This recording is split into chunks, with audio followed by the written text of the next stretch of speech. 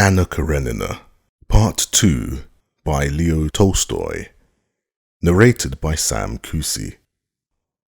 Chapter 1.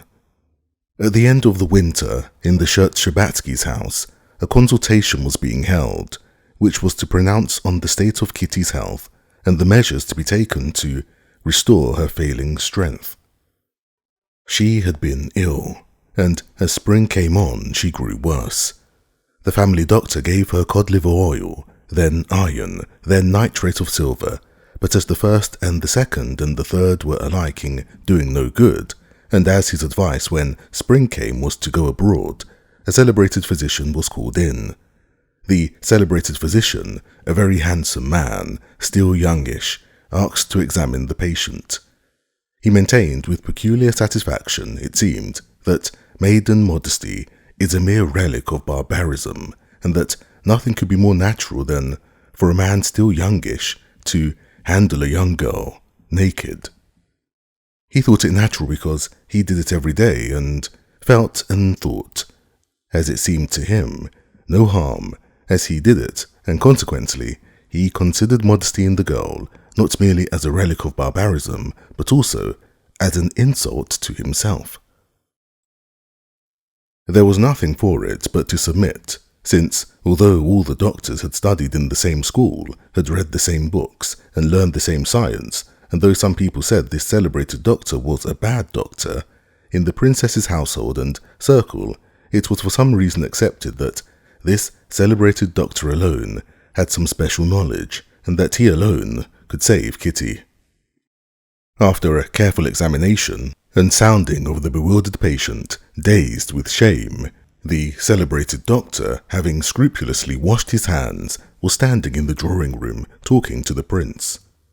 The prince frowned and coughed, listening to the doctor. As a man who had seen something of life, and neither a fool nor an invalid, he had no faith in medicine, and in his heart was furious at the whole farce, especially as he was perhaps the only one who fully comprehended the cause of Kitty's illness. Conceited blockhead, he thought, as he listened to the celebrated doctor's chatter about his daughter's symptoms. The doctor was meantime with difficulty restraining the expression of his contempt for this old gentleman, and with difficulty condescending to the level of his intelligence. He perceived that it was no good talking to the old man, and that the principal person in the house was the mother. Before her he decided to scatter his pearls. At that instant the princess came into the drawing-room with the family doctor. The prince withdrew, trying not to show how ridiculous he thought the whole performance. The princess was distracted and did not know what to do. She felt she had sinned against Kitty. "Well, doctor, decide our fate," said the princess. "Tell me everything." "Is there hope?" she meant to say, but her lips quivered, and she could not utter the question. "Well, doctor." "Immediately, princess, I will talk it over with my colleague, and then I will have the honor of laying my opinion before you. So we had better leave you." "As you please." The princess went out with a sigh. When the doctors were left alone, the family doctor began timidly explaining his opinion that there was a commencement of tuberculous trouble, but, and so on. The celebrated doctor listened to him, and in the middle of his sentence looked at his big gold watch. "Yes," said he, "but—" The family doctor respectfully ceased in the middle of his observations.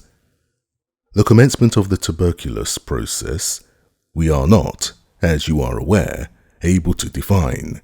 Till there are cavities, there is nothing definite, but we may suspect it. And there are indications, malnutrition, nervous excitability, and so on. The question stands thus: in presence of indications of tuberculous process, what is to be done to maintain nutrition?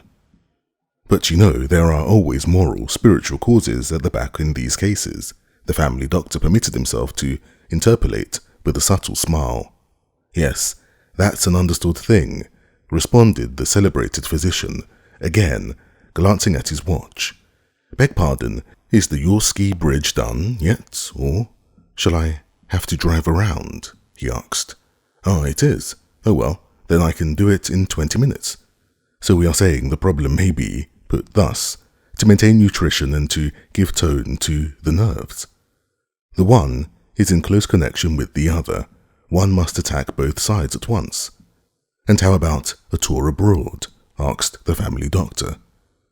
I've no liking to foreign tours, and take note, if there is an early stage of tuberculous process, of which we cannot be certain, a foreign tour will be of no use. What is wanted is means of improving nutrition, and not for lowering it. And the celebrated doctor expounded his plan of treatment with sodan waters, a remedy obviously prescribed primarily on the ground that they could do no harm. The family doctor listened attentively and respectfully. But in favor of foreign travel, I would urge the change of habits, the removal from conditions calling up reminiscences. And then the mother wishes it, he added. Ah, well, in that case, to be sure, let them go. Only those German quacks are mischievous. They ought to be persuaded. Well, let them go then. He glanced once more at his watch. Oh, time's up already. And he went to the door. The celebrated doctor announced to the princess a feeling of what was due from him, dictated, his doing so, that he ought to see the patient once more. What, another examination? Cried the mother with horror. Oh no, only a few details, princess. Come this way. And the mother, accompanied by the doctor, went into the drawing room to Kitty. Wasted and flushed, with a peculiar glitter in her eyes, left there by the agony of shame she had been put through, Kitty stood in the middle of the room. When the doctor came in, she flushed crimson, and her eyes filled with tears. All her illness and treatment struck her as a thing so stupid, ludicrous even. Doctoring her seemed to her as absurd as putting together the pieces of a broken vase. Her heart was broken. Why would they try to cure her with pills and powders? But she could not grieve her mother, especially as her mother considered herself to blame. May I trouble you to sit down, princess? The celebrated doctor said to her. He sat down with a smile, facing her, felt her pulse, and again began asking her tiresome questions. She answered him, and all at once got up, furious. Excuse me, doctor, but there is really no object in this. This is the third time you've asked me the same thing. The celebrated doctor did not take offense. Nervous irritability, he said to the princess when Kitty had left the room. However, I had finished.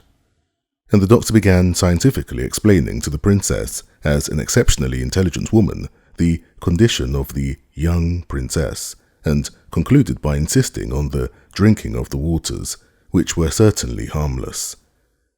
At the question, should they go abroad, the doctor plunged into deep meditation as though resolving a weighty problem. Finally, his decision was pronounced. They were to go abroad, but to put no faith in foreign quacks, and to apply to him in any need. It seemed as though some piece of good fortune had come to pass after the doctor had gone. The mother was much more cheerful when she went back to her daughter, and Kitty pretended to be more cheerful. She had often, almost always, to be pretending now. Really, I'm quite well, Mama. But if you want to go abroad, let's go, she said, and trying to appear interested in the proposed tour, she began talking of the preparations for the journey. Chapter 2. Soon after the doctor, Dolly had arrived. She knew that there was to be a consultation that day, and though she was only just up after her confinement, she had another baby, a little girl, born at the end of the winter. Though she had trouble and anxiety enough of her own, she had left her tiny baby and a sick child to come to hear Kitty's fate, which was to be decided that day. Well, well, she said, coming into the drawing room without taking off her hat. You're all in good spirits. Good news, then? They tried to tell her what the doctor had said, but it appeared that, though the doctor had talked distinctly enough, at a great length, it was utterly impossible to report what he had said. The only point of interest was that it settled they should go abroad. Dolly could not help sighing. Her dearest friend, her sister, was going away, and her life was not a cheerful one. Her relations with Stepan Arkadyevitch after their reconciliation had become humiliating. The union Anna had cemented turned out to be of no solid character, and family harmony was breaking down again at the same point. There had been nothing definite, but Stepan Arkadyevitch was hardly ever at home. Money, too, was hardly ever forthcoming, and Dolly was continually tortured by suspicions of infidelity, which she tried to dismiss, dreading the agonies of jealousy she had been through already. The first onslaught of jealousy, once lived through, could never come back again, and even the discovery of infidelities could never now affect her as it had the first time. Such a discovery now would only mean breaking up family habits, and she let herself be deceived, despising him and still more herself for the weakness. Besides this, the care of her large family was a constant worry for her. First, the nursing of her young baby did not go well. Then, the nurse had gone away. Now, one of the children had fallen ill. "Well, how are all of you?" asked her mother. "Ah, Mama, we have plenty of troubles of our own. Lily is ill, and I'm afraid it's scarlatina. I have come here now to hear about Kitty, and then I shall shut myself up entirely, if, God forbid, it should be scarlatina." The old prince, too, had come in from his study after the doctor's departure, and after presenting his cheek to Dolly and saying a few words to her, he turned to his wife. "How have you settled it? You're going? Well, and what do you mean to do with me?" "I suppose you had better stay here, Alexander," said his wife. "That's as you like." "Mama, why shouldn't father come with us?" said Kitty. "It would be nicer for him, and for us too." The old prince got up and stroked Kitty's hair. She lifted her head and looked at him with a forced smile. It always seemed to her that he understood her better than anyone in the family, though he did not say much about her. Being the youngest, she was her father's favourite, and she fancied that his love gave him insight. When now her glance met his blue, kindly eyes, looking intently at her, it seemed to her that he saw right through her, and understood all that was not good that was passing within her. Reddening, she stretched out towards him, expecting a kiss, but he had patted her hair and said, "These stupid chignons. There's no getting at the real daughter. One simply strokes the bristles of dead women. Well, Dolinka," he turned to his eldest daughter, "what's your young buck about, eh?" "Nothing, father," answered Dolly, understanding that her husband was meant. "He's always out. I scarcely ever see him." She could not resist adding with a sarcastic smile, "Why hasn't he gone into the country yet, to see about selling that forest?" "No, he's still getting ready for the journey." "Oh, that's it," said the prince. "And so am I to be getting ready for the journey too? At your service," he said to his wife, sitting down. "And I tell you what, Katya," he went on to his younger daughter, "you must wake up one fine day and say to yourself, 'Why, I'm quite well and merry, and going out again with father for an early morning walk in the frost, eh?'" What her father said seemed simple enough, yet at these words Kitty became confused and overcome like a detected criminal. "Yes, he sees it all, he understands it all, and in these words he tells me that, though I'm ashamed, I must get over my shame." She could not pluck up spirit to make any answer. She tried to begin, and all at once burst into tears and rushed out of the room. "See what comes of your jokes?" the princess pounced down on her husband. "You're always—" she began a string of reproaches.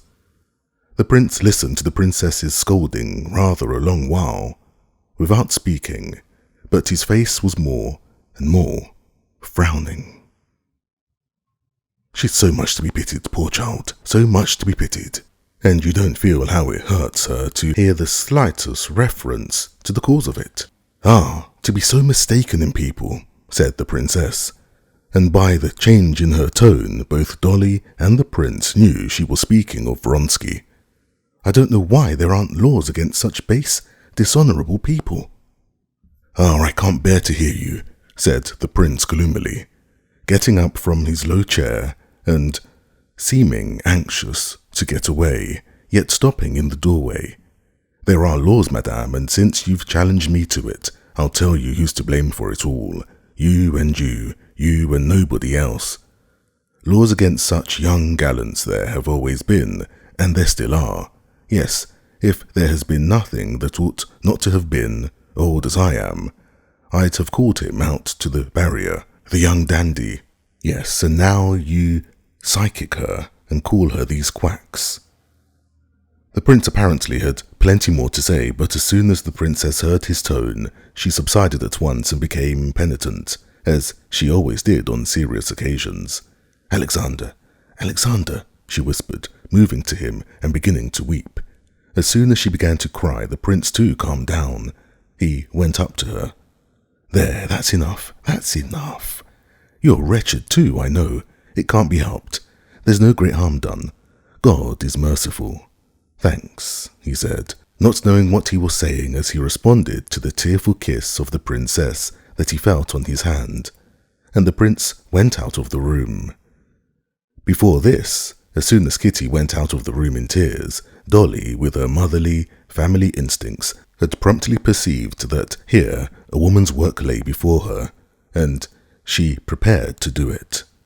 She took off her hat and, morally speaking, tucked up her sleeves and prepared for action. While her mother was attacking her father, she tried to restrain her mother, so far as filial reverence would allow. During the prince's outburst, she was silent. She felt ashamed for her mother and tender towards her father for so quickly being kind again.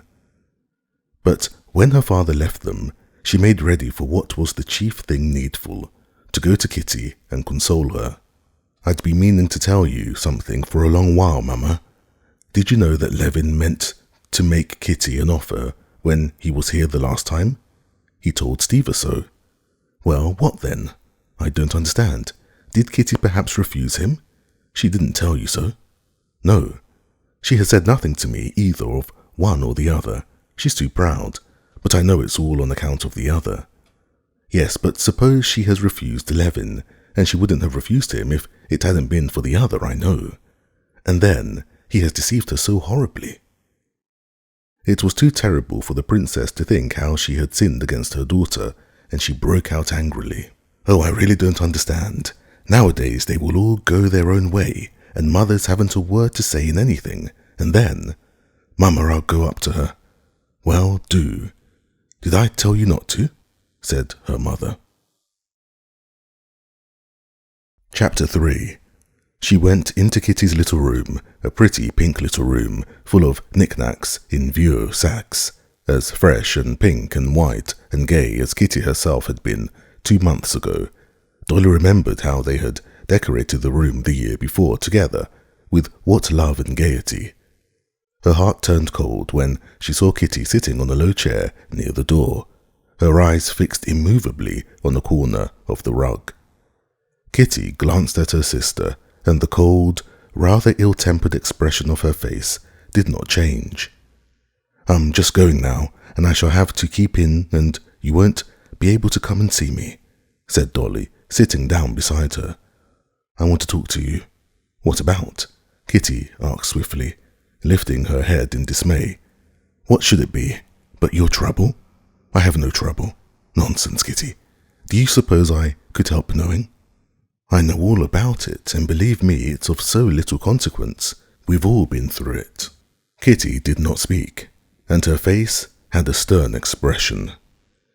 "He's not worth your grieving over him," pursued Darya Alexandrovna, coming straight to the point. "No, because he has treated me with contempt," said Kitty in a breaking voice. "Don't talk of it, please, don't talk of it." "But who can have told you so? No one has said that.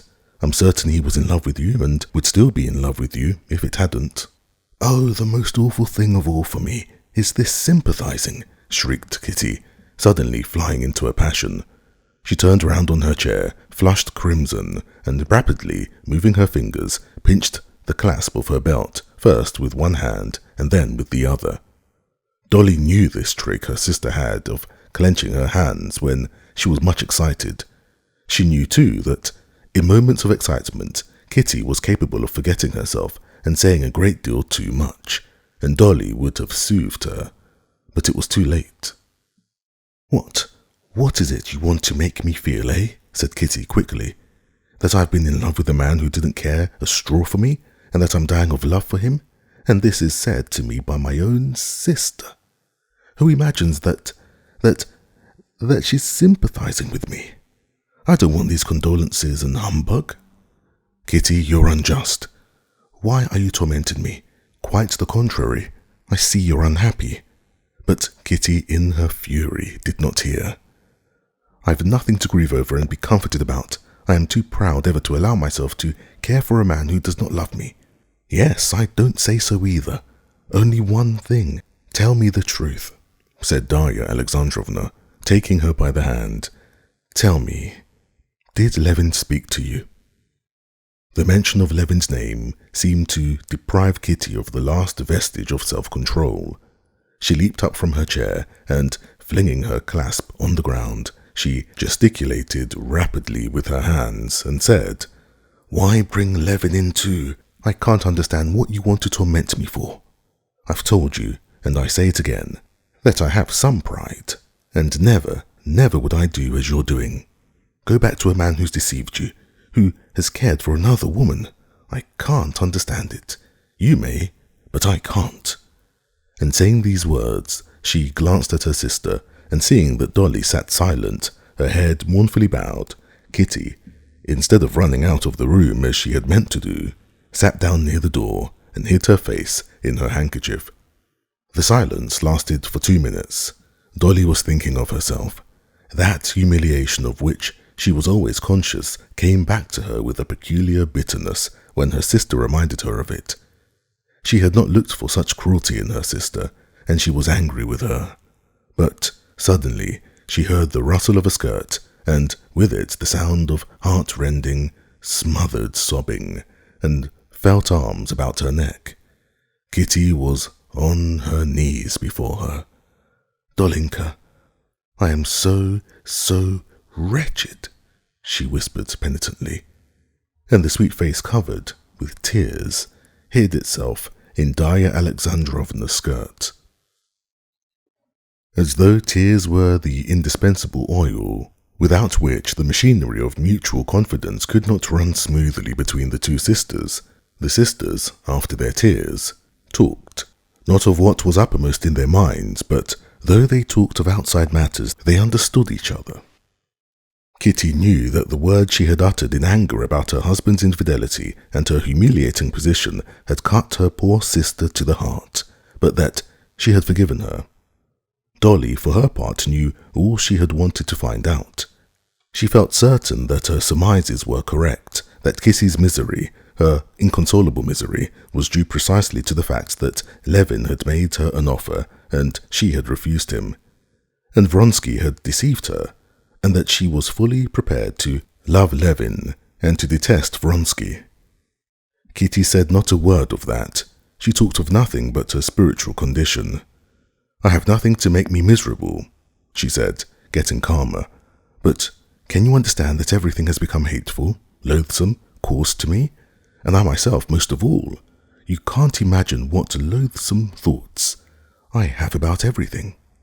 "Why, whatever loathsome thoughts can you have?" asked Dolly, smiling. "The most utterly loathsome and coarse, I can't tell you.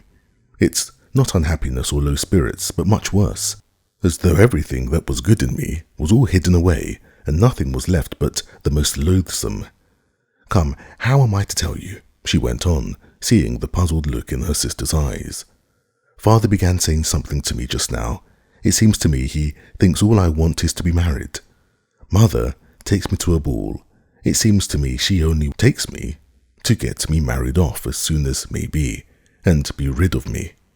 I know it's not the truth, but I can't drive away such thoughts. Eligible suitors, as they call them, I can't bear to see them. It seems to me they're taking stock of me and summing me up. In old days, to go anywhere in a ball dress was a simple joy to me. I admired myself. Now I feel ashamed and awkward. And then, the doctor, then—" Kitty hesitated. She wanted to say further that ever since this change had taken place in her, Stepan Arkadyevitch had become insufferably repulsive to her, and that she could not see him without the grossest and most hideous conceptions rising before her imagination. "Oh, well, everything presents itself to me in the coarsest, most loathsome light," she went on. "That's my illness. Perhaps it will pass off. But you mustn't think about it. I can't help it. I'm never happy except with the children at your house. What a pity you can't be with me. Oh yes, I'm coming. I've had scarlatina, and I'll persuade Mama to let me." Kitty insisted on having her way, and went to stay at her sister's and nursed the children all through the scarlatina, for scarlatina it turned out to be. The two sisters brought all 6 children successfully through it, but Kitty was no better in health, and in Lent, the Shcherbatskys went abroad. Chapter 4. The highest Petersburg society is essentially one. In it, everyone knows everyone else. Everyone even visits everyone else. But this great set has its subdivisions. Anna Karenina had friends and close ties in 3 different circles of this highest society.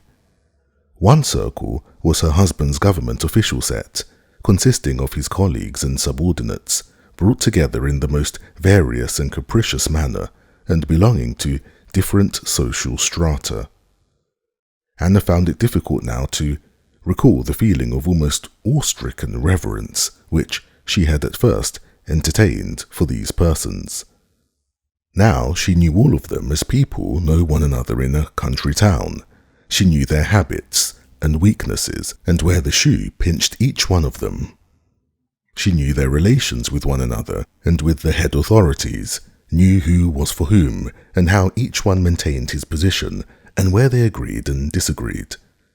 But the circle of political, masculine interests had never interested her, in spite of Countess Lydia Ivanovna's influence, and she avoided it.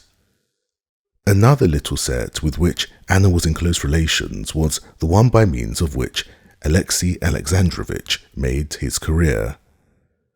The centre of this circle was the Countess Lydia Ivanovna. It was a set made up of elderly, ugly, benevolent and godly women, and clever, learned and ambitious men. One of the clever people belonging to the set had called it the conscience of Petersburg society. Alexei Alexandrovich had the highest esteem for this circle, and Anna, with her special gift for getting on with everyone, had, in the early days of her life in Petersburg, made friends in this circle also. Now, since her return from Moscow, she had come to feel this set insufferable. It seemed to her that both she and all of them were insincere, and she felt so bored and ill at ease in that world that she went to see the Countess Lydia Ivanovna as little as possible.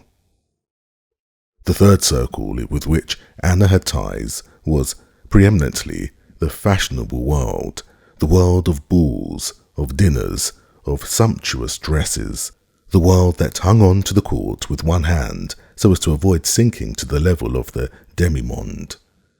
For the demi-monde, the members of that fashionable world believed that they despised, though their tastes were not merely similar, but in fact identical.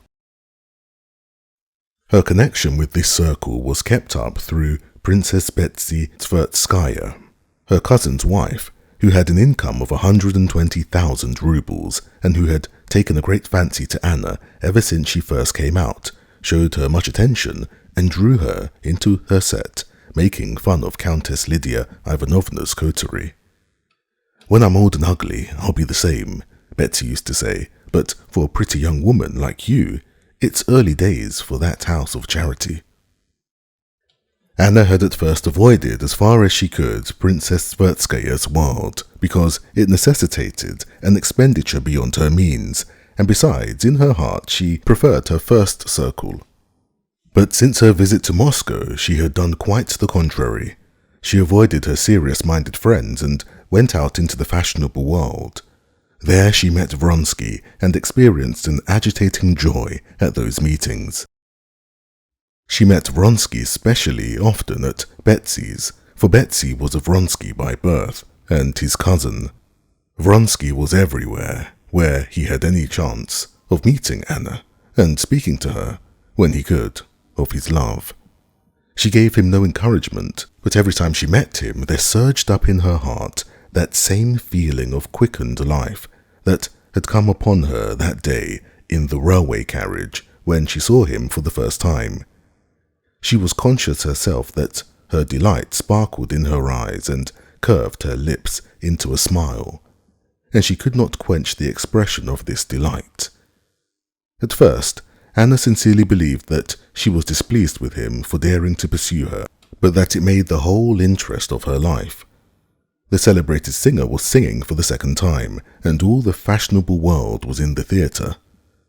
Vronsky, seeing his cousin from his stool in the front row, did not wait till the entr'acte, but went to her box.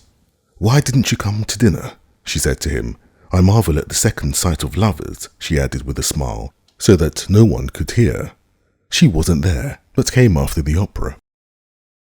Vronsky looked inquiringly at her. She nodded. He thanked her by a smile and sat down beside her. "But how I remember your jeers," continued Princess Betsy, who took a peculiar pleasure in following up this passion to a successful issue. "What's become of all that? You're caught, my dear boy." "That's my one desire, to be caught," answered Vronsky, with his serene, good-humoured smile. "If I complain of anything, it's only that I'm not caught enough. To tell the truth, I begin to lose hope." "Why, whatever hope can you have?" said Betsy, offended on behalf of her friend. "Entendons-nous." But in her eyes there were gleams of light that betrayed that she understood perfectly and precisely, as he did, what hope he might have. "None whatsoever," said Vronsky, laughing and showing his even rows of teeth. "Excuse me," he added, taking an opera glass out of her hand and proceeding to scrutinize, over her bare shoulder, the row of boxes facing them. "I'm afraid I'm becoming ridiculous." He was very well aware that he ran no risk of being ridiculous in the eyes of Betsy or any other fashionable people. He was very well aware that, in their eyes, the position of an unsuccessful lover of a girl or of any woman free to marry might be ridiculous. But the position of a man pursuing a married woman and, regardless of everything, staking his life on drawing her into adultery, has something fine and grand about it, and can never be ridiculous, and so it was with a proud and gay smile under his moustaches that he lowered the opera glass and looked at his cousin. "But why was it you didn't come to dinner?" she said, admiring him. "I must tell you about that. I was busily employed, and doing what, do you suppose? I'll give you 100 guesses, 1,000 you'd never guess. I've been reconciling a husband with a man who'd insulted his wife. Yes, really." "Well, did you succeed?" "Almost." "You really must tell me about it," she said, getting up. "Come to me in the next entr'acte." "I can't. I'm going to the French theatre." "From Nilsson?" Betsy queried in horror, though she could not herself have distinguished Nilsson's voice from any chorus girl's. "Can't help it. I've an appointment there, all to do with my mission of peace." "Blessed are the peacemakers, theirs is the kingdom of heaven," said Betsy, vaguely recollecting she had heard some similar saying from someone. "Very well then, sit down and tell me what it's all about." And she sat down again. Chapter 5. "This is rather indiscreet, but it's so good it's an awful temptation to tell the story," said Vronsky, looking at her with his laughing eyes. "I'm not going to mention any names, but I shall guess, so much the better. Well, listen. 2 festive young men were driving. Officers of your regiment, of course. I didn't say they were officers. 2 young men who had been lunching. In other words, drinking? Possibly. They were driving on their way to dinner with a friend in the most festive state of mind, and they beheld a pretty woman in a hired sledge. She overtakes them, looks round at them, and, so they fancy anyway, nods to them and laughs. They, of course, follow her. They gallop at full speed. To their amazement, the fair one alights at the entrance of the very house to which they were going. The fair one darts upstairs to the top story. They get a glimpse of red lips under a short veil and exquisite little feet. You describe it with such feeling that I fancy you must be one of the 2. And after what she said just now, well, the young men go in to their comrades. He was giving a farewell dinner. There they certainly did drink a little too much, as one always does at a farewell dinner. And at dinner, they inquire who lives at the top in that house. No one knows, only their host's valet, in answer to their inquiry whether any young ladies are living on the top floor, answered that there were a great many of them about there. After dinner, the two young men go into their host's study and write a letter to the unknown fair one.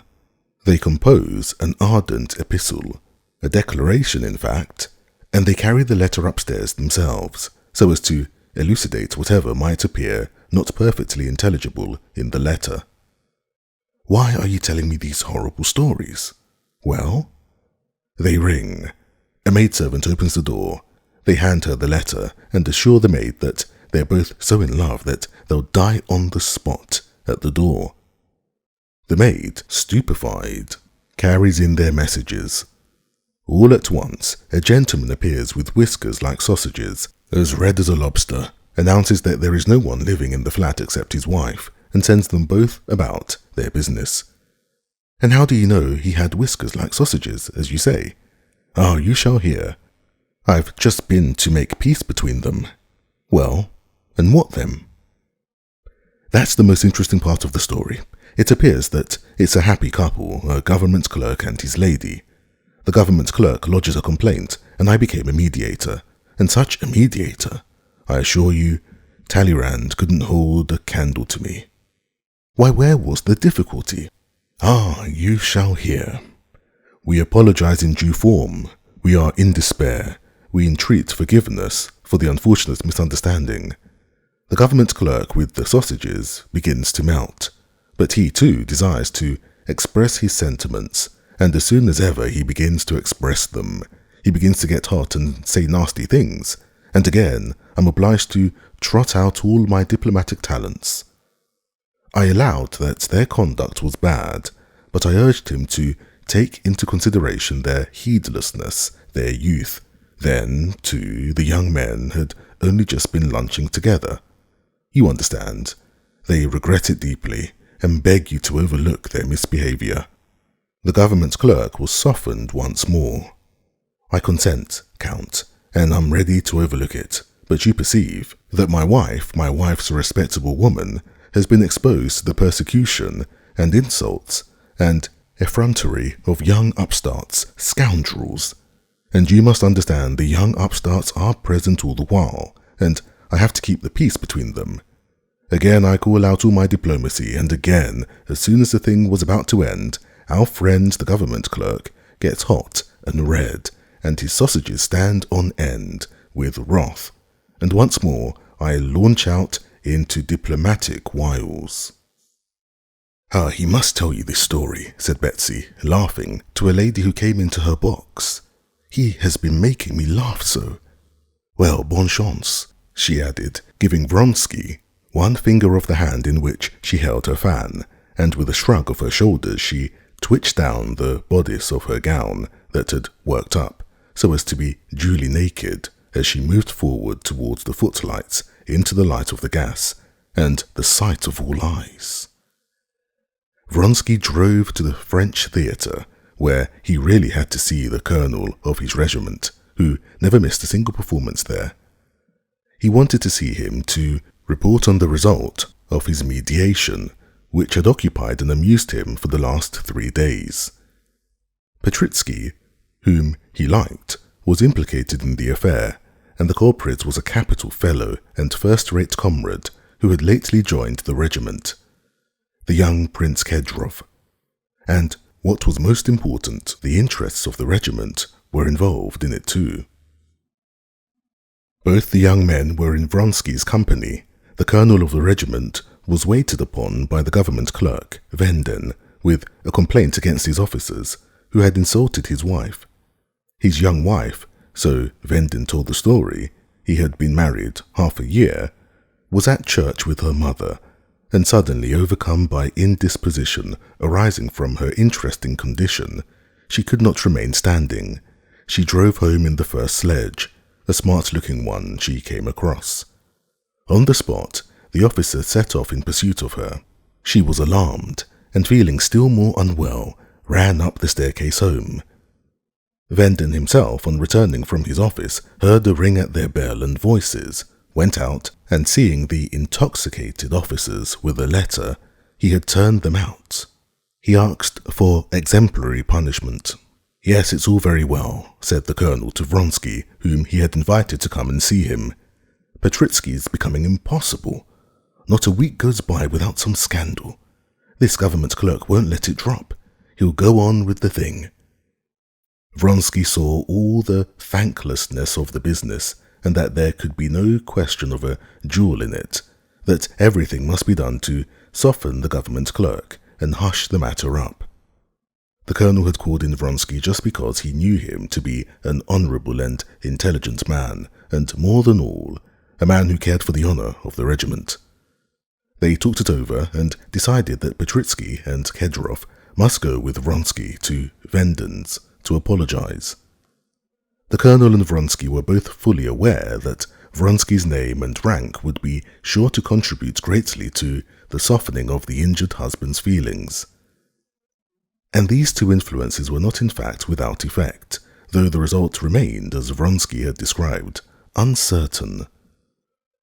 On reaching the French theatre, Vronsky retired to the foyer with the colonel and reported to him his success or non-success. The colonel, thinking it all over, made up his mind not to pursue the matter further, but then, for his own satisfaction, proceeded to cross-examine Vronsky about his interview, and it was a long while before he could restrain his laughter as Vronsky described how the government clerk, after subsiding for a while, would suddenly flare up again, and he recalled the details and how Vronsky, at the last half-word of conciliation, skillfully maneuvered a retreat, shoving Petritsky out before him. "It's a disgraceful story, but killing. Kedrov really can't fight the gentleman. Was he so awfully hot?" he commented, laughing. "But what do you say to Claire today? She's marvellous," he went on, speaking of a new French actress. "However often you see her, every day she's different. It's only the French who can do that." Chapter 6. Princess Betsy drove home from the theatre, without waiting for the end of the last act. She had only just time to go into her dressing room, sprinkle her long, pale face with powder, rub it, set her dress to rights, and order tea in the big drawing room, when one after another carriages drove up to her huge house in Bolshaya Morskaya. Her guests stepped out at the wide entrance, and the stout porter, who used to read the newspapers in the mornings behind the glass door to the edification of the passers-by, noiselessly opened the immense door, letting the visitors pass by him into the house.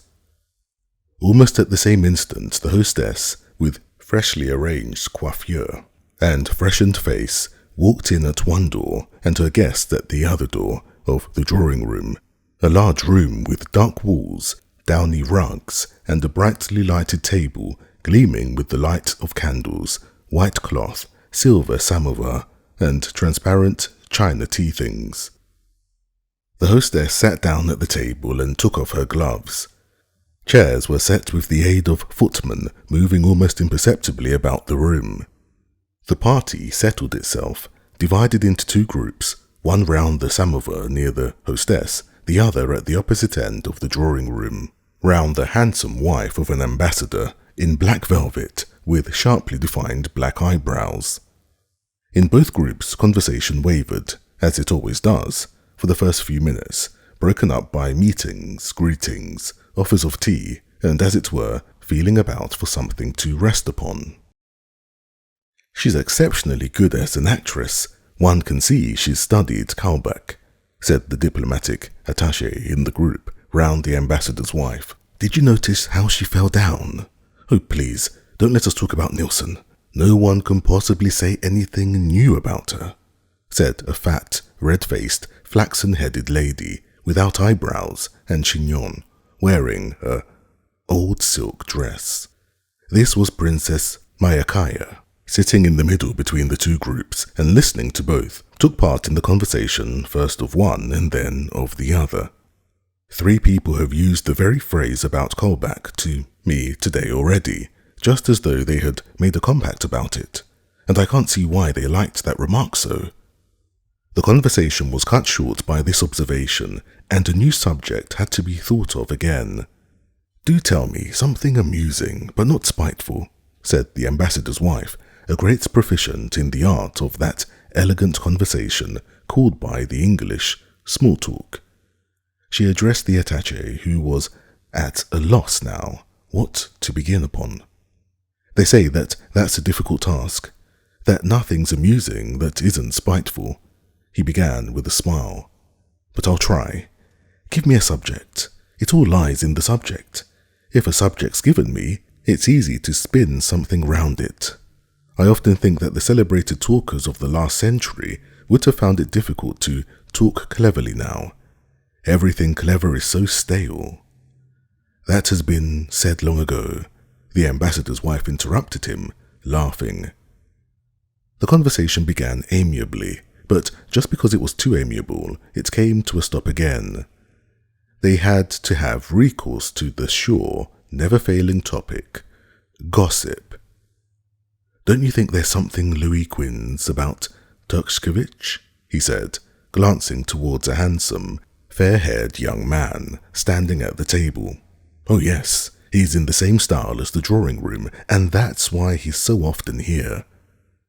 The conversation was maintained, since it rested on allusions to what could not be talked of in that room, that is to say, of the relations of Turkshkovich with their hostess.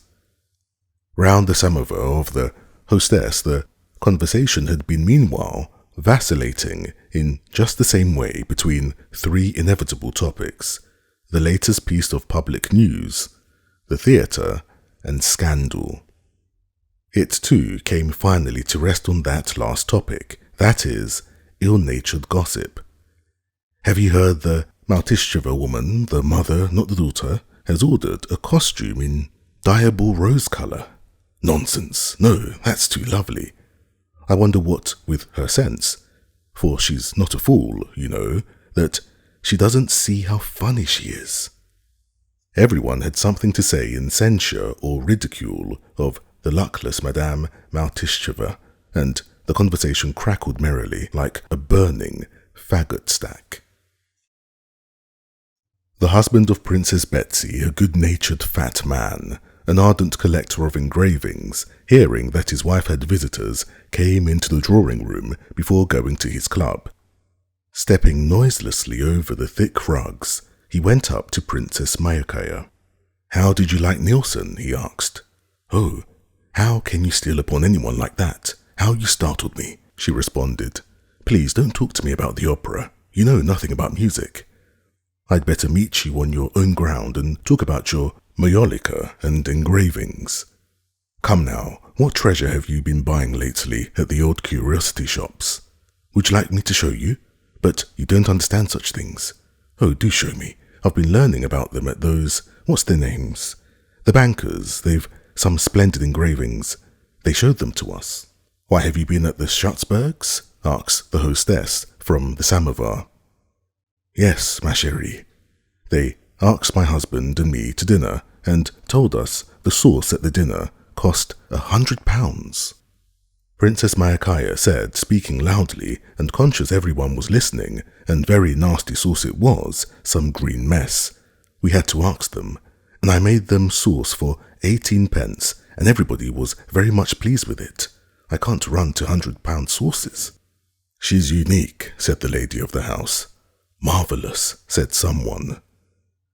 The sensation produced by Princess Mayakaya's speech was always unique, and the secret of the sensation she produced lay in the fact that, though she spoke not always appropriately, as now, she said simple things with some sense in them. In the society in which she lived, such plain statements produced the effect of the wittiest epigram. Princess Mayakaya could never see why it had that effect, but she knew it had, and took advantage of it. As everyone had been listening while Princess Mayakaya spoke, and so the conversation round the ambassador's wife had dropped, Princess Betsy tried to bring the whole party together and turned to the ambassador's wife. "Will you really not have tea? You should come over here by us." "No, we're very happy here," the ambassador's wife responded with a smile, and she went on with the conversation that had begun. It was a very agreeable conversation. They were criticizing the Kareninins, husband and wife. "Anna is quite changed since her stay in Moscow. There's something strange about her," said her friend. "The great change is that she brought back with her the shadow of Alexei Vronsky," said the ambassador's wife. "Well, what of it? There's a fable of Grimm's about a man without a shadow, a man who's lost his shadow, and that's his punishment for something. I never could understand how it was a punishment, but a woman must dislike being without a shadow." "Yes, but women with a shadow usually come to a bad end," said Anna's friend. "Bad luck to your tongue," said Princess Myakaya suddenly. "Madame Karenina's a splendid woman. I don't like her husband, but I like her very much." "Why don't you like her husband?" "He's such a remarkable man," said the ambassador's wife. "My husband says there are few statesmen like him in Europe." "And my husband tells me just the same, but I don't believe it," said Princess Myakaya. "If our husbands didn't talk to us, we should see the facts as they are. Alexei Alexandrovich, to my thinking, is simply a fool. I say it in a whisper, but doesn't it really make everything clear? Before, when I was told to consider him clever, I kept looking for his ability and thought myself a fool for not seeing it. But directly I said he's a fool, though only in a whisper, everything's explained, isn't it? How spiteful you are today. Not a bit. I'd no other way out of it. One of the two had to be a fool, and, well, you know one can't say that of oneself. No one is satisfied with his fortune, and everyone is satisfied with his wit. The attaché repeated the French saying. "That's just it. Just it." Princess Myakaya turned to him. "But the point is that I won't abandon Anna to your mercies. She's so nice, so charming. How can she help it if they're all in love with her and follow her about like shadows?" "Oh, I had no idea of blaming her for it," Anna's friend said in self-defense. "If no one follows us about like a shadow, that's no proof that we've any right to blame her." And having duly disposed of Anna's friend, the Princess Myakaya got up, and together with the ambassador's wife, joined the group at the table where the conversation was dealing with the King of Prussia. "What wicked gossip were you talking over there?" asked Betsy. "About the Karenins. The princess gave us a sketch of Alexei Alexandrovich," said the ambassador's wife with a smile as she sat down at the table. "Pity we didn't hear it," said Princess Betsy, glancing towards the door. "Ah, here you are, at last," she said, turning with a smile to Vronsky as he came in. Vronsky was not merely acquainted with all the persons whom he was meeting here. He saw them all every day, and so he came in with the quiet manner with which one enters a room full of people from whom one has only just parted. "Where do I come from?" he said in answer to a question from the ambassador's wife. "Well, there's no help for it, I must confess. From the opera booth. I do believe I've seen it 100 times and always with fresh enjoyment. It's exquisite. I know it's disgraceful, but I go to sleep at the opera, and I sit out the opera booth to the last minute and enjoy it. This evening," he mentioned a French actress, and was going to tell something about her, but the ambassador's wife, with playful horror, cut him short. "Please don't tell us about that horror." "All right, I won't, especially as everyone knows these horrors. And we should all go to see them if they were accepted as the correct thing, like the opera," chimed in Princess Myakaya. Chapter 7. Steps were heard at the door, and Princess Betsy, knowing it was Madame Karenina, glanced at Vronsky. He was looking towards the door, and his face wore a strange new expression. Joyfully, intently, and at the same time timidly, he gazed at the approaching figure, and slowly he rose to his feet. Anna walked into the drawing room, holding herself extremely erect as always, looking straight before her and moving with her swift, resolute and light step that distinguished her from all other society women. She crossed the short space to her hostess, shook hands with her, smiled, and with the same smile, looked around at Vronsky. Vronsky bowed low and pushed a chair up for her. She acknowledged this only by a slight nod, flushed a little, and frowned. But immediately, while rapidly greeting her acquaintances and shaking the hands proffered to her, she addressed Prince Betsy. "I have been at Countess Lydia's and meant to have come here earlier, but I stayed on. Sir John was there. He's very interesting." "Oh, that's this missionary?" "Yes, he told us about the life in India. Most interesting things." The conversation, interrupted by her coming in, flickered up again like the light of a lamp being blown out. "Sir John, yes, Sir John, I've seen him. He speaks well. The Vlasieva girl is quite in love with him." "And is it true the younger Vlasieva girls to marry Topov?" "Yes, they say it's quite a settled thing. I wonder at the parents. They say it's a marriage for love." "For love? What antediluvian notions you have. Can one talk of love in these days?" said the ambassador's wife. "What's to be done? It's a foolish old fashion that's kept up still," said Vronsky. "So much the worse for those who keep up the fashion. The only happy marriages I know are marriages of prudence." "Yes, but then how often the happiness of these prudent marriages flies away like dust just because that passion turns up that they have refused to recognize," said Vronsky. "But by marriages of prudence we mean those in which both parties have sown their wild oats already. That's like scarlatina. One has to go through it and get over it. Then they ought to find out how to vaccinate for love like smallpox." "I was in love in my young days with a deacon," said the Princess Mayakeya.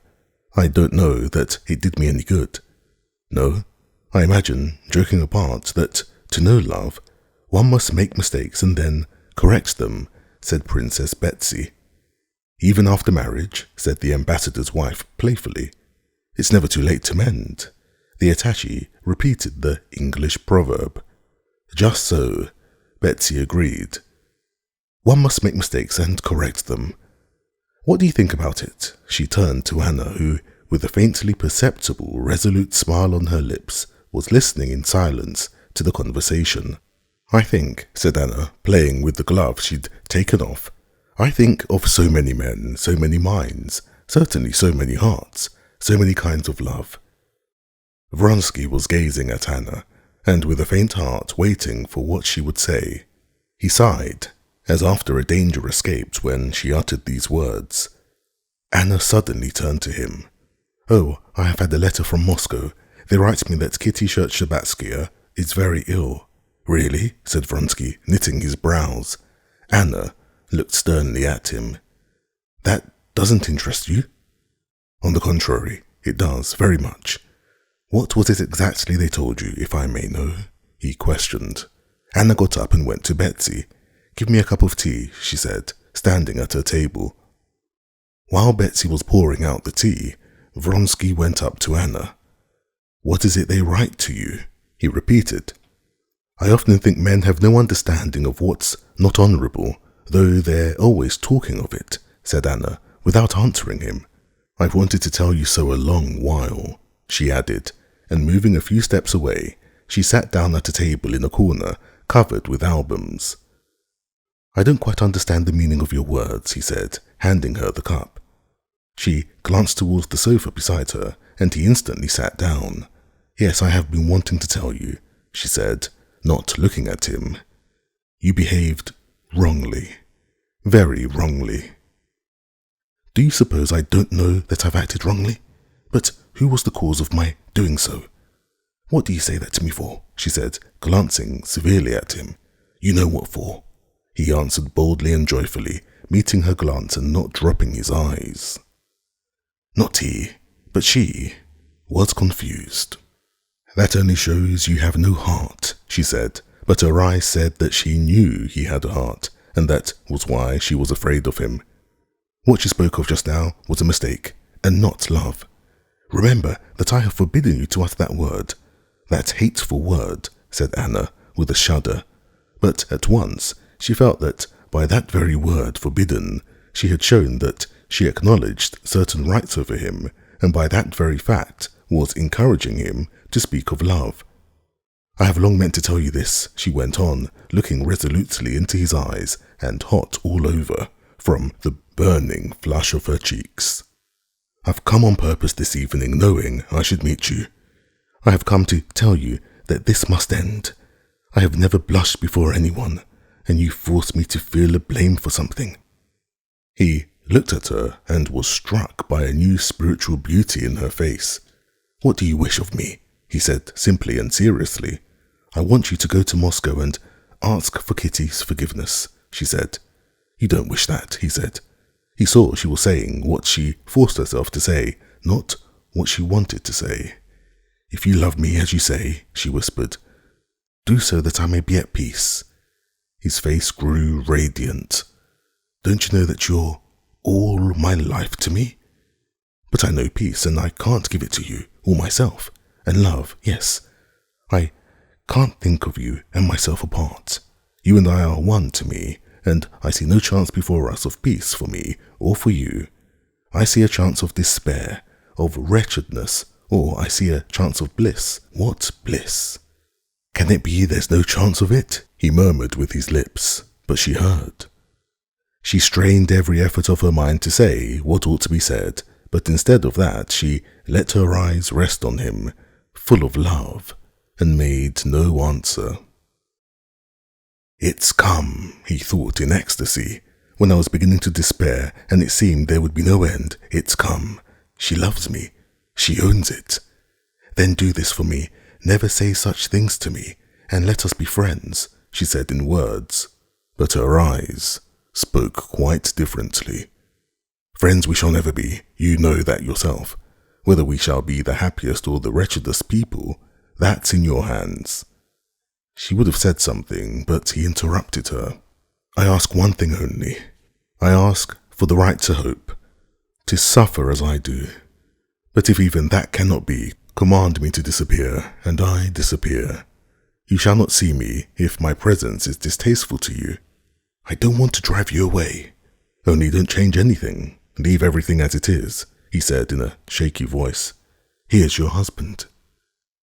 At that instant, Alexei Alexandrovich did in fact walk into the room with his calm, awkward gait. Glancing at his wife and Vronsky, he went up to the lady of the house and, sitting down for a cup of tea, began talking in his deliberate, always audible voice, in his habitual tone of banter, ridiculing someone. "Your Rambouillet is in full conclave," he said, looking round at all the party, "the Graces and the Muses." But Princess Betsy could not endure that tone of his, sneering, as she called it, using the English word, and, like a skillful hostess, she at once brought him into a serious conversation on the subject of universal conscription. Alexei Alexandrovich was immediately interested in the subject, and began seriously defending the new imperial decree against Princess Betsy, who had attacked it. Vronsky and Anna still sat at the little table. "This is getting indecorous," whispered one lady with an expressive glance at Madame Karenina, Vronsky, and her husband. "What did I tell you?" said Anna's friend. But not only those ladies.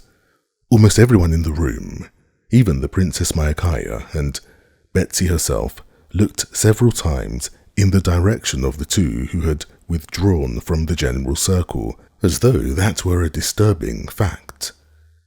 Alexei Alexandrovich was the only person who did not once look in that direction and was not diverted from the interesting discussion he had entered upon.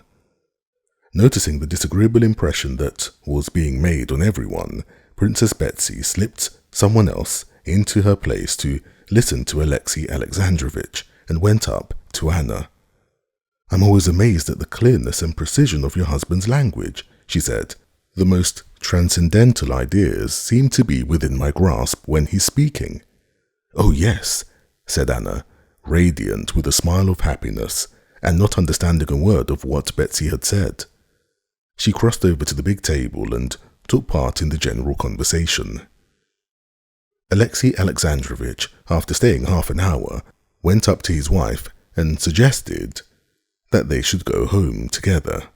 But she answered, not looking at him, that she was staying to supper.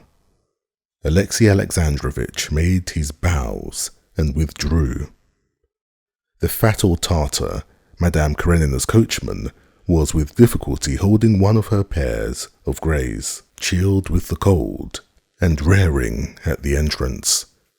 A footman stood opening the carriage door. The hall porter stood holding open the great door of the house. Anna Karenina, with her quick little hand, was unfastening the lace of her sleeve, caught in the hook of her fur cloak, and, with bent head, listening to the words Vronsky murmured as she escorted her down. "You've said nothing, of course, and I ask nothing," he was saying, "but you know that friendship's not what I want. And there's only one happiness in life for me. That word that you dislike so. Yes, love." "Love," she repeated slowly, in an inner voice, and suddenly, at the very instant, she unhooked the lace. She added, "Why I don't like the word is that it means too much for me, far more than you can understand." And she glanced into his face. "Au revoir." She gave him her hand, and with her rapid, springy step, she passed by the porter and vanished into the carriage. Her glance, the touch of her hand, set him aflame. He kissed the palm of his hand where she had touched it, and went home, happy in the sense that he had got nearer to the attainment of his aims that evening than during the last 2 months. Chapter 8. Alexei Alexandrovich had seen nothing striking or improper in the fact that his wife was sitting with Vronsky at a table apart, in eager conversation with him about something. But he noticed that to the rest of the party this appeared something striking and improper, and for that reason it seemed to him too to be improper. He made up his mind that he must speak of it to his wife. On reaching home, Alexei Alexandrovich went to his study, as he usually did, seated himself in his low chair, opened a book on the papacy at the place where he had laid the paper knife in it, and read till 1 o'clock, just as he usually did. But from time to time he rubbed his high forehead and shook his head, as though to drive away something. At his usual time he got up and made his toilette for the night. Anna Karenina had not yet come in. With a book under his arm he went upstairs. But this evening, instead of his usual thoughts and meditations upon official details, his thoughts were absorbed by his wife, and something disagreeable connected with her. Contrary to his usual habit, he did not get into bed, but fell to walking up and down the rooms, with his hands clasped behind his back. He could not go to bed, feeling that it was absolutely needful for him first to think thoroughly over the position that had just arisen. When Alexei Alexandrovich had made up his mind that he must talk to his wife about it, it had seemed a very easy and simple matter. But now, when he began to think over the question that had just presented itself, it seemed to him very complicated and difficult. Alexei Alexandrovich was not jealous. Jealousy, according to his notions, was an insult to one's wife, and one ought to have confidence in one's wife.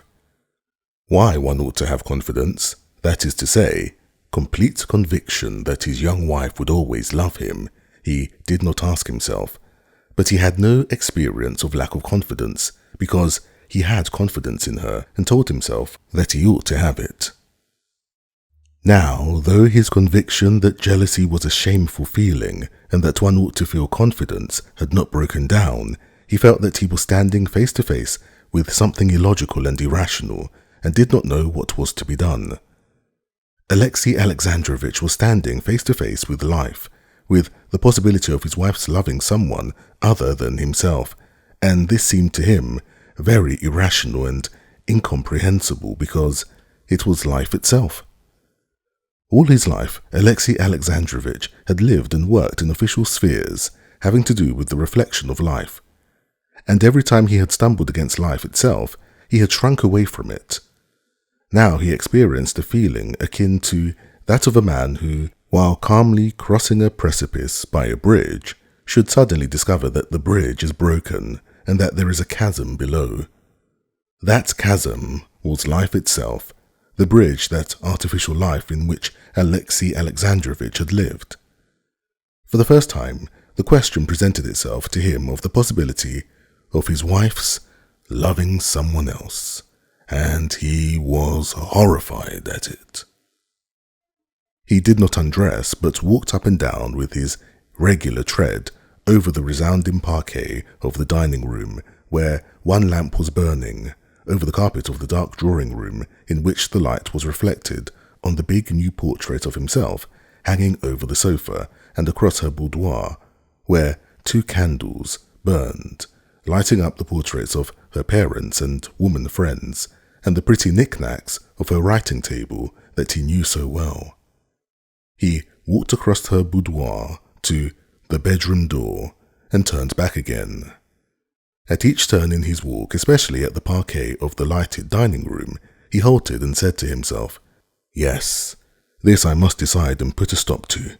I must express my view of it and my decision." And he turned back again. "But express what? What decision?" he said to himself in the drawing room, and he found no reply. But after all, he asked himself before turning into the boudoir, what has occurred? Nothing. She was talking a long while with him. But what of that? Surely women in society can talk to whom they please. And then, jealousy means lowering both myself and her, he told himself as he went into her boudoir. But this dictum, which had always had such weight with him before, had now no weight and no meaning at all, and from the bedroom door he turned back again. But as he entered the dark drawing room, some inner voice told him that it was not so, and that if others noticed it, that showed that there was something. And he said to himself again in the dining room, "Yes, I must decide and put a stop to it, and express my view of it." And again at the turn in the drawing room he asked himself, "Decide how?"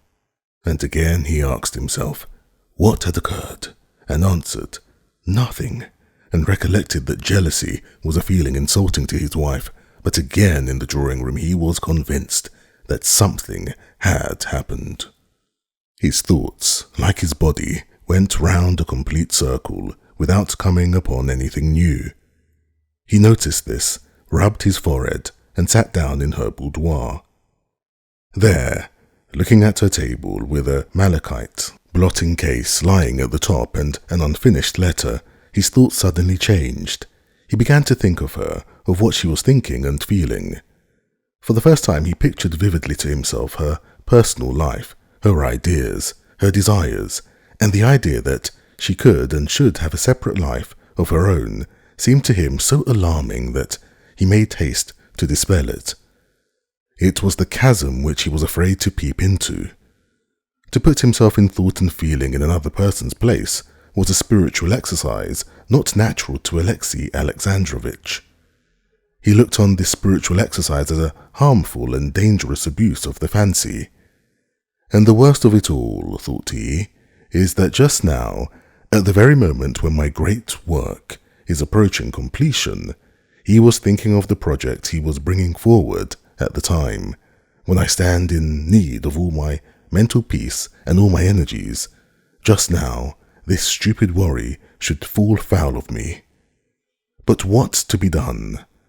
I'm not one of those men who submit to uneasy and worry without having the force of character to face them.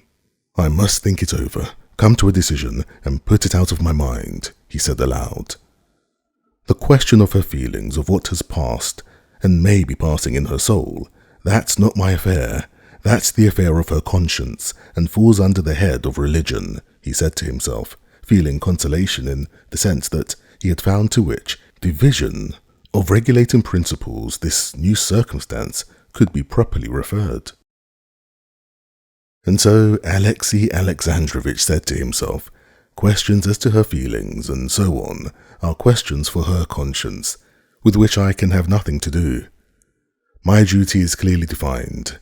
As the head of the family, I am a person bound in duty to guide her, and consequently, in part, the person responsible, I am bound to point out the danger I perceive, to warn her, even to use my authority.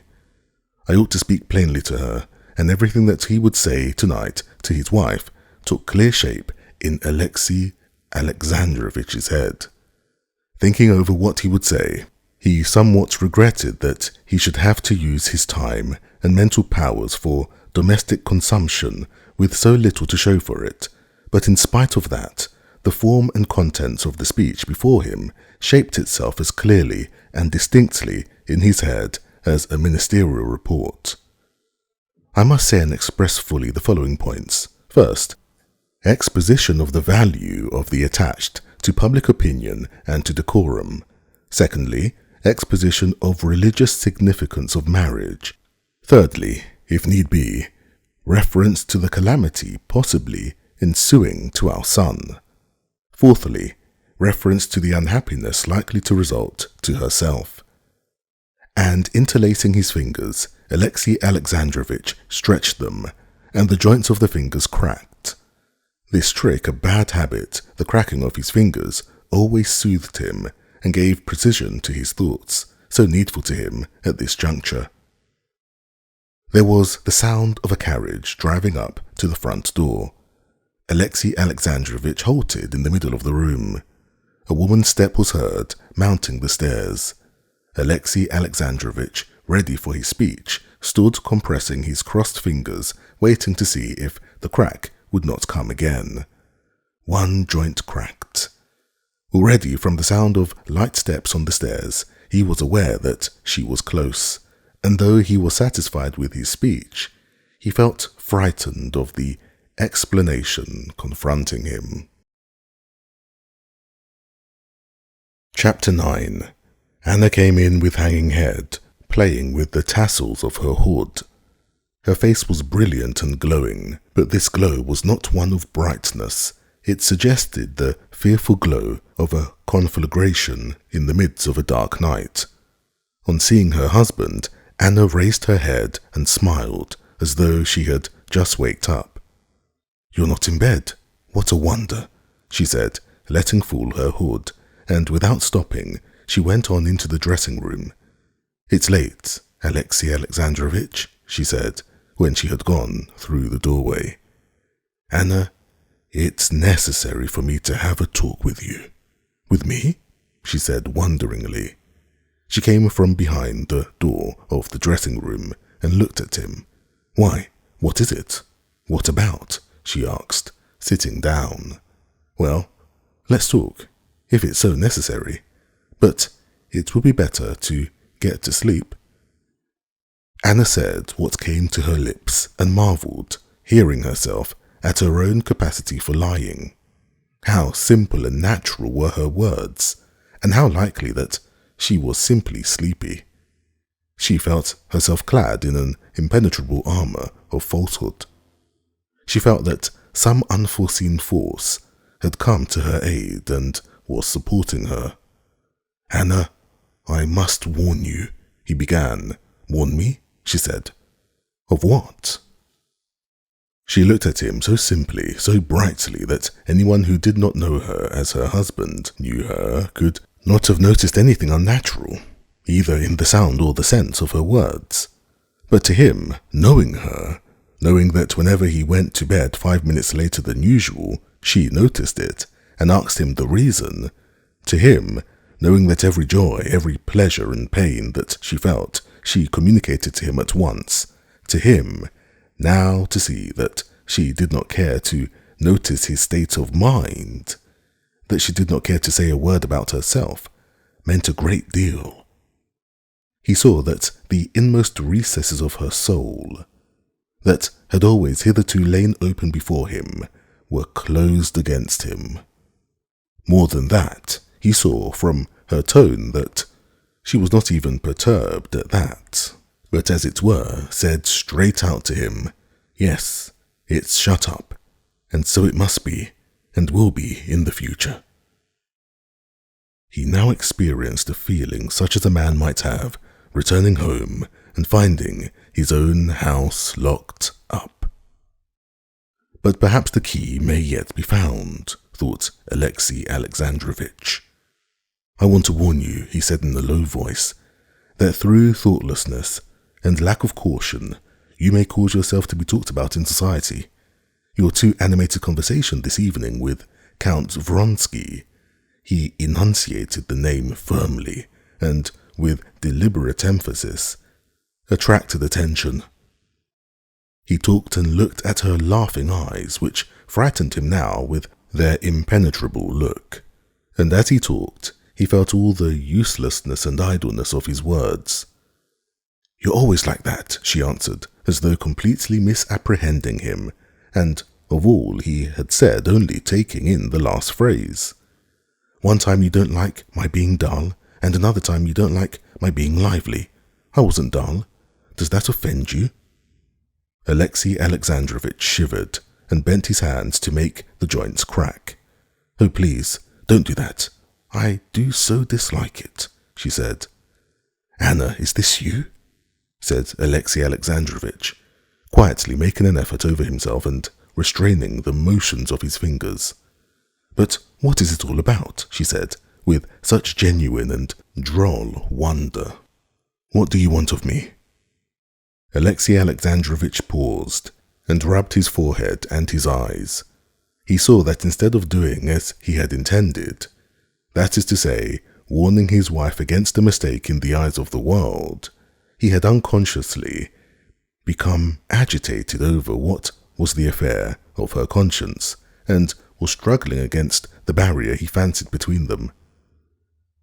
"This is what I meant to say to you," he went on coldly and composedly, "and I beg you to listen to it. I consider jealousy, as you know, a humiliating and degrading feeling, and I shall never allow myself to be influenced by it. But there are certain rules of decorum which cannot be disregarded with impunity. This evening, it was not I that observed it, but judging by the impression made on the company, everyone observed that your conduct and deportment were not altogether what could be desired." "I positively don't understand," said Anna, shrugging her shoulders. "He doesn't care," she thought. "But other people noticed it, and that's what upsets him." "You're not well, Alexei Alexandrovich," she added, and she got up and would have gone towards the door, but he moved forward as though he would stop her. His face was ugly and forbidding, as Anna had never seen him. She stopped and, bending her head back and on one side, began with her rapid hand taking out her hairpins. "Well, I'm listening to what's to come," she said, calmly and ironically. "And indeed I listen with interest, for I should like to understand what's the matter." She spoke and marvelled at the confident, calm and natural tone in which she was speaking, and the choice of the words she used. "To enter into all the details of your feelings I have no right, and besides, I regard that as useless and even harmful," began Alexei Alexandrovich. "Ferreting in one's soul, one often ferrets out something that might have lain there unnoticed. Your feelings are an affair of your own conscience, but I am in duty bound to you, to myself and to God, to point out to you your duties. Our life has been joined, not by man, but by God. That union can only be severed by a crime, and a crime of that nature brings its own chastisement." "I don't understand a word, and oh dear, how sleepy I am, unluckily," she said, rapidly passing her hand through her hair, feeling for the remaining hairpins. "Anna, for God's sake, don't speak like that," he said gently. "Perhaps I am mistaken, but believe me what I say. I say as much for myself as for you. I am your husband, and I love you." For an instant, her face fell, and the mocking gleam in her eyes died away, but the word love threw her into revolt again. She thought, love? Can he love? If he hadn't heard there was such a thing as love, he would never have used the word. He doesn't even know what love is. "Alexei Alexandrovich, really I don't understand," she said. "Define what it is you find." "Pardon, let me say all I have to say. I love you, but I am not speaking of myself. The most important persons in this matter are our son and yourself. It may be very well, I repeat, that my words seem to you utterly unnecessary and out of place. It may be that they are called forth by my mistaken impression. In that case, I beg you to forgive me.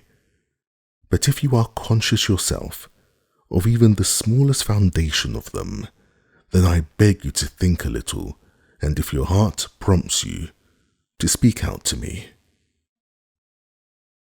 Alexei Alexandrovich was unconsciously saying something utterly unlike what he had prepared. I have nothing to say, and besides, she said hurriedly, with difficulty, repressing a smile, it's really time to be in bed. Alexei Alexandrovich sighed, and without saying more, went into the bedroom. When she came into the bedroom, he was already in bed. His lips were sternly compressed, and his eyes looked away from her. Anna got into her bed and lay expecting every minute that he would begin to speak to her again. She both feared his speaking and wished for it, but he was silent. She waited for a long while without moving, and had forgotten about him. She thought of that other. She pictured him, and felt how her heart was flooded with emotion and guilty delight at the thought of him. Suddenly she heard an even, tranquil snore. For the first instant, Alexei Alexandrovich seemed, as it were, appalled at his own snoring, and ceased. But after an interval of 2 breathings, the snore sounded again with a new, tranquil rhythm. It's late, she whispered with a smile. A long while she lay, not moving, with open eyes, whose brilliance she almost fancied she could herself see in the darkness. Chapter 10. From that time a new life began for Alexei Alexandrovich and for his wife. Nothing special happened. Anna went out into society as she had always done, was particularly often at Princess Betsy's, and met Vronsky everywhere. Alexei Alexandrovich saw this, but could do nothing. All his efforts to draw her into open discussion she confronted with a barrier which he could not penetrate, made up of a sort of amused perplexity. Outwardly, everything was the same, but their inner relations were completely changed. Alexei Alexandrovich, a man of great power in the world of politics, felt himself helpless in this. Like an ox, with head bent, submissively he awaited the blow which he felt was lifted over him. Every time he began to think about it, he felt that he must try once more, that by kindness, tenderness, and persuasion there was still hope of saving her, of bringing her back to herself, and every day he made ready to talk to her. But every time he began talking to her, he felt that the spirit of evil and deceit, which had taken possession of her, had possession of him too, and he talked to her in a tone quite unlike that in which he had meant to talk. Involuntarily he talked to her in his habitual tone of jeering at anyone who should say what he was saying, and in that tone it was impossible to say what needed to be said to her. Chapter 11. That which for Vronsky had been almost a whole year the one absorbing desire of his life, replacing all his old desires, that which for Anna had been an impossible, terrible, and even for that reason more entrancing dream of bliss, that desire had been fulfilled. He stood before her, pale, his lower jaw quivering, and besought her to be calm, not knowing how or why. "Anna, Anna," he said with a choking voice, "Anna, for pity's sake." But the louder he spoke, the louder she dropped her once proud and gay, now shame-stricken head, and she bowed down and sank from the sofa where she was sitting, down on the floor at his feet. She would have fallen on the carpet if he had not held her. "My God, forgive me," she said, sobbing, pressing his hands to her bosom. She felt so sinful, so guilty, that nothing was left her but to humiliate herself and beg forgiveness, and as now there was no one in her life but him, to him she addressed her prayer for forgiveness. Looking at him, she had a physical sense of her humiliation, and she could say nothing more. He felt what a murderer must feel when he sees the body he has robbed of life. That body, robbed by him of life, was their love, the first stage of their love. There was something awful and revolting in the memory of what had been bought at this fearful price of shame. Shame at their spiritual nakedness crushed her and infected him. But in spite of all the murderer's horror before the body of his victim, he must hack it to pieces, hide the body, must use what he has gained by his murder. And with fury, as it were with passion, the murderer falls on the body and drags it and hacks at it, so he covered her face and shoulders with kisses. She held his hand and did not stir. Yes, these kisses, that is, what has been bought by this shame. Yes, and one hand, which will always be mine, the hand of my accomplice. She lifted up that hand and kissed it. He sank on his knees and tried to see her face, but she hid it and said nothing. At last, as though making an effort over herself, she got up and pushed him away. Her face was still as beautiful, but it was only the more pitiful for that. "All is over," she said. "I have nothing but you. Remember that. I can never forget what is my whole life. For one instant of this happiness." "Happiness?"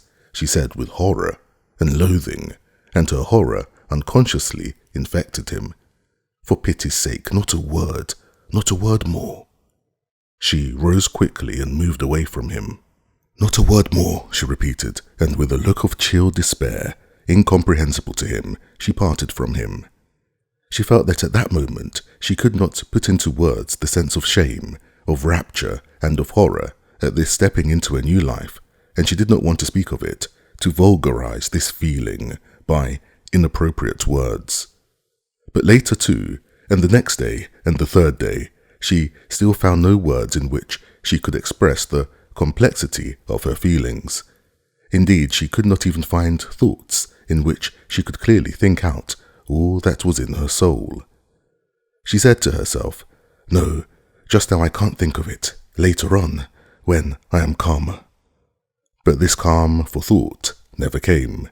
Every time the thoughts rose of what she had done, and what would happen to her, and what she ought to do, a horror came over her, and she drove those thoughts away.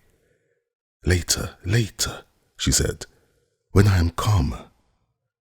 But in dreams, when she had no control over her thoughts, her position presented itself to her in all its hideous nakedness. One dream haunted her almost every night. She dreamed that both were her husbands at once, that both were lavishing caresses on her. Alexei Alexandrovitch was weeping, kissing her hand and saying, "How happy we are now." And Alexei Vronsky was there too, and he too was her husband. And she was marveling that it had once seemed impossible to her, was explaining to them, laughing, that this was ever so much simpler, and that now both of them were happy and contented. But this dream weighed on her like a nightmare, and she awoke from it in terror. Chapter 12. In the early days after his return from Moscow, whenever Levin shuddered and grew red, remembering the disgrace of his rejection, he said to himself, "This was just how I used to shudder and blush, thinking myself utterly lost, when I was plucked in physics and did not get my remove, and how I thought myself utterly ruined after I had mismanaged that affair of my sister's that was entrusted to me. And yet, now that years have passed, I recall it and wonder that it could distress me so much. It will be the same thing too with this trouble. Time will go by, and I shall not mind about this either." But 3 months had passed, and he had not left off minding about it, and it was as painful to him to think of it as it had been those first days. He could not be at peace because, after dreaming so long of family life and feeling himself so ripe for it, he was still not married and was further than ever from marriage. He was painfully conscious himself, as were all about him, that at his years it is not well for man to be alone.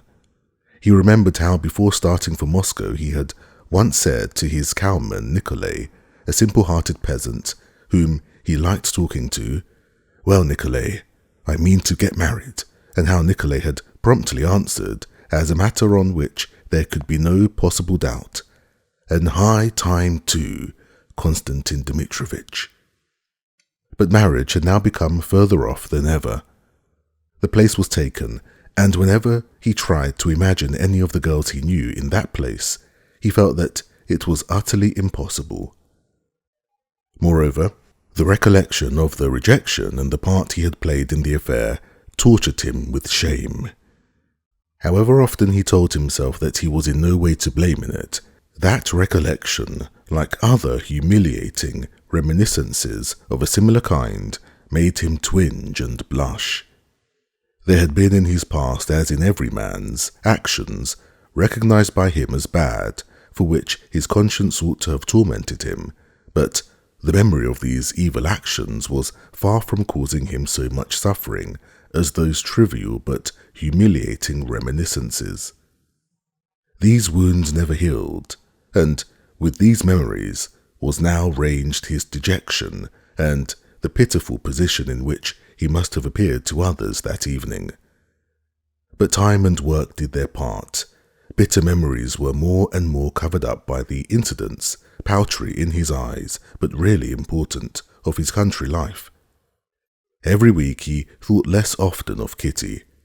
He was impatiently looking forward to the news that she was married, or just going to be married, hoping that such news would, like having a tooth out, completely cure him.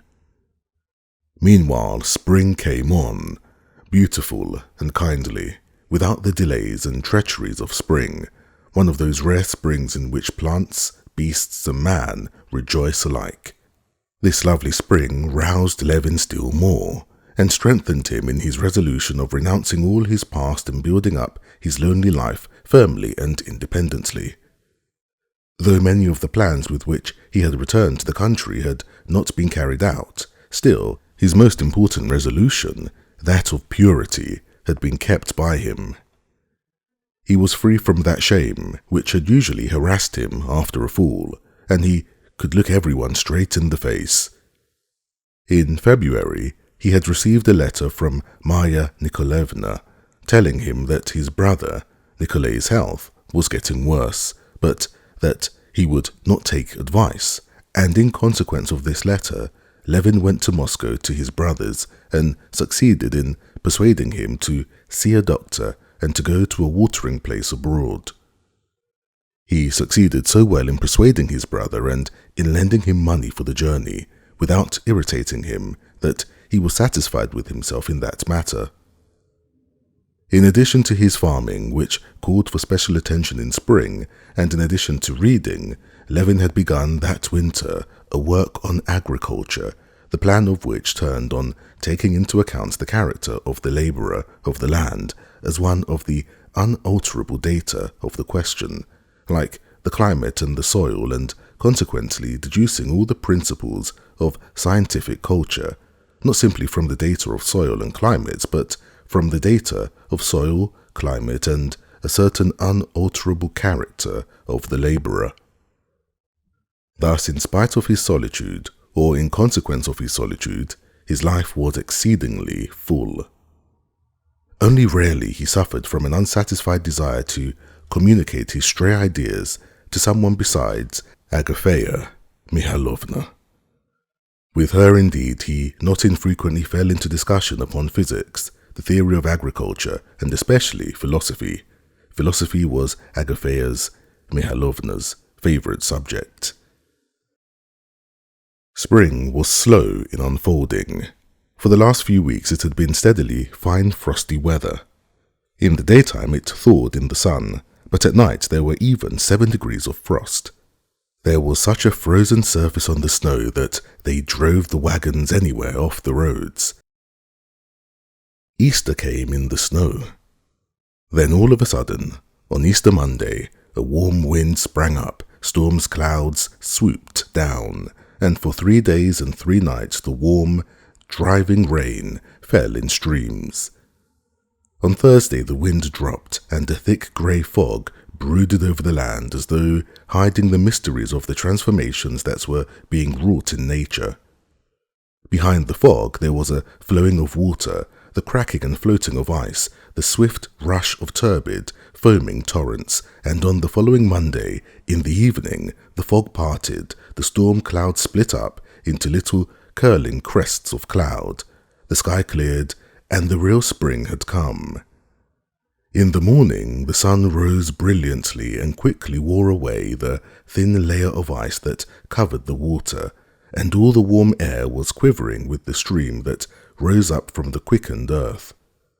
The old grass looked greener, and the young grass thrust up its tiny blades, the buds of the golderose, and of the currant, and the sticky birch buds were swollen with sap, and an exploring bee was humming about the golden blossoms that studded the willow. Larks trilled, unseen above the velvety green fields, and the ice-covered stubble-land, peewits, wailed over the lowlands and marshes flooded by the pools. Cranes and wild geese flew high across the sky, uttering their spring calls. The cattle bawled in patches where the new hair had not grown yet, lowed in the pastures, and bow-legged lambs frisked round their bleating mothers. Nimble children ran about the drying paths, covered with the prints of bare feet. There was a merry chatter of peasant women over their linen at the pond, and the ring of axes in the yard where the peasants were repairing ploughs and harrows. The real spring had come. Chapter 13. Levin put on his big boots, and for the first time a cloth jacket instead of his fur cloak, and went out to look after his farm, stepping over streams of water that flashed in the sunshine, and dazzled his eyes, and treading 1 minute on ice, and the next into sticky mud. Spring is the time of plans and projects, and as he came into the farmyard, Levin, like a tree in spring that knows not what form will be taken by the young shoots and twigs imprisoned in its swelling buds, hardly knew what undertakings he was going to begin upon now in the farm work that was so dear to him. But he felt that he was full of the most splendid plans and projects. First of all, he went to the cattle. The cows had been let out into their paddock, and their smooth sides were already shining with their new, sleek spring coats. They basked in the sunshine and loath to go to the meadow. Levin gazed admiringly at the cows he knew so intimately, to the minutest detail of their condition, and gave orders for them to be driven out into the meadow, and the calves to be let into the paddock. The herdsmen ran gaily to get ready for the meadow.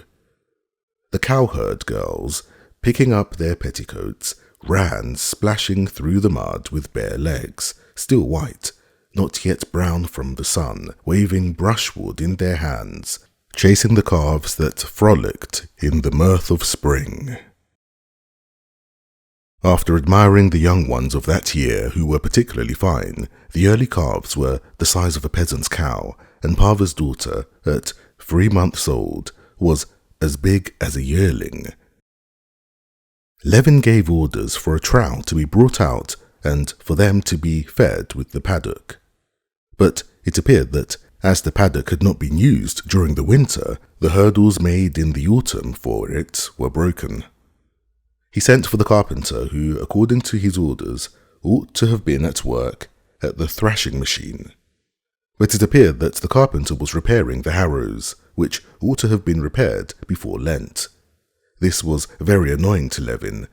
It was annoying to come upon that everlasting slovenliness in the farm work against which he had been striving with all his might for so many years. The hurdles, as he ascertained, being not wanted in winter, had been carried to the cart horse's stable, and there broken, as they were of light construction, only meant for feeding calves. Moreover, it was apparent also that the harrows and all the agricultural implements which he had directed to be looked over and repaired in the winter, for which very purpose he had hired 3 carpenters, had not been put into repair, and the harrows were being repaired when they ought to have been harrowing the field. Levin sent for his bailiff, but immediately went off himself to look for him. The bailiff, beaming all over like every one that day, in a sheepskin bordered with astrakhan, came out of the barn twisting a bit of straw in his hands. "Why isn't the carpenter at the thrashing machine? Oh, I meant to tell you yesterday, the harrows want repairing. Here it's time they got to work in the fields. But what were they doing in the winter then? But what did you want the carpenter for? Where are the hurdles for the calves' paddock? I ordered them to be got ready." "What would you have with those peasants?" said the bailiff, with a wave of his hand. "It's not those peasants, but this bailiff," said Levin, getting angry. "Why, what do I keep you for?" he cried. But bethinking himself that this would not help matters, he stopped short in the middle of a sentence and merely sighed. "Well, what do you say? Can sowing begin?" he asked after a pause. "Behind turking tomorrow or the next day they might begin. And the clover?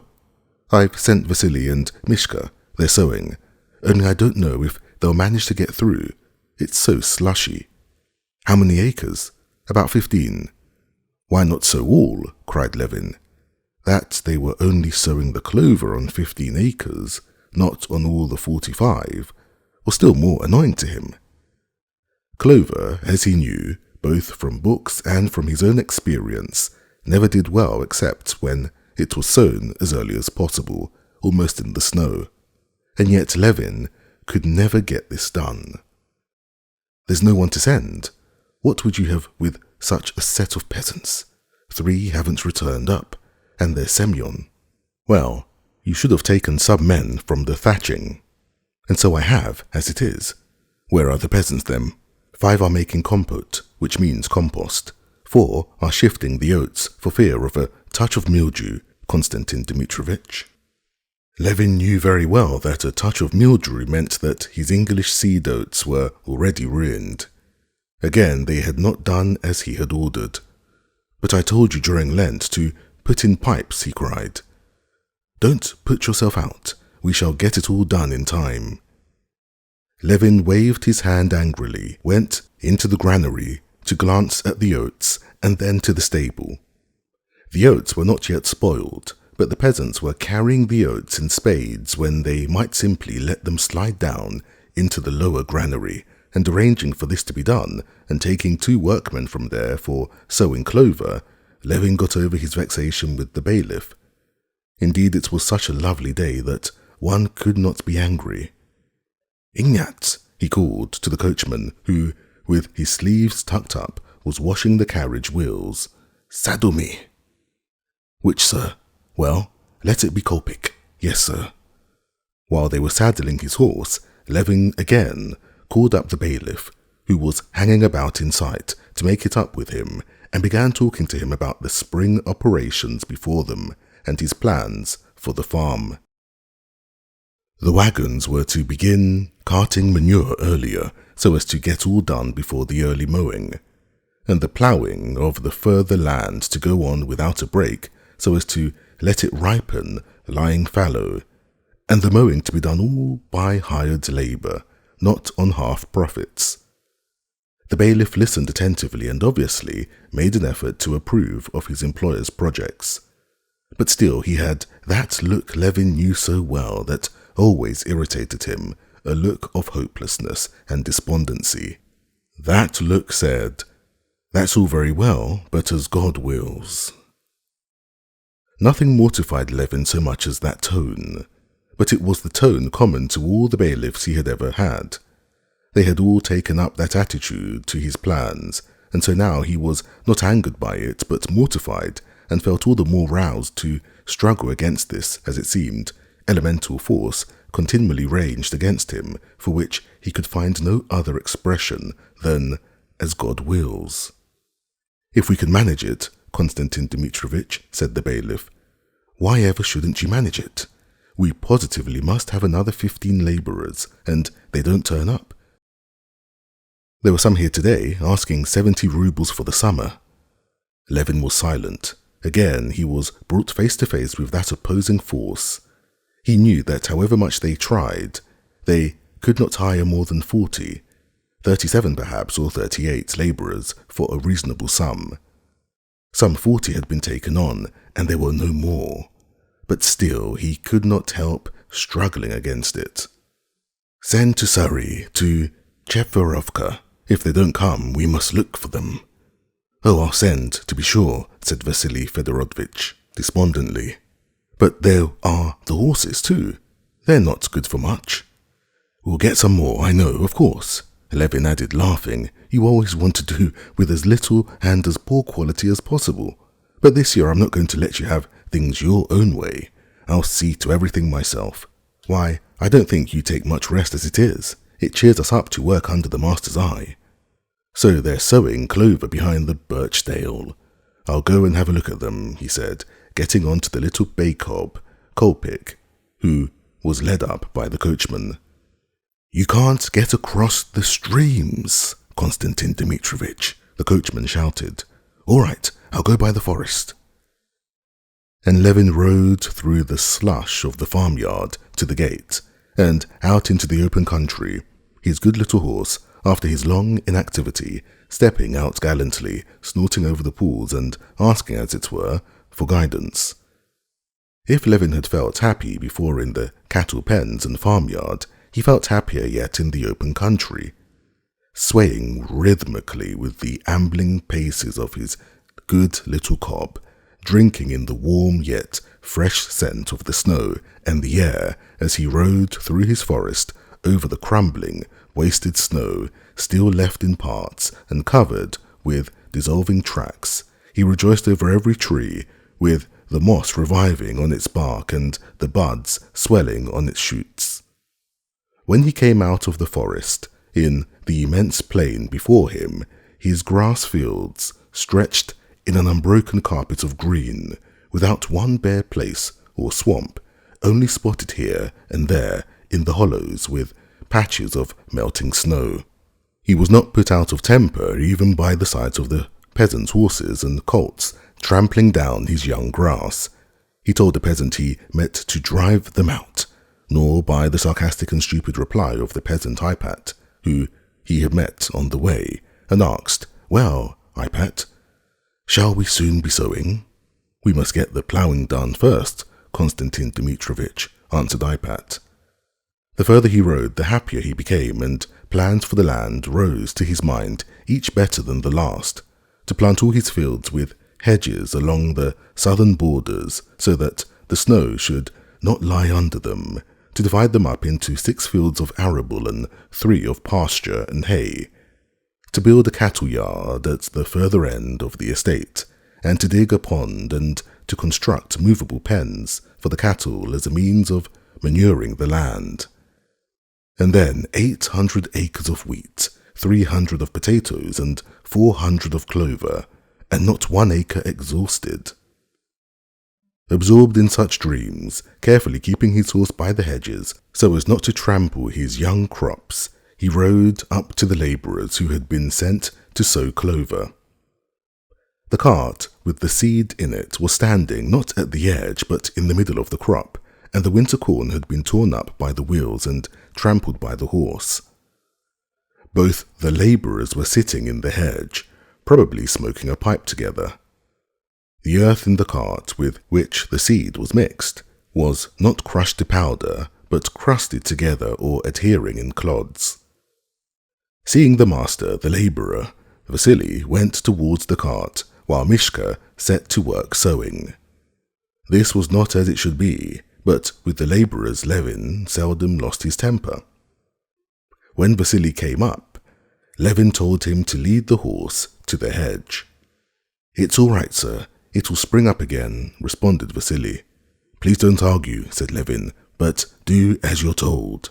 Yes, sir, answered Vasily, and he took the horse's head. What a sowing, Konstantin Dmitrovitch, he said, hesitating. First rate. Only it's a work to get about. You drag a ton of earth on your shoes. Why is it you have earth that's not sifted? Said Levin. Well, we crumple it up, answered Vasily, taking up some seed and rolling the earth in his palms.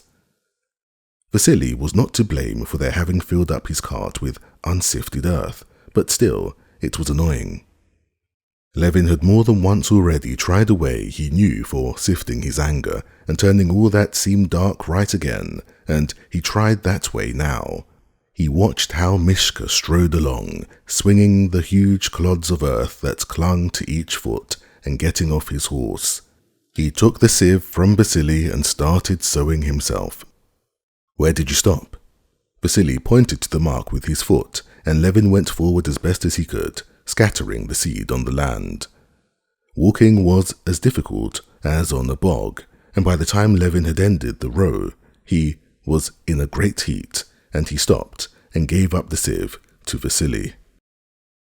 Well, master, when summer's here, mind you don't scold me for these rows, said Vasily. Eh? Said Levin cheerily, already feeling the effect of his method. Why, you'll see in the summertime it will look different. Look where I sowed last spring. How I did work at it. I do my best, Konstantin Dmitrovich, you see, and as I would for my own father. I don't like bad work myself, nor would I let any other man do it. What's good for the master's good for us too. To look out yonder now, said Vasily, pointing, it does one's heart good. It's a lovely spring, Vasily. Why, it's a spring such as the old men don't remember the like of. I was up home. An old man up there has sown wheat too, about an acre of it. He was saying you wouldn't know it from rye. Have you been sowing wheat long? Why, sir, it was you that taught us the year before last. You gave me 2 measures. We sold about 8 bushels and sowed a rood. Well, mind you crumble up the clods, said Levin, going towards his horse, and keep an eye on Mishka, and if there's a good crop, you shall have half a ruble for every acre. Humbly thankful. We are very well content, sir, as it is. Levin got on his horse and rode towards the field where was last year's clover, and the one which was ploughed ready for the spring corn. The crop of clover coming up in the stubble was magnificent. It had survived everything and stood up vividly green through the broken stalks of last year's wheat. The horse sank in up to the pasterns, and he grew each hoof with a sucking sound out of the half-thawed ground. Over the ploughland riding was utterly impossible. The horse could only keep a foothold where there was ice, and in the thawing furrows he sank deep in at each step. The ploughland was in splendid condition. In a couple of days it would be fit for harrowing and sowing. Everything was capital, everything was cheering. Levin rode back across the streams, hoping the water would have gone down. And he did in fact get across, and startled 2 ducks. There must be snipe too, he thought. And just as he reached the turning homewards, he met the forest keeper, who confirmed his theory about the snipe. Levin went home at a trot, so as to have time to eat dinner and get his gun ready for the evening. Chapter 14. As he rode up to the house in the happiest frame of mind, Levin heard the bell ring at the side of the principal entrance of the house. Yes, that's someone from the railway station, he thought. Just the time to be here from the Moscow train. Who could it be? What if it's Brother Nikolay? He did say, maybe I'll go to the waters or maybe I'll come down to you.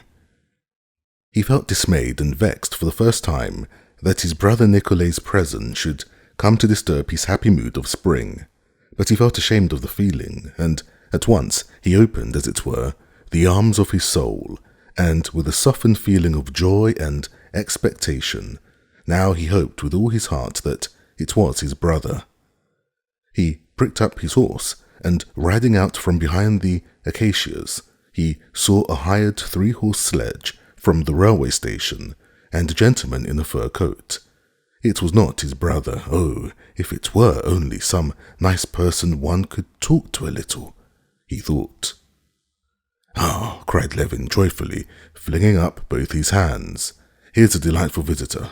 Ah, how glad I am to see you, he shouted, recognizing Stepan Arkadyevitch. I shall find out for certain whether she's married or whether she's going to be married, he thought. And on that delicious spring day, he felt that the thought of her did not hurt him at all. Well, you didn't expect me, eh? Said Stepan Arkadyevitch, getting out of the sledge, splashed with mud on the bridge of his nose, on his cheek and on his eyebrows, but radiant with health and good spirits. I've come to see you in the first place, he said, embracing and kissing him, to have some stand shooting second, and to sell the forest at Ergushevo third. Delightful! What a spring we're having! However did you get along in a sledge? In a cart it would have been worse still, Konstantin Dmitrovitch, answered the driver, who knew him. Well, I'm very, very glad to see you, said Levin, with a genuine smile of childlike delight. Levin led his friend to the room set apart for visitors, where Stepan Arkadyevitch's things were carried also: a bag, a gun in a case, a satchel for cigars, leaving him there to wash and change his clothes. Levin went off to the counting house to speak about the ploughing and clover. Agafea Mihalovna, always very anxious for the credit of the house, met him in the hall with inquiries about dinner. Do just as you like, only let it be as soon as possible, he said, and went to the bailiff. When he came back, Stepan Arkadyevitch, washed and combed, came out of his room with a beaming smile, and they went upstairs together. Well, I am glad I managed to get away to you. Now I shall understand what the mysterious business is that you are always absorbed in here. No, really, I envy you. What a house! How nice it all is! So bright, so cheerful, said Stepan Arkadyevitch, forgetting that it was not always spring and fine weather like that day. And your nurse is simply charming. A pretty maid in an apron might be even more agreeable, perhaps, but for your severe monastic style, it does very well. Stepan Arkadyevitch told him many interesting pieces of news. Especially interesting to Levin was the news that his brother, Sergei Ivanovitch, was intending to pay him a visit in the summer. Not one word did Stepan Arkadyevitch say in reference to Kitty and the Shcherbatskys. He merely gave him greetings from his wife. Levin was grateful to him for his delicacy and was very glad of his visitor. As always happened with him during his solitude, a mass of ideas and feelings had been accumulating within him, which he could not communicate to those about him. And now he poured out upon Stepan Arkadyevitch his poetic joy in the spring, and his failures and plans for the land, and his thoughts and criticisms on the books he had been reading, and the idea of his own book, the basis of which really was, though he was unaware of it himself, a criticism of all the old books on agriculture. Stepan Arkadyevitch, always charming, understanding everything at the slightest reference, was particularly charming on this visit, and Levin noticed in him a special tenderness, as it were, and a new tone of respect that flattered him. The efforts of Agafea Mihalovna and the cook, that the dinner should be particularly good, only ended in the two famished friends attacking the preliminary course, eating a great deal of bread and butter, salt goose and salted mushrooms, and in Levin's finally ordering the soup to be served without the accompaniment of little pies, with which the cook had particularly meant to impress their visitor. But though Stepan Arkadyevitch was accustomed to very different dinners, he thought everything excellent, the herb brandy, and the bread, and the butter, and above all, the salt goose and the mushrooms, and the nettle soup, and the chicken in white sauce, and the white Crimean wine. Everything was superb and delicious. Splendid, splendid, he said, lighting a fat cigar after the roast. I feel as if, coming to you, I had landed on a peaceful shore after the noise and jolting of a steamer. And so you maintain that the labourer himself is an element to be studied and to regulate the choice of methods in agriculture. Of course, I am an ignorant outsider, but I should fancy theory and its application will have its influence on the labourer too. Yes, but wait a bit. I'm not talking of political economy, I'm talking of the science of agriculture. It ought to be like the natural sciences and to observe given phenomena and the labourer in his economic, ethnographical. At that instant, Agafea Mihailovna came in with jam. "Oh, Agafea Mihailovna," said Stepan Arkadyevitch, kissing the tips of the plump fingers. "What salt goose, what herb brandy. What do you think? Isn't it time to start, Kostya?" he added.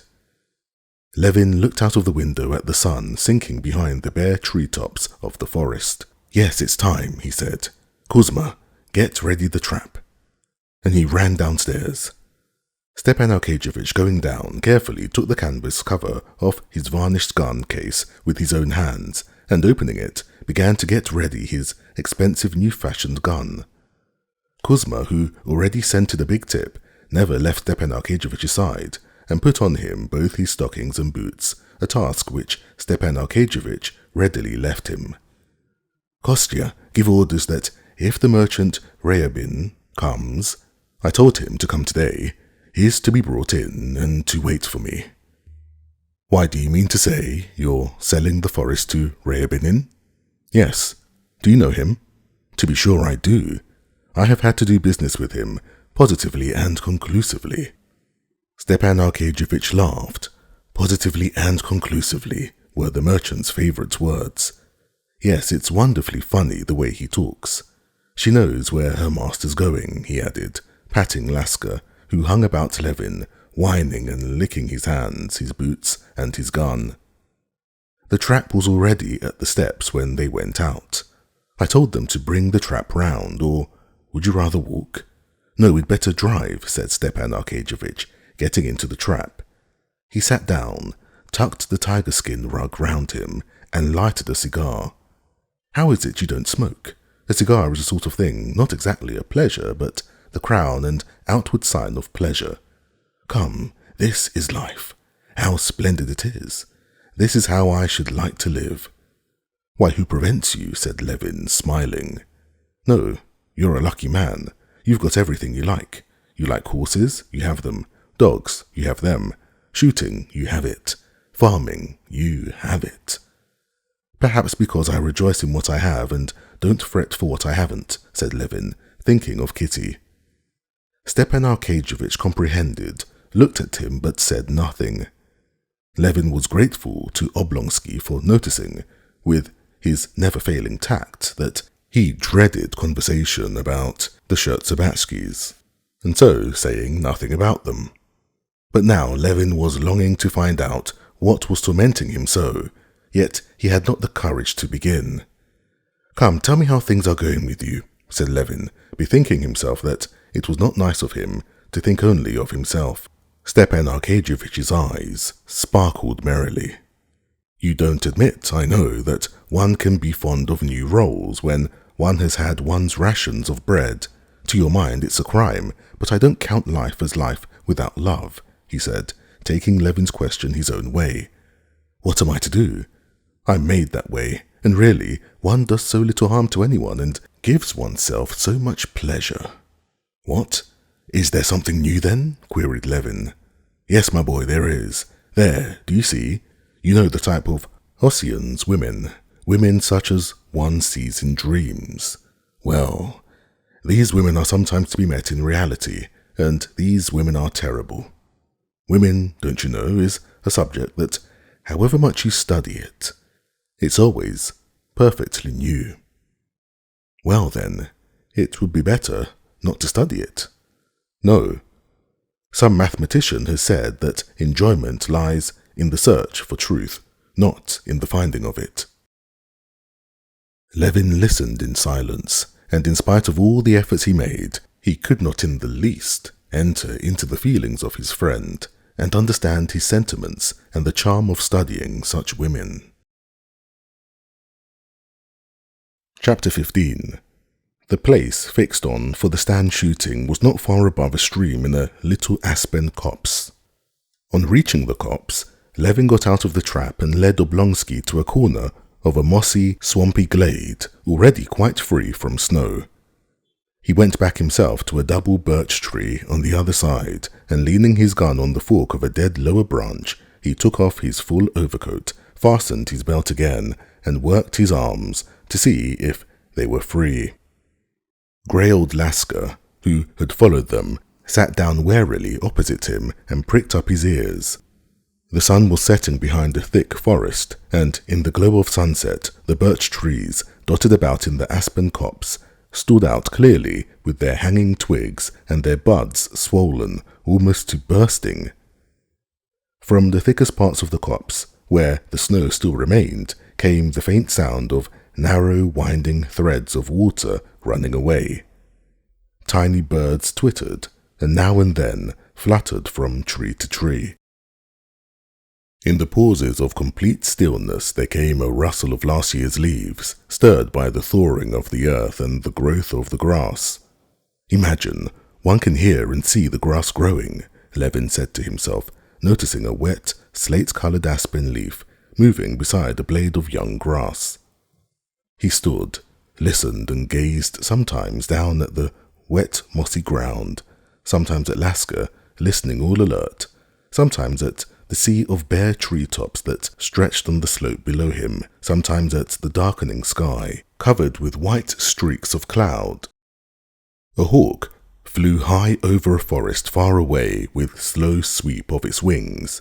Another flew with exactly the same motion in the same direction and vanished. The birds twittered more and more loudly and busily in the thicket. An owl hooted not far off, and Laska, starting, stepped cautiously a few steps forward, and putting her head on one side, began to listen intently.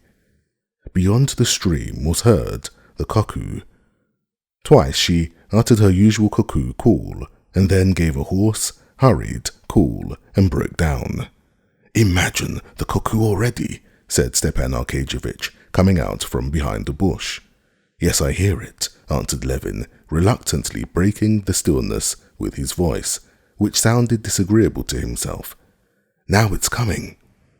Stepan Arkadyevitch's figure, again, went behind the bush, and Levin saw nothing but the bright flash of a match, followed by the red glow and blue smoke of a cigarette. "Chuk-chuk," came the snapping sound of Stepan Arkadyevitch cocking his gun. "What's that cry?" asked Oblonsky, drawing Levin's attention to a prolonged cry as though a colt were whining in a high voice in play. "Oh, don't you know it? That's the hare." "But enough talking, listen. It's flying," almost shrieked Levin, cocking his gun. They heard a shrill whistle in the distance, and in the exact time, so well known to the sportsman, 2 seconds later, another, a third, and after the third whistle, the hoarse, guttural cry could be heard. Levin looked about him, right and to the left, and there, just facing him against the dusky blue sky, above the confused mass of tender shoots of the aspens, he saw the flying bird. It was flying straight towards him, the guttural cry, like the even tearing of some strong stuff, sounded close to his ear. The long beak and neck of the bird could be seen, and at the very instant where Levin was taking aim, behind the bush where Oblonsky stood, there was a flash of red lightning. The bird dropped like an arrow and darted upwards again. Again came the red flash, and the sound of a blow. And, fluttering its wings as though trying to keep up in the air, the bird halted, stopped still an instant, and fell, with a heavy splash, on the slushy ground. "Can I have missed it?" shouted Stepan Arkadyevitch, who could not see for the smoke. "Here it is," said Levin, pointing to Laska, who, with one ear raised, wagging the end of her shaggy tail, came slowly back as though she would prolong the pleasure, and, as it were smiling, brought the dead bird to her master. "Well, I'm glad you were successful," said Levin, who at the same time had a sense of envy that he had not succeeded in shooting the snipe. "It was a bad shot from the right barrel," responded Stepan Arkadyevitch, loading his gun. "Shh, it's flying." The shrill whistles rapidly following one another were heard again. 2 snipe, playing and chasing one another, and only whistling, not crying, flew straight at the very heads of the sportsmen. There was the report of 4 shots, and like swallows the snipe turned swift somersaults in the air and vanished from sight. The stand shooting was capital. Stepan Arkadyevitch shot 2 more birds, and Levin 2, of which one was not found. It began to get dark. Venus, bright and silvery, shone with her soft light low down on the west behind the birch trees, and up in the east twinkled the red lights of Arcturus.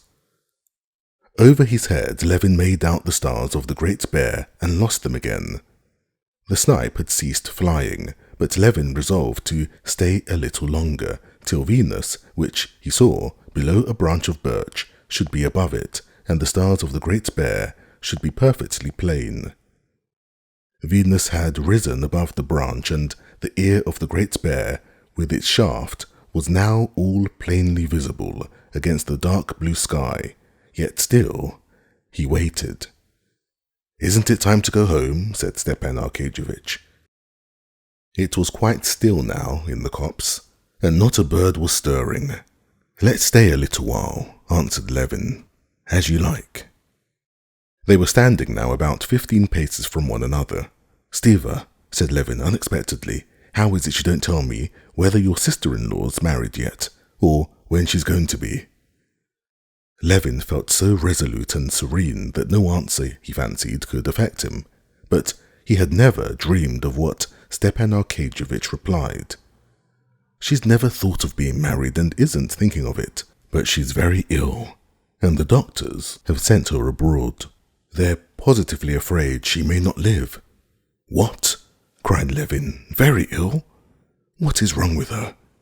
How has she—" While they were saying this, Laska, with ears pricked up, was looking upwards at the sky and reproachfully at them. "They have chosen a time to talk," she was thinking. "It's on a wing. Here it is. Yes, it is. They'll miss it," thought Laska. But at that very instant, both suddenly heard a shrill whistle which, as it were, smote on their ears, and both suddenly seized their gun, and 2 flashes gleamed, and 2 bangs sounded at the very same instant. The snipe, flying high above, instantly folded its wings and fell into a thicket, bending down the delicate shoots. "Splendid! Together!" cried Levin, and he ran with Laska into the thicket to look for the snipe. "Oh yes, what was it that was unpleasant?" he wondered. "Yes, Kitty's ill. Well, it can't be helped. I'm very sorry," he thought. "She's found it. Isn't she a clever thing?" he said, taking the warm bird from Laska's mouth and packing it into the almost full game bag. "I've got it, Stiva," he shouted. Chapter 16. On the way home, Levin asked all details of Kitty's illness and the Shcherbatskys' plans, and, though he would have been ashamed to admit it, he was pleased at what he heard. He was pleased that there was still hope, and still more pleased that she would be suffering who had made him suffer so much. But when Stepan Arkadyevitch began to speak of the causes of Kitty's illness and mentioned Vronsky's name, Levin cut him short. "I have no right whatever to know family matters, and, to tell the truth, no interest in them either." Stepan Arkadyevitch smiled, hardly perceptibly, catching the instantaneous change he knew so well in Levin's face, which had become as gloomy as it had been bright a minute before. "Have you quite settled about the forest with Ryabinim?" asked Levin. "Yes, it's settled. The price is magnificent, 38,000. 8 straight away, and the rest in 6 years. I've been bothering about it for ever so long. No one would give more." "Then you've as good as given away your forest for nothing," said Levin gloomily. "How do you mean for nothing?" said Stepan Arkadyevitch with a good-humoured smile, knowing that nothing would be right in Levin's eyes now. "Because the forest is worth at least 150 rubles an acre," answered Levin. "Oh, these farmers," said Stepan Arkadyevitch playfully. "Your tone of contempt for us poor townsfolk. But when it comes to business, we do it better than anyone." "I assure you I have reckoned it all out," he said, "and the forest is fetching a very good price, so much that I'm afraid of this fellow's crying off, in fact." "You know it's not timber," said Stepan Arkadyevitch, hoping by this distinction to convince Levin completely of the unfairness of his doubts.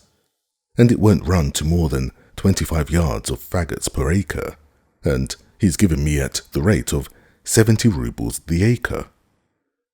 Levin smiled contemptuously. "I know," he thought, "that fashion not only in him, but in all city people who, after being twice in 10 years in the country, pick up 2 or 3 phases and use them in season and out of season, firmly persuaded that they know all about it. Timber run to so many yards the acre." He says those words without understanding them himself. "I wouldn't attempt to teach you what you write about in your office," said he, "and if need arose, I should come to you to ask about it. But you're so positive you know all the lore of the forest. It's difficult. Have you counted the trees?" "How count the trees?" said Stepan Arkadyevitch, laughing, still trying to draw his friend out of his ill temper. "Count the sands of the sea. Number the stars. Some higher power might do it." "Oh well, the higher power of Ryabinin can. Not a single merchant ever buys a forest without counting the trees unless they get it given them for nothing, as you're doing now. I know your forest. I go there every year shooting, and your forest is worth 150 rubles an acre paid down, while he's giving you 60 by installments, so that in fact you're making him a present of 30,000. "Come, don't let your imagination run away with you," said Stepan Arkadyevitch piteously. "Why was it none would give it, then?" "Why, because he has an understanding with the merchants. He's bought them off. I've had to do with all of them. I know them. They're not merchants, you know, they're speculators. He wouldn't look at the bargain that gave him 10-15% profit, but holds back to buy a ruble's worth for 20 kopecks. Well, enough of it. You're out of temper." "Not the least," said Levin gloomily, as they drove up to the house. At the steps there stood a trap lightly covered with iron and leather, with a sleek horse tightly harnessed with broad collar straps. In the trap sat the chubby, tightly belted clerk who served Ryabinin as coachman. Ryabinin himself was already in the house and met the friends in the hall. Ryabinin was a tall, thinnish, middle-aged man, with moustache and a projected clean-shaven chin, and prominent muddy-looking eyes. He was dressed in a long-skirted blue coat with buttons below the waist at the back, and wore high boots wrinkled over the ankles and straight over the calf, with big galoshes drawn over them. He rubbed his face with his handkerchief, and wrapping round him his coat, which sat extremely well as it was, he greeted them with a smile, holding out his hand to Stepan Arkadyevitch as though he wanted to catch something. "So here you are," said Stepan Arkadyevitch, giving him his hand. "That's capital. I did not venture to disregard your Excellency's commands, though the road was extremely bad. I positively walked the whole way, but I am here at my time. Konstantin Dmitrovitch, my respects." He turned to Levin, trying to seize his hands too, but Levin, scowling, made as though he did not notice his hand, and took out the snipe. "Your honours have been diverting yourselves with the chase. What kind of bird may it be, pray?" added Ryabinin, looking contemptuously at the snipe. "A great delicacy, I suppose." And he shook his head disapprovingly, as though he had grave doubts whether this game were worth the candle. "Would you like to go into my study?" Levin said in French to Stepan Arkadyevitch, scowling morosely. "Go into my study. You can talk there." "Quite so. Where you please," said Ryabinin with contemptuous dignity, as though wishing to make it felt that others might be in difficulties as to how to behave, but that he could never be in any difficulty about anything. On entering the study, Ryabinin looked about, as his habit was, as though seeking the holy picture, but when he had found it, he did not cross himself. He scanned the bookcases and bookshelves, and with the same dubious air with which he had regarded the snipe, he smiled contemptuously and shook his head disapprovingly, as though by no means willing to allow that this game were worth the candle. "Well, have you brought the money?" asked Oblonsky. "Sit down. Oh, don't trouble about the money. I've come to see you to talk it over." "What is there to talk over? But do sit down." "I don't mind if I do," said Ryabinin, sitting down and leaning his elbows on the back of his chair in a position of the intensest discomfort to himself. "You must knock it down a bit, Prince. It would be too bad. The money is ready conclusively to the last farthing. As to paying the money down, there'll be no hitch there." Levin, who had meanwhile been putting his gun away in the cupboard, was just going out of the door, but catching the merchant's words, he stopped. "Why, you've got the forest for nothing, as it is," he said. "He came to me too late, or I'd have fixed the price for him." Ryabinin got up, and in silence, with a smile, he looked Levin down and up. "Very close about money is Konstantin Dmitrovitch," he said with a smile, turning to Stepan Arkadyevitch. "There's positively no dealing with him. I was bargaining for some wheat of him, and a pretty price I offered too. Why should I give you my goods for nothing? I didn't pick it up on the ground, nor steal it either. Mercy on us, nowadays there's no chance at all of stealing. With the open courts and everything done in style, nowadays there's no question of stealing. We are just talking things over like gentlemen. His Excellency's asking too much for the forest. I can't make both ends meet over it. I must ask for a little concession. But is the thing settled between you or not? If it's settled, it's useless haggling, but if it's not," said Levin, "I'll buy the forest." The smile vanished at once from Ryabin's face. A hawk-like, greedy, cruel expression was left upon it. With rapid, bony fingers he unbuttoned his coat, revealing a shirt, bronze waistcoat, buttons, and a watch chain, and quickly pulled out a fat old pocket-book. "Here you are. The forest is mine," he said, crossing himself quickly and holding out his hand. "Take the money. It's my forest. That's Ryabinin's way of doing business. He doesn't haggle over every halfpenny," he added, scowling and waving the pocket-book. "I wouldn't be in a hurry if I were you," said Levin. "Come, really," said Oblonsky in surprise. "I've given my word, you know." Levin went out of the room, slamming the door. Ryabinin looked towards the door and shook his head with a smile.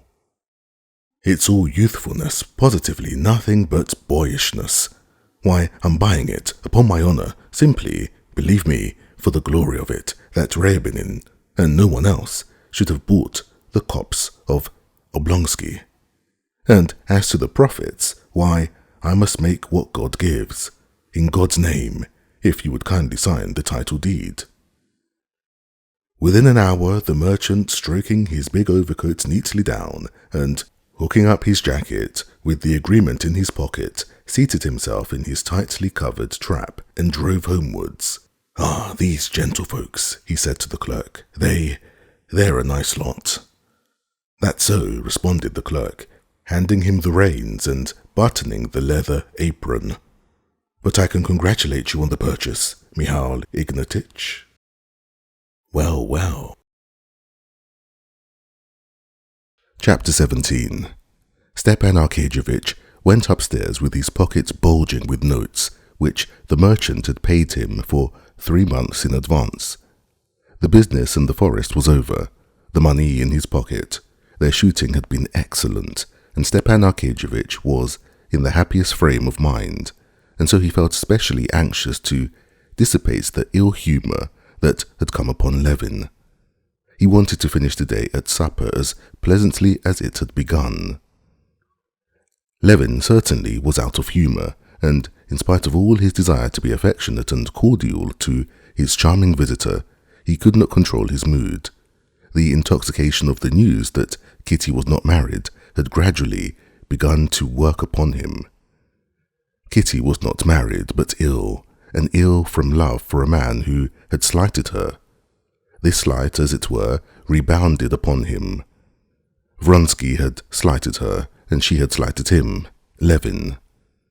Consequently, Vronsky had the right to despise Levin, and therefore he was his enemy. But all this Levin did not think out. He vaguely felt that there was something in it, insulting to him, and he was not angry now at what had disturbed him, but he fell foul of everything that presented itself. The stupid sale of the forest, the fraud practiced upon Oblonsky and concluded in his house, exasperated him. "Well, finished," he said, meeting Stepan Arkadyevitch upstairs. "Would you like supper?" "Well, I wouldn't say no to it. What an appetite I get in the country. Wonderful. Why didn't you offer Ryabinin something?" "Oh, damn him. Still, how you do treat him," said Oblonsky. "You didn't even shake hands with him. Why not shake hands with him?" "Because I don't shake hands with a waiter. And a waiter's 100 times better than he is." "What a reactionist you are, really." "What about the amalgamation of classes?" said Oblonsky. "Anyone who likes amalgamating is welcome to it, but it sickens me. You're a regular reactionist, I see. Really, I have never considered what I am. I am Konstantin Levin, and nothing else." "And Konstantin Levin, very much out of temper," said Stepan Arkadyevitch, smiling. "Yes, I am out of temper, and do you know why? Because, excuse me, of your stupid sale." Stepan Arkadyevitch frowned good-humouredly, like one who feels himself teased and attacked for no fault of his own. "Come, enough about it," he said. "When did anybody ever sell anything without being told immediately after the sale it was worth much more? But when one wants to sell, no one will give anything. No, I see you've a grudge against that unlucky Ryabinin." "Maybe I have. And do you know why? You'll say again that I'm a reactionist or some other terrible word, but all the same it does annoy and anger me to see on all sides the impoverishing of the nobility to which I belong, and in spite of the amalgamation of classes, I'm glad to belong. And their impoverishment is not due to extravagance. That would be nothing. Living in good style, that's the proper thing for noblemen. It's only the nobles who know how to do it. Now the peasants about us buy land, and I don't mind that. The gentleman does nothing while the peasant works and supplants the idle man. That's as it ought to be, and I'm very glad for the peasant, but I do mind seeing the process of impoverishment from a sort of, I don't know what to call it, innocence." Here, a Polish speculator bought for half its value a magnificent estate from a young lady who lives in Nice, and there a merchant will get 3 acres of land worth 10 rubles as security for the loan of 1 ruble. Here, for no kind of reason, you've made that rascal a present of 30,000 rubles. Well, what should I have done? Counted every tree? Of course they must be counted. You didn't count them, but Ryabinin did. Ryabinin's children will have means of livelihood and education, while yours, maybe, will not. Well, you must excuse me, but there's something mean in this counting. We have our business and they have theirs, and they must make their profit. Anyway, the thing's done, and there's an end of it. And here come some poached eggs, my favourite dish, and Agafea Mihailovna will give us that marvellous herb brandy. Stepan Arkadyevitch sat down at the table and began joking with Agafea Mihailovna, assuring her that it was long since he had tasted such a dinner and such a supper. "Well, you do praise it anyway," said Agafea Mihailovna, "but Konstantin Dmitrovitch, give him what you will, a crust of bread, he'll eat it and walk away." Though Levin tried to control himself, he was gloomy and silent. He wanted to put one question to Stepan Arkadyevitch, but he could not bring himself to the point and could not find the words or the moment in which to put it. Stepan Arkadyevitch had gone down to his room, undressed, again washed, and attired in a nightshirt with goffered frills. He had got into bed, but Levin still lingered in his room, talking of various trifling matters and not daring to ask what he wanted to know. "How wonderfully they make this soap," he said, gazing at a piece of soap he was handling, which Agafea Mihailovna had put ready for the visitor, but Oblonsky had not used. Only look, why, it's a work of art. Yes, everything's brought to such a pitch of perfection nowadays, said Stepan Arkadyevitch, with a moist and blissful yawn. The theatre, for instance, and the entertainment. Oh, he yawned. The electric lights everywhere. Oh. Yes, the electric light, said Levin. Yes, oh, where's Vronsky now? He asked suddenly, laying down the soap. Vronsky, said Stepan Arkadyevitch, checking his yawn. He's in Petersburg. He left soon after you did, and he's not once been in Moscow since. And do you know, Kostya, I'll tell you the truth, he went on, leaning his elbow on the table and propping on his hand his handsome, ruddy face, in which his moist, good-natured, sleepy eyes shone like stars. It's your own fault. You took fright at the sight of your rival, but, as I told you at the time, I couldn't say which had the better chance. Why didn't you fight it out? I told you at the time that he yawned inwardly without opening his mouth. Does he know or doesn't he? That I make an offer? Levin wondered, gazing at him. Yes, there's something humbugging, diplomatic in his face, and feeling he was blushing, he looked Stepan Arkadyevitch straight in the face without speaking. If there was anything on her side at the time, it was nothing but a superficial attraction, pursued Oblonsky. His being a perfect aristocrat, don't you know, and his future position in society had an influence not with her, but with her mother. Levin scowled. The humiliation of his rejection stung him to the heart, as though it were a fresh wound he had only just received. But he was at home, and the walls of home are a support. Stay, he began, interrupting Oblonsky. You talk of his being an aristocrat, but allow me to ask what it consists in, that aristocracy of Vronsky or of anybody else, beside which I can be looked down upon? You consider Vronsky an aristocrat, but I don't. A man whose father crawled up from nothing at all by intrigue, and whose mother, God knows whom she wasn't mixed up with. No, excuse me, but I consider myself aristocratic, and people like me who can point back in the past to 3 or 4 honourable generations of their family, of the highest degree of breeding talent and intellect, of course, that's another matter, and have never curried favour with anyone, never depended on anyone for anything, like my father and my grandfather, and I know many such. You think it mean of me to count the trees in my forest while you make Ryabinin a present of 30,000, but you get rents from your lands and I don't know what. Well, I don't, and so I prize what's come to me from my ancestors or been won by hard work. We are aristocrats and not those who can only exist by favour of the powerful of this world and who can be bought for 2pence halfpenny. Well, but whom are you attacking? I agree with you, said Stepan Arkadyevitch sincerely and genially, though he was aware that in the class of those who could be bought for 2pence halfpenny, Levin was reckoning him too. Levin's warmth gave him genuine pleasure. Whom are you attacking? Though a good deal is not true that you say about Vronsky. But I won't talk about that. I tell you straight out, if I were you, I should go back with me to Moscow and... No, I don't know whether you know it or not, but I don't care. And I tell you, I did make an offer, and was rejected, and Katerina Alexandrovna is nothing now to me but a painful and humiliating reminiscence. Whatever for? What nonsense! But we won't talk about it. Please forgive me if I've been nasty, said Levin. Now that he had opened his heart, he became as he had been in the morning. You're not angry with me, Stiva? Please don't be angry, he said, smiling. He took his hand. Of course not. Not a bit.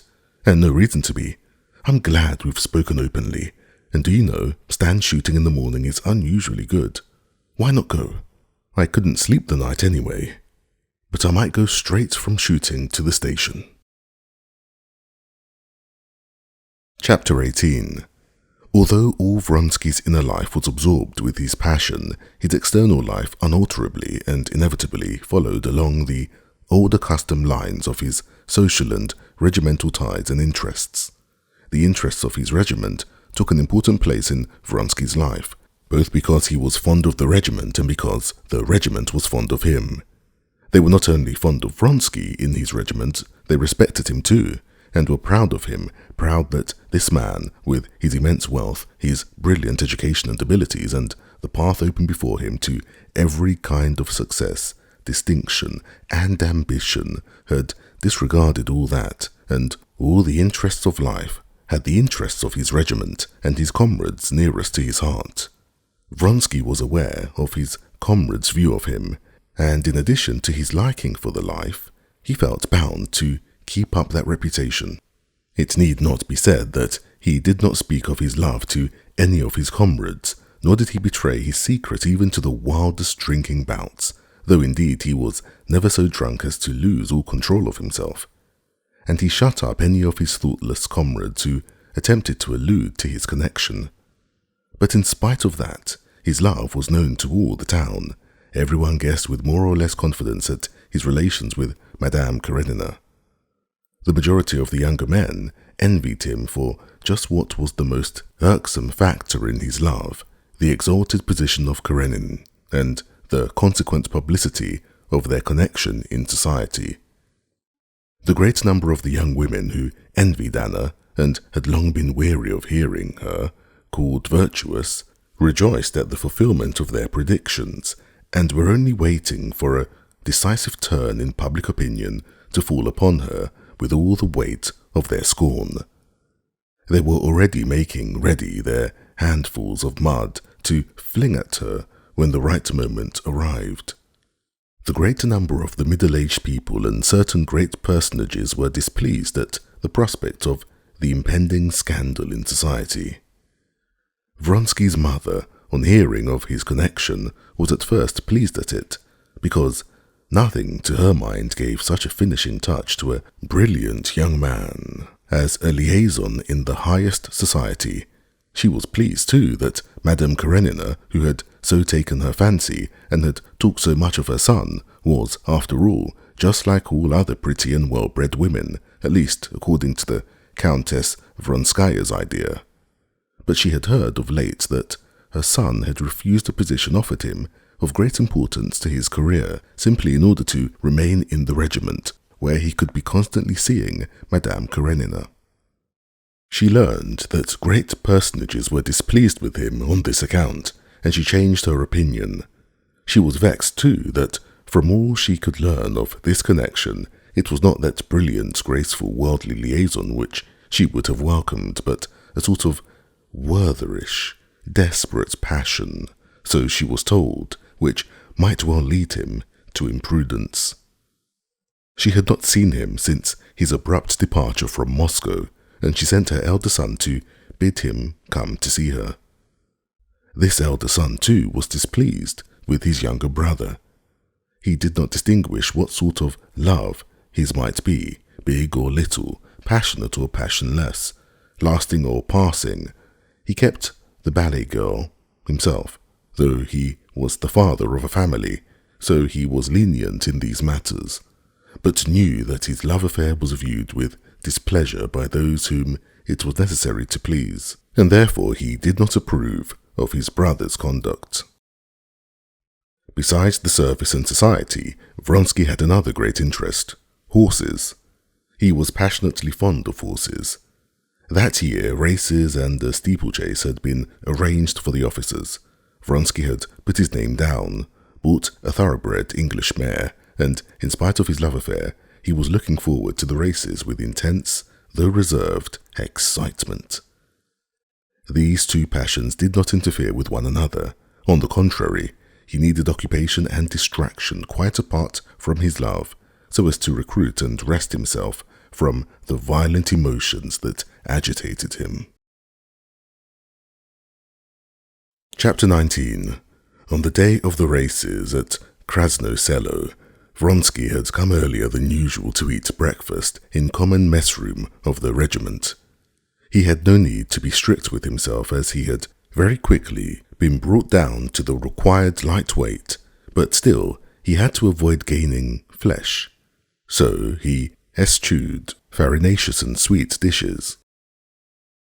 He sat with his coat unbuttoned over a white waistcoat, resting both elbows on the table, and while waiting for a steak he had ordered, he looked at a French novel that lay open on his plate.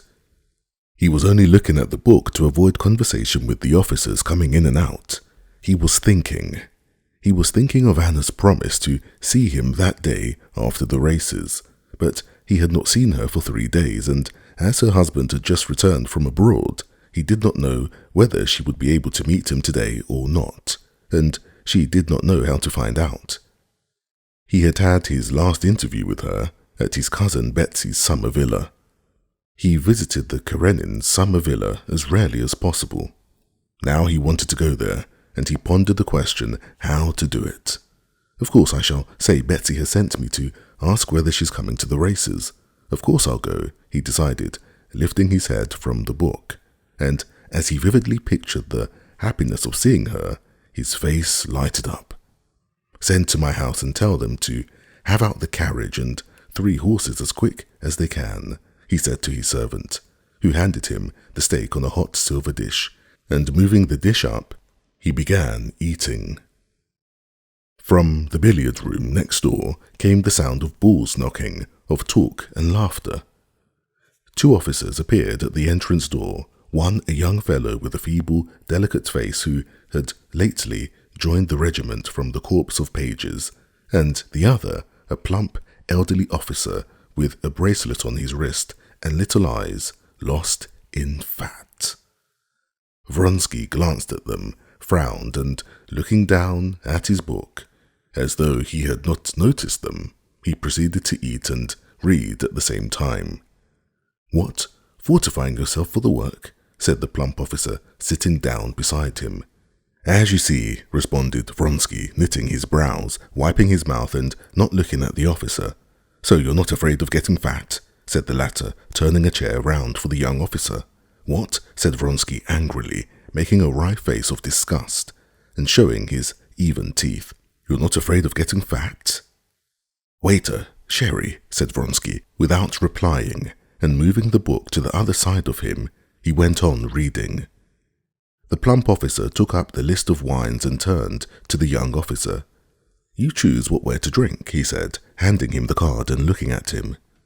"Rhine wine, please," said the young officer, stealing a timid glance at Vronsky and trying to pull his scarcely visible moustache. Seeing that Vronsky did not turn round, the young officer got up. "Let's go into the billiard room," he said. The plump officer rose submissively, and they moved towards the door. At that moment, there walked into the room the tall and well-built Captain Yashvin. Nodding with an air of lofty contempt to the 2 officers, he went up to Vronsky. "Ah, here he is," he cried, bringing his big hand down heavily on his epaulette. Vronsky looked round angrily, but his face lighted up immediately with his characteristic expression of genial and manly serenity. "That's it, Alexei," said the captain, in his loud baritone.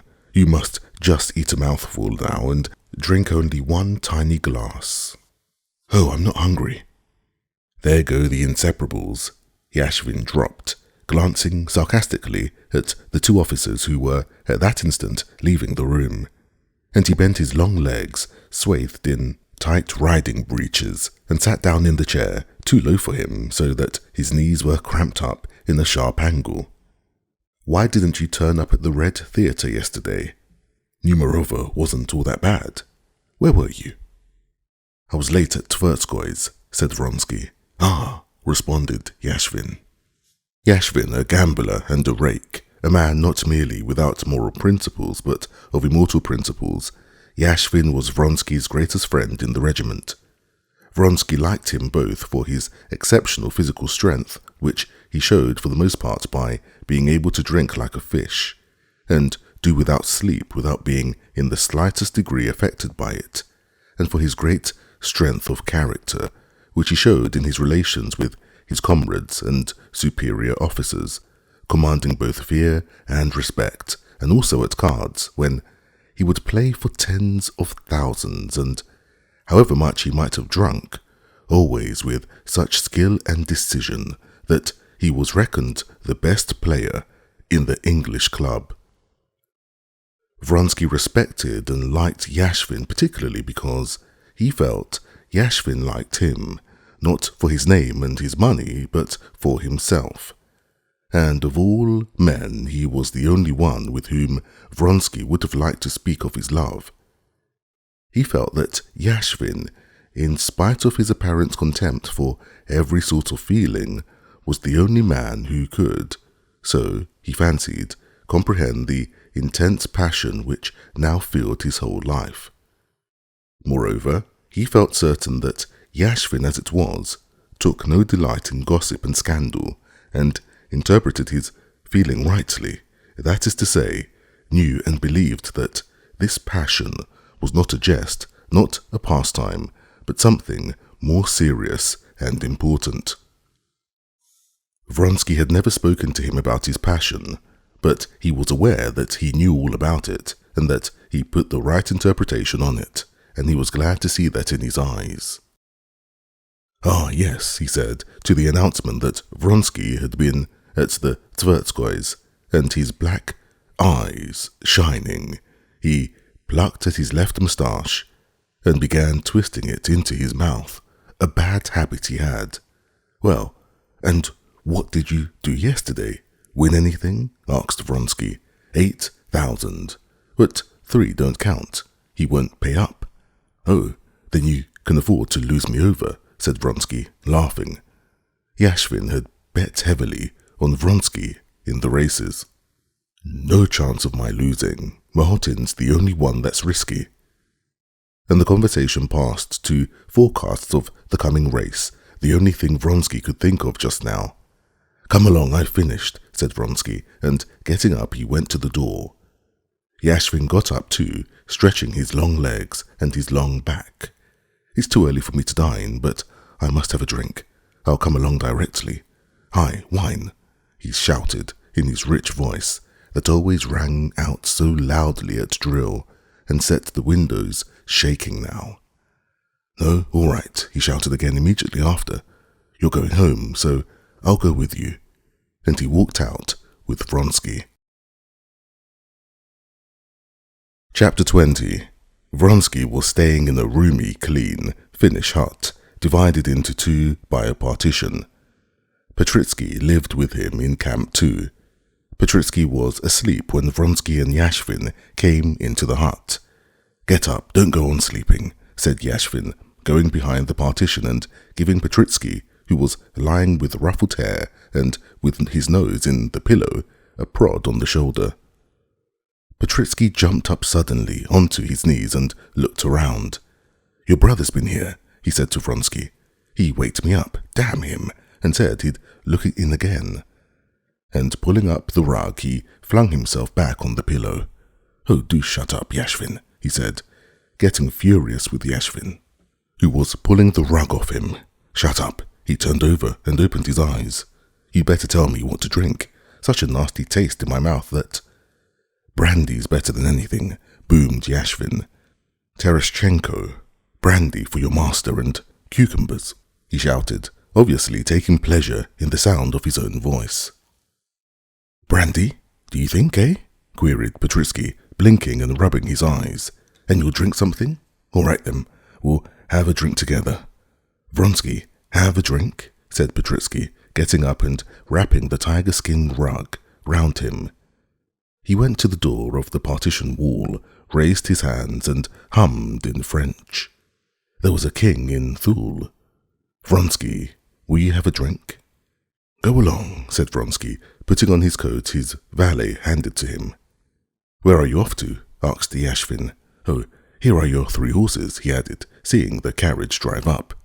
"To the stables, and I've got to see Bransky too, about the horses," said Vronsky. Vronsky had, as a fact, promised to call at Bransky's, some 8 miles from Peterhof, and to bring him some money owing for some horses, and he hoped to have time to get that in too. But his comrades were at once aware that he was not only going there.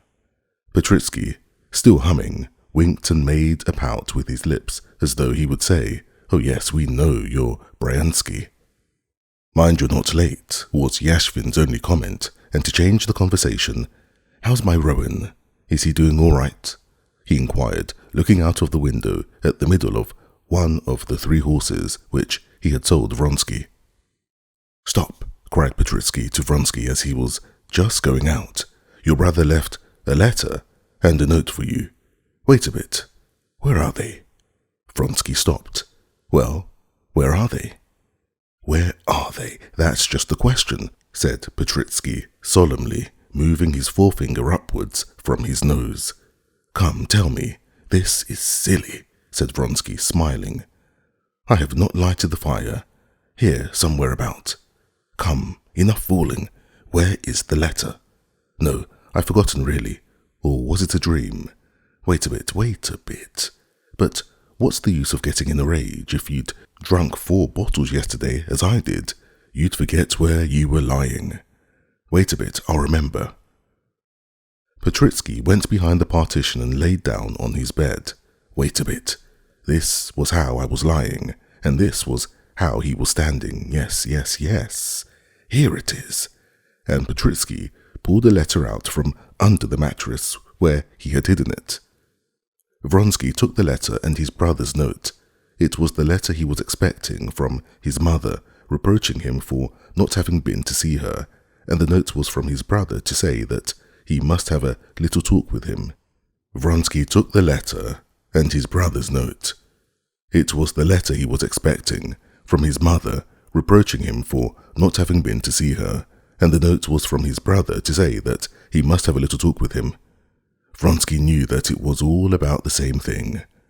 "What business is it of theirs?" thought Vronsky, and crumpling up the letters he thrust them between the buttons of his coat so as to read them carefully on the road. In the porch of the hut he was met by 2 officers, one of his regiment and one of another. Vronsky's quarters were always a meeting place for all the officers. "Where are you off to?" "I must go to Peterhof." "Has the mayor come from Sarsko?" "Yes, but I've not seen her yet." "They say Mahotin's gladiator's lame." "Nonsense. But however, are you going to race in this mud?" said the other. "Here are my saviours," cried Petritsky, seeing them come in. Before him stood the orderly, with a tray of brandy and salted cucumbers. "Here's Yashvin ordering me to drink a pick-me-up." "Well, you did give it to us yesterday," said one of those who had come in. "You didn't let us get a wink of sleep all night." "Oh, didn't we make a pretty finish?" said Petritsky. Volkov climbed onto the roof and began telling us how sad he was. I said, "Let's have music, the funeral march." He fairly dropped asleep on the roof over the funeral march. "Drink it up, you positively must drink the brandy, and then seltzer water, and a lot of lemon," said Yashvin, standing over Petritsky like a mother making a child take medicine. "And then a little champagne, just a small bottle. Come, there's some sense in that. Stop a bit, Vronsky. We'll all have a drink." "No, goodbye, all of you. I'm not going to drink today." "Why? Are you gaining weight? All right, then. We must have it alone. Give us the seltzer water and lemon." "Vronsky," shouted someone when he was already outside. "Well, you'd better get your hair cut. It'll weigh you down, especially at the top." Vronsky was in fact beginning, prematurely, to get a little bald. He laughed gaily, showing his even teeth, and pulling his cap over the thin place, went out and got into his carriage. "To the stables," he said, and was just pulling out the letters to read them through, but he thought better of it, and put off reading them so as not to distract his attention before looking at the mare. Later. Chapter 21. The temporary stable, or wooden shed, had been put up close to the racecourse, and there his mare was to have been taken the previous day. He had not yet seen her there. During the last few days he had not ridden her out for exercise himself, but had put her in the charge of the trainer, and so now he positively did not know in what condition his mare had arrived yesterday and was today. He had scarcely got out of his carriage when his groom, the so-called stable boy, recognizing the carriage some way off, called the trainer. A dry-looking Englishman, in high boots and a short jacket, clean-shaven, except for a tuft below the chin, came to meet him, walking with the uncouth gait of jockey, turning his elbows out and swaying from side to side. "Well, how's Fro-Fro?" Vronsky asked in English. "All right, sir." The Englishman's voice responded somewhere in the inside of his throat. "Better not go in," he added, touching his hat. "I've put a muzzle on her, and the mare's fidgety. Better not go in, it'll excite the mare." "No, I'm not going in. I want to look at her." "Come along then," said the Englishman, frowning and speaking with his mouth shut, and with swinging elbows, he went on in front with his disjointed gait. They went into the little yard in front of the shed. A stable boy, spruce and smart in his holiday attire, met them with a broom in his hand and followed them. In the shed there were 5 horses in their separate stalls, and Vronsky knew that his chief rival, Gladiator, a very tall, chestnut horse, had been brought there and must be standing among them. Even more than his mare, Vronsky longed to see Gladiator, whom he had never seen. But he knew that by the etiquette of the racecourse, it was not merely impossible for him to see the horse, but improper even to ask questions about him. Just as he was passing along the passage, the boy opened the door into the second horse box on the left, and Vronsky caught a glimpse of a big chestnut horse with white legs. He knew that this was Gladiator, but with the feeling of a man turning away from the sight of another man's open letter, he turned round and went into Fro-Fro's stall. "The horse is here, belonging to Mac-Mac. I never can say that name," said the Englishman, over his shoulder, pointing his big finger and dirty nail towards Gladiator's stall. "Mahotin? Yes, he is my most serial rival," said Vronsky. "If you were riding him," said the Englishman, "I'd bet on you." "Fro-Fro's more nervous. He's stronger," said Vronsky, smiling at the compliment to his riding. "In a steeplechase, it all depends on riding and the pluck," said the Englishman. "Of pluck, that is, energy and courage." Vronsky did not merely feel that he had enough. What was of far more importance, he was firmly convinced that no one in the world could have more of this pluck than he had. "Don't you think I want more thinning down?" "Oh no," answered the Englishman. "Please don't speak loud.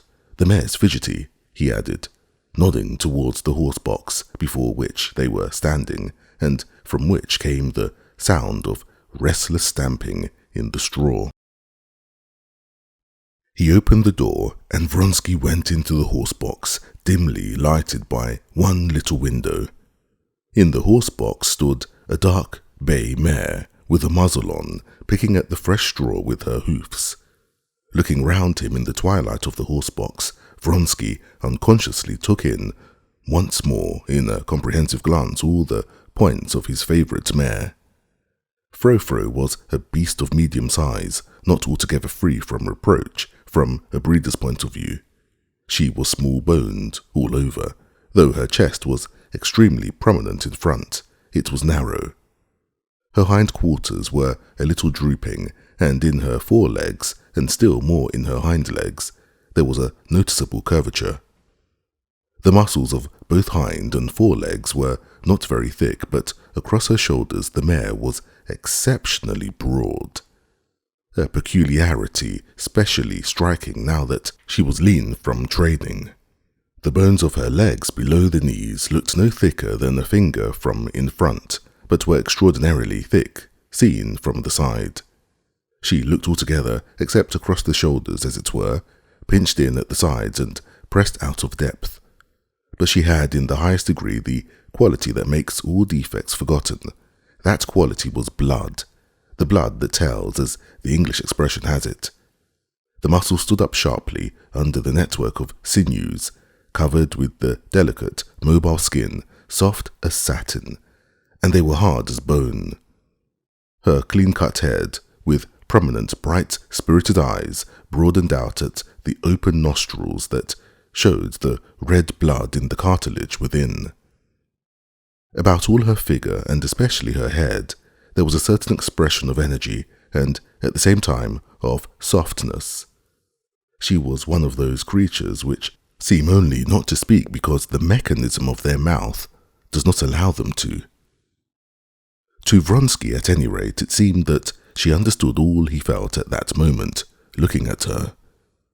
Directly Vronsky went towards her, she drew in a deep breath and, turning back her prominent eye till the white looked bloodshot, she started at the approaching figures from the opposite side, shaking her muzzle and shifting lightly from one leg to the other. "There, you see how fidgety she is," said the Englishman. "There, darling, there," said Vronsky, going up to the mare and speaking soothingly to her. But the nearer he came, the more excited she grew.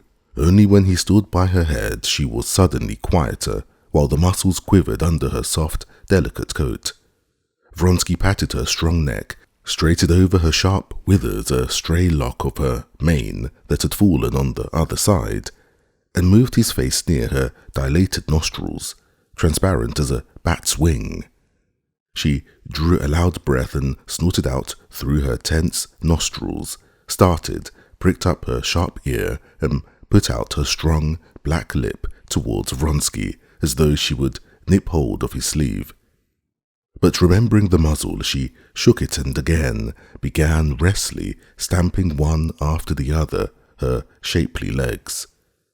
"Quiet, darling, quiet," he said, patting her again over her hind quarters, and with a glad sense that his mare was in the best possible condition, he went out of the horse box.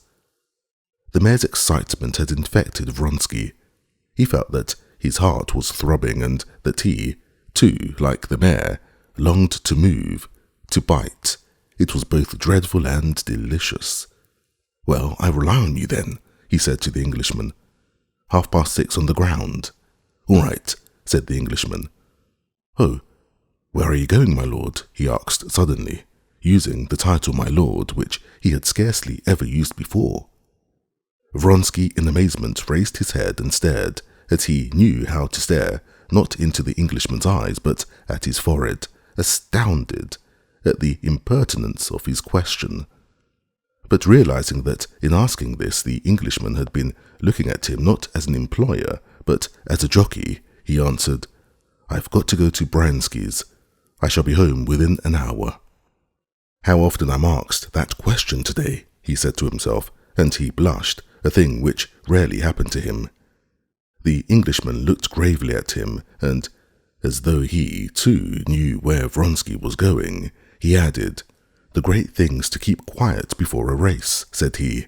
"Don't get out of temper or upset about anything." "All right," answered Vronsky, smiling, and jumping into his carriage, he told the man to drive to Peterhof. Before he had driven many paces away, the dark clouds that had been threatening rain all day broke, and there was a heavy downpour of rain. "What a pity," thought Vronsky, putting up the roof of the carriage. "It was muddy before. Now it will be a perfect swamp." As he sat in solitude in the closed carriage, he took out his mother's letter and his brother's note and read them through. Yes, it was the same thing over and over again. Everyone, his mother, his brother, everyone thought fit to interfere in the affairs of his heart. This interference aroused in him a feeling of angry hatred, a feeling he had rarely known before. What business is it of theirs? Why does everybody feel called upon to concern himself about me? And why do they worry me so? Just because they see that this is something they can't understand. If it were a common, vulgar, worldly intrigue, they would have left me alone. They feel that this is something different, that this is not a mere pastime, that this woman is dearer to me than life. And this is incomprehensible, and that's why it annoys them. Whatever our destiny is or may be, we have made it ourselves, and we do not complain of it, he said, in the word we, linking himself with Anna. No, they must needs teach us how to live. They haven't an idea of what happiness is, and they don't know that without our love, for us there is neither happiness nor unhappiness, no life at all, he thought. He was angry with all of them for their interference just because he felt in his soul that they, all these people, were right. He felt that the love that bound him to Anna was not a momentary impulse which would pass, as worldly intrigues do pass, leaving no other traces in the life of either but pleasant or unpleasant memories. He felt all the torture of his own and her position, all the difficulty there was for them, conspicuous as they were in the eye of all the world in concealing their love, in lying and deceiving, and in lying and deceiving, feigning and continually thinking of others, when the passion that united them was so intense that they were both oblivious of everything else but their love. He vividly recalled all the constantly recurring instances of inevitable necessity for lying and deceit, which were so against his natural bent. He recalled particularly vividly the shame he had more than once detected in her at this necessity for lying and deceit, and he experienced the strange feeling that had sometimes come upon him since his secret love for Anna. This was a feeling of loathing for something, whether for Alexei Alexandrovitch or for himself, or for the whole world, he could not have said. But he always drove away this strange feeling. Now, too, he shook it off and continued the thread of his thoughts. Yes, she was unhappy before, but proud and at peace, and now she cannot be at peace and feel secure in her dignity, though she does not show it. Yes, we must put an end to it, he decided, and for the first time the idea clearly presented itself that it was essential to put an end to this false position, and the sooner the better. Throw up everything, she and I, and hide ourselves somewhere alone with our love, he said to himself. Chapter 22. The rain did not last long, and by the time Vronsky arrived, his shaft horse trotting at full speed and dragging the trace horses galloping through the mud, with their reins hanging loose, the sun had peeped out again, the roofs of the summer villas, and the old lime trees in the gardens on both sides of the principal streets sparkled with wet brilliance, and from the twigs came a pleasant drip, and from the roofs rushing streams of water. He thought no more of the shower spoiling the racecourse, but was rejoicing now that, thanks to the rain, he would be sure to find her at home and alone, as he knew that Alexei Alexandrovitch, who had lately returned from a foreign watering place, had not moved from Petersburg. Hoping to find her alone, Vronsky alighted, as he always did, to avoid attracting attention before crossing the bridge, and walked to the house. He did not go up the steps to the street door, but went into the court. "Has your master come?" he asked the gardener. "No, sir. The mistress is at home, but will you please go to the front door? There are servants there," the gardener answered. "They'll open the door." "No, I'll go in from the garden." And feeling satisfied that she was alone and wanting to take her by surprise since he had not promised to be there today, and she would certainly not expect him to come before the races, he walked, holding his sword and stepping cautiously over the sandy path, bordered with flowers, to the terrace that looked out upon the garden. Vronsky forgot now all that he had thought on the way of the hardships and difficulties of their position. He thought of nothing but that he would see her directly, not in imagination but living, all of her, as she was in reality. He was just going in, stepping on his whole foot so as not to creak, up the worn steps of the terrace, when he suddenly remembered what he always forgot, and what caused the most torturing side of his relations with her son, with his questioning, hostile, as he fancied, eyes. This boy was more often than anyone else a check upon their freedom. When he was present, both Vronsky and Anna did not merely avoid speaking of anything that they could not have repeated before everyone. They did not even allow themselves to refer by hints to anything the boy did not understand. They had made no agreement about this. It had settled itself. They would have felt it wounding themselves to deceive the child.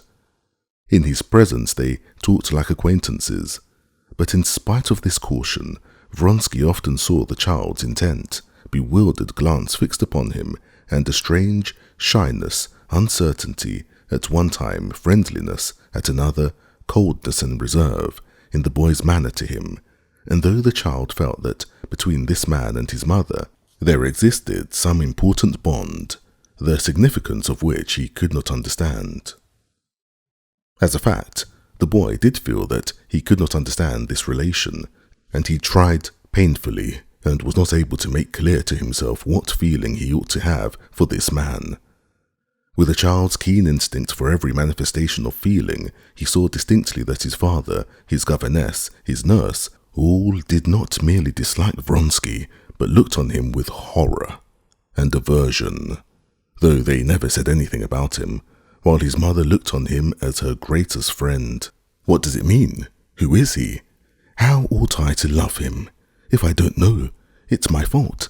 Either I'm stupid or a naughty boy, thought the child, and this was what caused his dubious, inquiring, sometimes hostile, expression, and a shyness and uncertainty which Vronsky found so irksome. The child's presence always and infallibly called up in Vronsky that strange feeling of inexplicable loathing which he had experienced of late. This child's presence called up both in Vronsky and in Anna a feeling akin to the feeling of a sailor who sees by the compass that the direction in which he is swiftly moving is far from the right one, and that to arrest his motion is not in his power, that every instant is carrying him further and further away, and that to admit to himself his deviation from the right direction is the same thing as admitting his certain ruin. This child, with his innocent outlook upon life, was the compass that showed them the point to which they had departed from what they knew, but did not want to know. This time, Seryozha was not at home, and she was completely alone. She was sitting on the terrace waiting for the return of her son, who had gone out for his walk and been caught in the rain. She had sent a manservant and a maid out to look for him. Dressed in a white gown, deeply embroidered, she was sitting in a corner of the terrace behind some flowers and did not hear him. Bending her curly black head, she pressed her forehead against a cool watering pot that stood on the parapet, and both her lovely hands, with the rings he knew so well, clasped the pot. The beauty of her whole figure, her head, her neck, her hands, struck Vronsky every time as something new and unexpected. He stood still, gazing at her in ecstasy.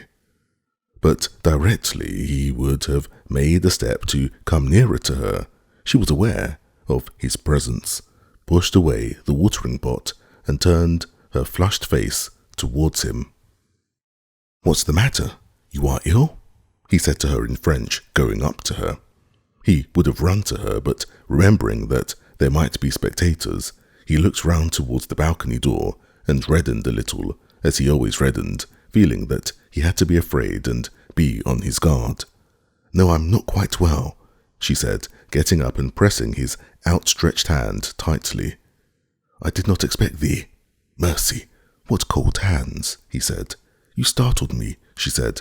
"I'm alone and expecting Seryozha. He's out for a walk. They'll come in from this side." But in spite of her efforts to be calm, her lips were quivering. "Forgive me for coming, but I couldn't pass the day without seeing you," he went on, speaking French, as he always did, to avoid using the stiff Russian plural form, so impossibly frigid between them, and the dangerously intimate singular. "Forgive you? I'm so glad. But you're ill or worried," he went on, not letting go of her hand and bending over. "What were you thinking of?" "Always the same thing," she said, with a smile. She spoke the truth. If ever at any moment she had been asked what she was thinking of, she could have answered truly, of the same thing, of her happiness and her unhappiness. She was thinking, just when he came upon her, of this, Why was it, she wondered, that to others, to Betsy, she knew of her secret connection with Tashkovich, it was all easy, while to her it was such torture? Today this thought gained special poignancy from certain other considerations. She asked him about the races. He answered her questions, and seeing that she was agitated, trying to calm her, he began telling her in the simplest tone the details of his preparations for the races. Tell him or not tell him, she thought, looking into his quiet, affectionate eyes. He's so happy, so absorbed in his races that he won't understand as he ought. He won't understand all the gravity of this fact to us. But you haven't told me what you were thinking of when I came in, he said, interrupting his narrative. Please tell me. She did not answer, and bending her head a little, she looked inquiringly at him from under her brows, her eyes shining under her long lashes. Her hand shook as it played with a leaf she had picked. He saw it, and his face expressed that utter subjection, that slavish devotion which had done so much to win her. I see something has happened. Do you suppose I can be at peace knowing you have a trouble I am not sharing? Tell me, for God's sake, he repeated imploringly. Yes, I shan't be able to forgive him if he does not realize all the gravity of it. Better not tell. Why put off to the proof, she thought, still staring at him in the same way and feeling the hand that held the leaf was trembling more and more. For God's sake, he repeated, taking her hand. Shall I tell you? Yes, yes, yes. I'm with child, she said, softly and deliberately. The leaf in her hand shook more violently, but she did not take her eyes off him, watching how he would take it. He turned white, would have said something but stopped. He dropped her hand and his head sank on his breast. Yes, he realizes all the gravity of it, she thought, and gratefully she pressed his hand. But she was mistaken in thinking he realized the gravity of the fact as she, a woman, realized it. On hearing it, he felt come upon with tenfold intensity that strange feeling of loathing of someone. But at the same time, he felt that the turning point he had been longing for had come now, and it was impossible to go on concealing things from her husband, and it was inevitable in one way or another that they should soon put an end to their unnatural position. But besides that, her emotion physically affected him in the same way. He looked at her with a look of submissive tenderness, kissed her hand, got up, and in silence paced up and down the terrace. Yes, he said, going up to her resolutely. Neither you nor I have looked on our relations as a passing amusement, and now our fate is sealed. It is absolutely necessary to put an end, he looked round as he spoke, to the deception in which we are living. Put an end?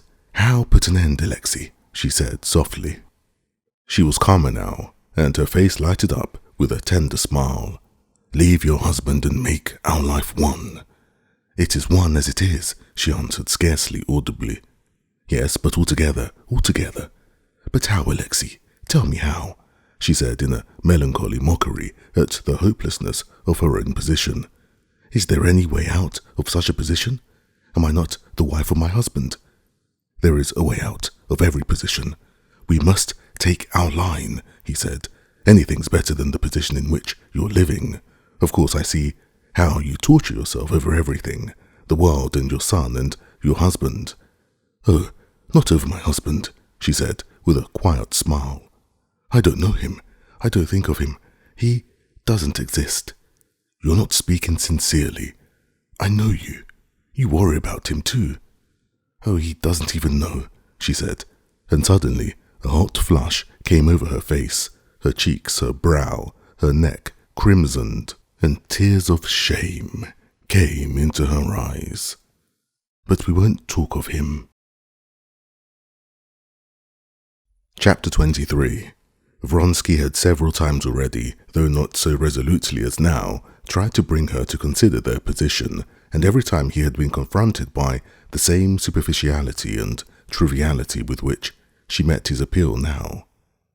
It was as though there were something in this which she could not or would not face, as though directly she began to speak of this, she, the real Anna, retreated somehow into herself, and another strange and unaccountable woman came out, whom he did not love, and whom he feared, and who was in opposition to him.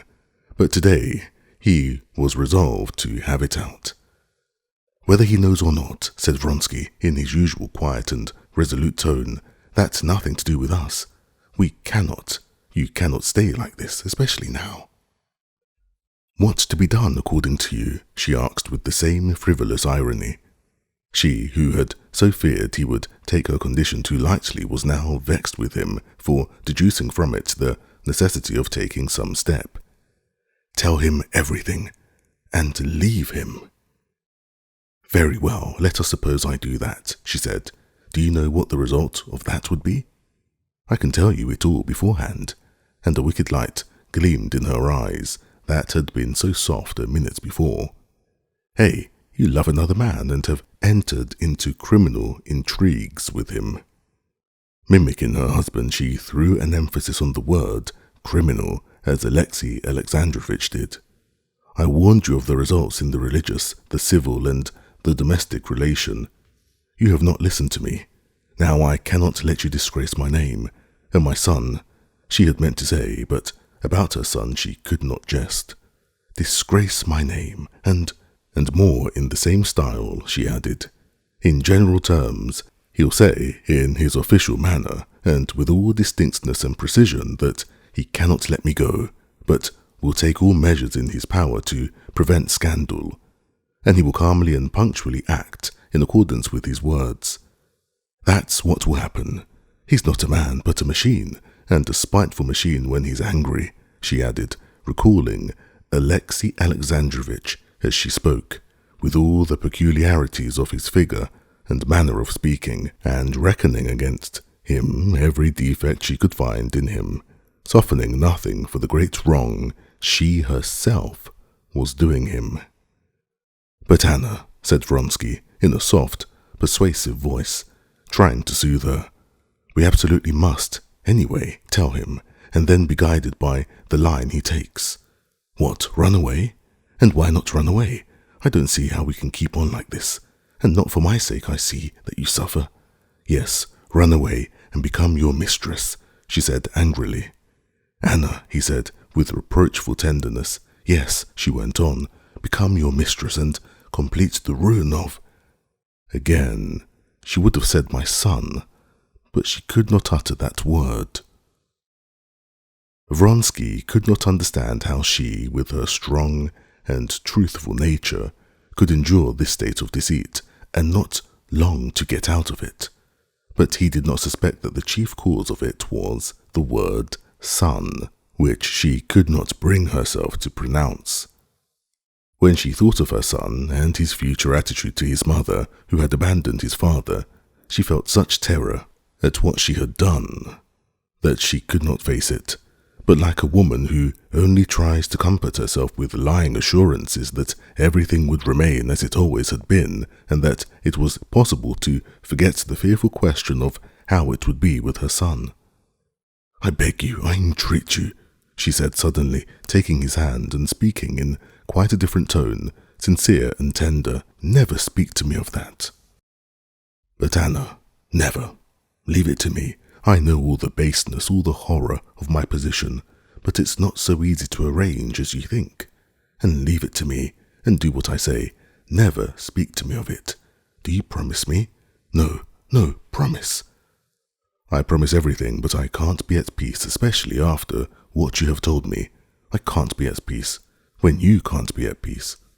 "I?" she repeated. "Yes, I am worried sometimes, but that will pass. If you will never talk about this. When you talk about it, it's only then it worries me." "I don't understand," he said.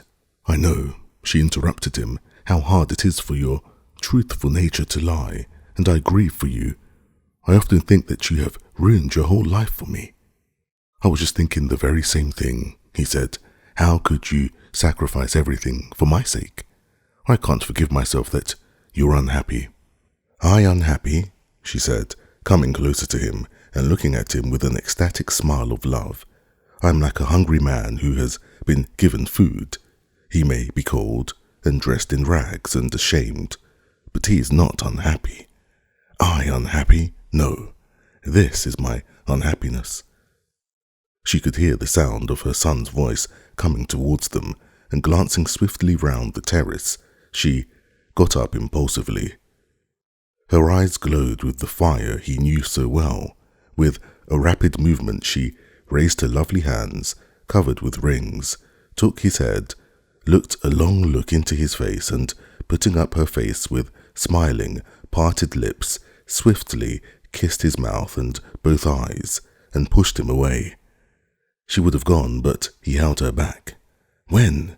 he murmured in a whisper, gazing in ecstasy at her.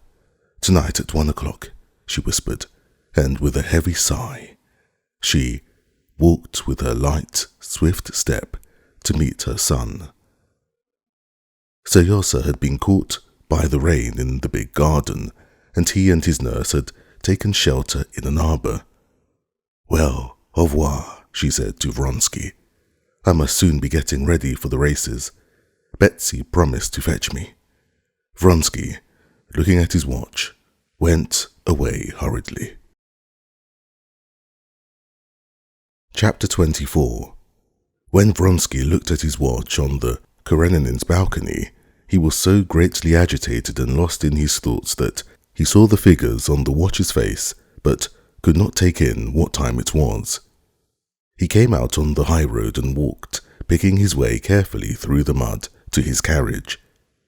He was so completely absorbed in his feeling for Anna that he did not even think what o'clock it was, and whether he had time to go to Vronsky's.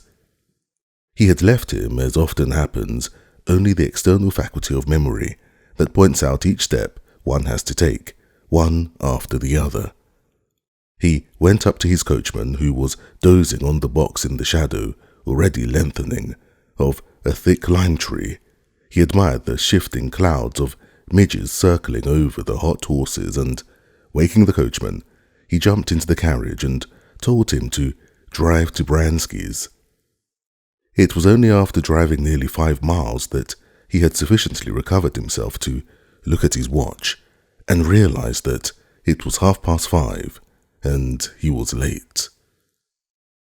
There were several races fixed for that day: the mounted guards race, then the officers' 1.5-mile race, then the 3-mile race, and then the race for which he was entered.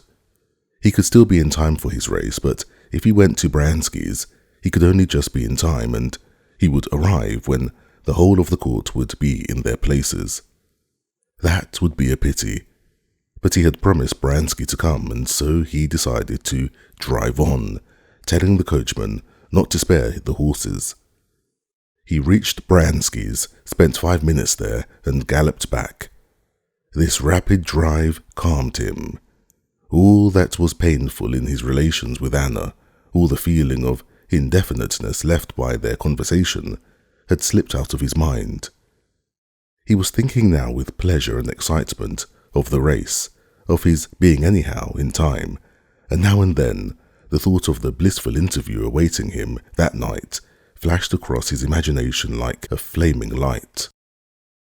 The excitement of the approaching race gained upon him as he drove further and further into the atmosphere of the races, overtaking carriages driving up from the summer villas or out of Petersburg. At his quarters no one was left at home. All were at the races, and his valet was looking out for him at the gate. While he was changing his clothes, his valet told him that the second race had begun already, that a lot of gentlemen had been to ask for him, and a boy had twice run up from the stables. Dressing without hurry, he never hurried himself, and never lost his self-possession, Vronsky drove to the Shreds. From the Shreds he could see a perfect sea of carriages and people on foot, soldiers surrounding the racecourse, and pavilions swarming with people. The second race was apparently going on, for just as he went into the sheds he heard a bell ringing. Going towards the stable, he met the white-legged chestnut, Mahotin's gladiator, being led to the racecourse in a blue forage horsecloth, with what looked like huge ears edged with blue. "Where's Cord?" he asked the stable boy. "In the stable, putting on the saddle." In the open horse box stood Fro, saddled already. They were just going to lead her out. "I'm not too late." All right, said the Englishman. "Don't upset yourself." Vronsky once more took in one glance, the exquisite lines of his favourite mare, who was quivering all over, and with an effort he tore himself from the sight of her and went out of the stable. He went towards the pavilions at the most favourable moment for escaping attention. The mile-and-a-half race was just finishing, and all eyes were fixed on the horse guard in front and the light hussar behind, urging their horses on with a last effort close to the winning post. From the centre and outside of the ring, all were crowding to the winning post, and a group of soldiers and officers of the horse guards were shouting loudly their delight at the expected triumph of their officer and comrade. Vronsky moved into the middle of the crowd unnoticed, almost at the very moment when the bell rang at the finish of the race, and the tall, mud-spattered horse guard who came in first, bending over the saddle, let go the reins of his panting grey horse that looked dark with sweat. The horse, stiffening out its legs with an effort, stopped its rapid course, and the officer of the horse guards looked round him like a man waking up from a heavy sleep, and just managed to smile. A crowd of friends and outsiders pressed round him. Vronsky intentionally avoided that select crowd of the upper world which was moving and talking with discreet freedom before the pavilions. He knew that Madame Karenina was there, and Betsy, and his brother's wife, and he purposely did not go near them for fear of something distracting his attention.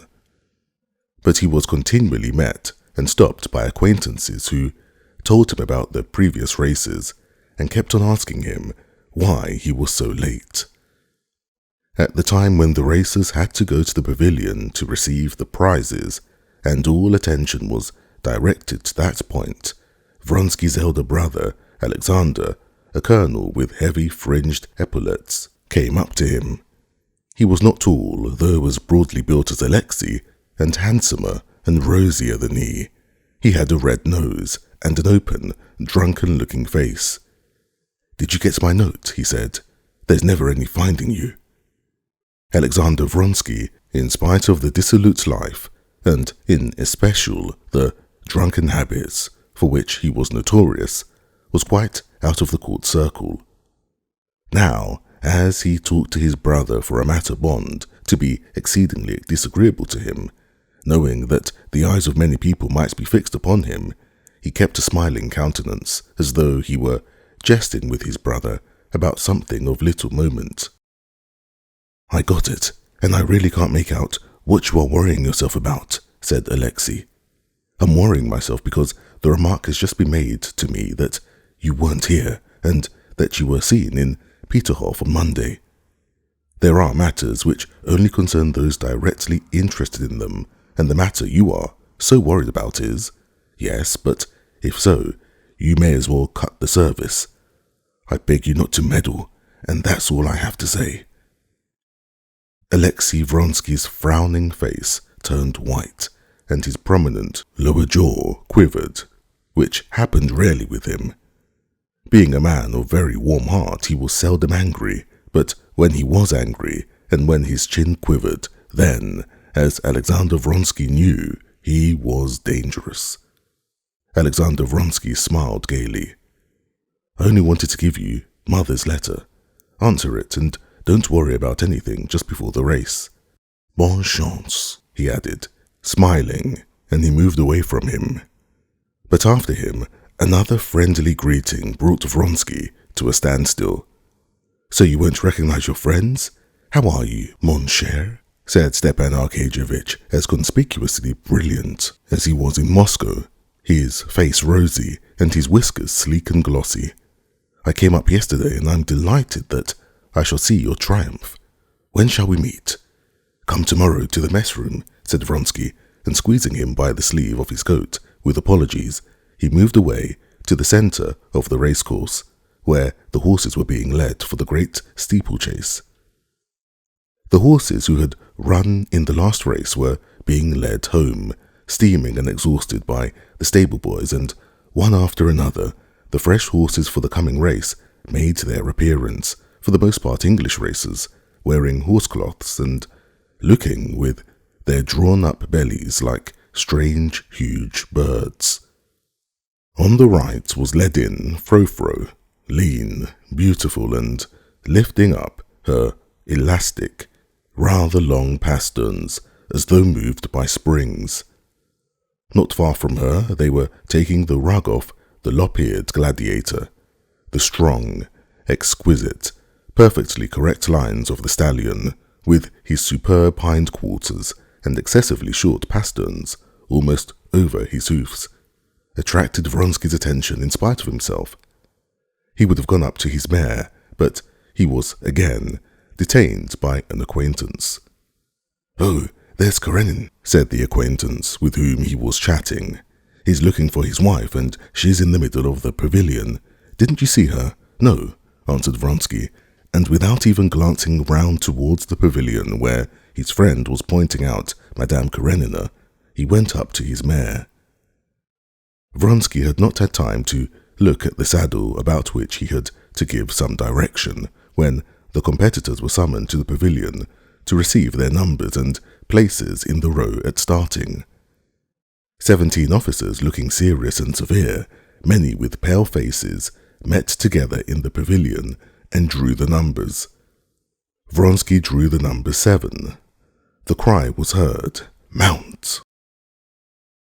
Feeling that with the others riding in the race, he was the centre upon which all eyes were fastened, Vronsky walked up to his mare in that state of nervous tension in which he usually became deliberate and composed in his movements. Cord, in honour of the races, had put on his best clothes, a black coat buttoned up, a stiffly starched collar which propped up his cheeks, a round black hat, and top boots. He was calm and dignified as ever, and was with his own hands holding Frou-Frou by both reins, standing straight in front of her. Frou-Frou was still trembling as though in a fever. Her eye, full of fire, glanced sideways at Vronsky. Vronsky slipped his finger under the saddle girth. The mare glanced aslant at him, drew up her lip, and twitched her ear. The Englishman puckered up his lips, intending to indicate a smile that anyone should verify his saddling. "Get up, you won't feel so excited." Vronsky looked round for the last time at his rivals. He knew that he would not see them during the race. 2 were already riding forward to the point from which they were to start. Gautzin, a friend of Vronsky's and one of his more formidable rivals, was moving round a bay horse that would not let him mount. A little light hussar in tight riding breeches rode off at a gallop, crouched up like a cat on the saddle in imitation of English jockeys.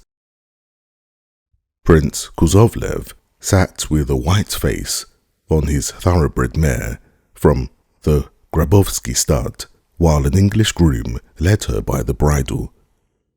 Vronsky and all his comrades knew Kuzovlev and his peculiarity of weak nerves and terrible vanity. They knew that he was afraid of everything, afraid of riding a spirited horse. But now, just because it was terrible, because people broke their necks and there was a doctor standing at each obstacle and an ambulance with a cross on it and a sister of mercy, he had made up his mind to take part in the race. Their eyes met, and Vronsky gave him a friendly and encouraging nod. Only one he did not see, his chief rival, Mahotin, on Gladiator. "Don't be in a hurry," said Cord to Vronsky, "and remember one thing, don't hold her in at the fences, and don't urge her on. Let her go where she likes." All right, said Vronsky, taking the reins. "If you can, lead the race, but don't lose heart till the last minute, even if you're behind."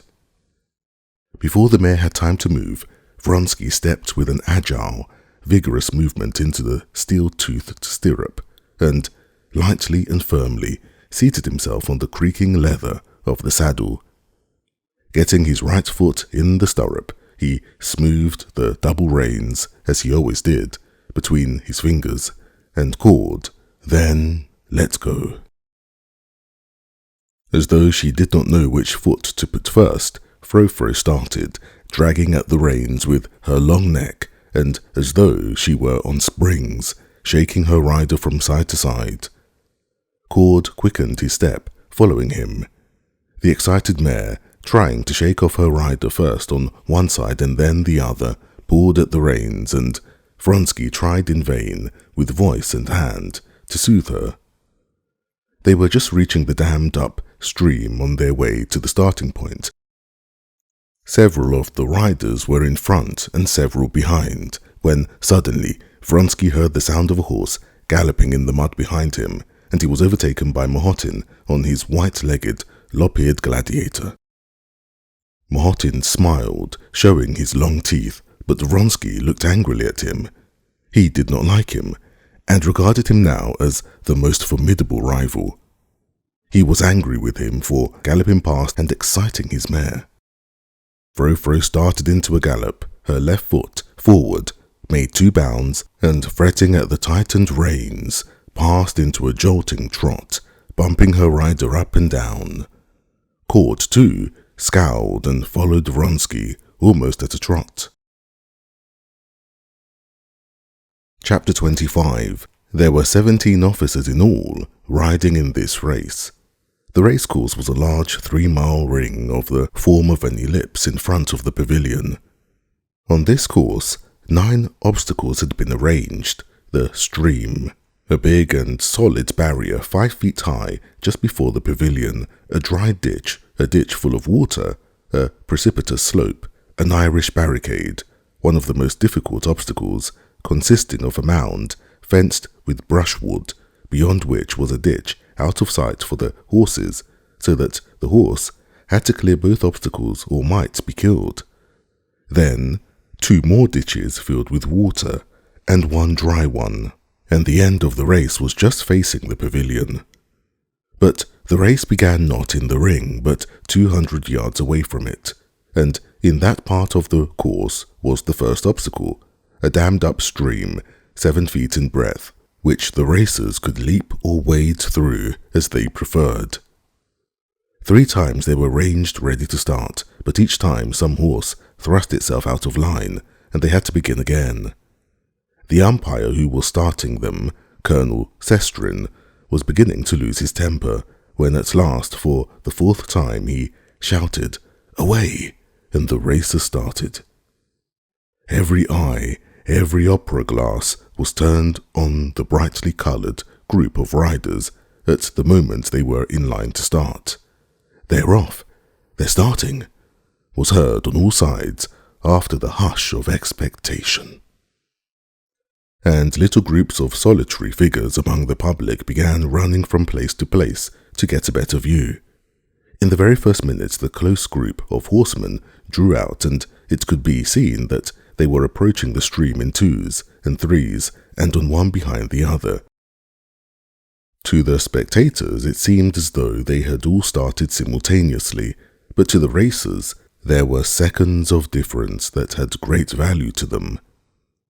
Frou-Frou, excited and over-nervous, had lost the first moment, and several horses had started before her, but before reaching the stream, Vronsky, who was holding in the mare with all his force as she tugged at the bridle, easily overtook 3, and there were left in front of him Mahotin's chestnut gladiator, whose hind quarters were moving lightly and rhythmically up and down, exactly in front of Vronsky, and in front of all, the dainty mare Diana, bearing Kuzovlev, more dead than alive.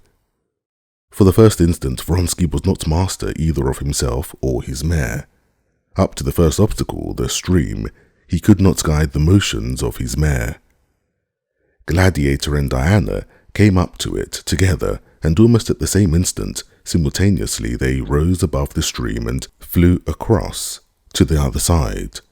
Frou-Frou darted after them as if flying, but at the very moment when Vronsky felt himself in the air, he suddenly saw almost under his mare's hoofs Kuzovlev, who was floundering with Diana on the further side of the stream. Kuzovlev had let go the reins as he took the leap, and the mare had sent him flying over her head. These details Vronsky learned later. At the moment, all he saw was that just under him, where Frou-Frou must alight, Diana's legs or head might be in the way. But Frou-Frou drew up her legs and back in the very act of leaping like a falling cat and clearing the other mare, alighted beyond her. "Oh, the darling," thought Vronsky. After crossing the stream, Vronsky had complete control of his mare and began holding her in, intending to cross the great barrier behind Mahotin and to try to overtake him in the clear ground of about 500 yards that followed it. The great barrier stood just in front of the imperial pavilion. The Tsar and the whole court and crowds of people were all gazing at them, at him and Mahotin, a length ahead of him, as they drew near the devil, as the solid barrier was called. Vronsky was aware of those eyes fastened upon him from all sides, but he saw nothing except the ears and neck of his own mare, the ground racing to meet him, and the back and white legs of Gladiator beating time swiftly before him, and keeping always the same distance ahead. Gladiator rose, with no sound of knocking against anything. With a wave of his short tail, he disappeared from Vronsky's sight. "Bravo!" cried a voice. At the same instant, under Vronsky's eyes, right before him flashed the palings of the barrier. Without the slightest change in her action, his mare flew over it. The palings vanished and he heard only a crash behind him. The mare, excited by Gladiator's keeping ahead, had risen too soon before the barrier and grazed it with her hind hoofs. But her pace never changed, and Vronsky, feeling a spatter of mud in his face, realized that he was once more the same distance from Gladiator. Once more he perceived in front of him the same back and short tail, and again the same swiftly moving white legs that got no further away. At the very moment when Vronsky thought that now was the time to overtake Mahotin, Frou-Frou herself, understanding his thoughts, without any incitement on his part, gained ground considerably and began getting alongside of Mahotin, on the most favourable side, close to the inner cord. Mahotin would not let her pass that side. Vronsky had hardly formed the thought that he could perhaps pass on the outer side when Frou-Frou shifted her pace and began overtaking him on the other side. Frou-Frou's shoulder, beginning by now to be dark with sweat, was even with Gladiator's back. For a few lengths they moved evenly, but before the obstacle they were approaching, Vronsky began working at the reins, anxious to avoid having to take the outer circle, and swiftly passed Mahotin just upon the declivity. He caught a glimpse of his mud-stained face as he flashed by. He even fancied that he smiled. Vronsky passed Mahotin, but he was immediately aware of him close upon him, and he never ceased hearing the even thudding hoofs and the rapid and still quite fresh breathing of Gladiator.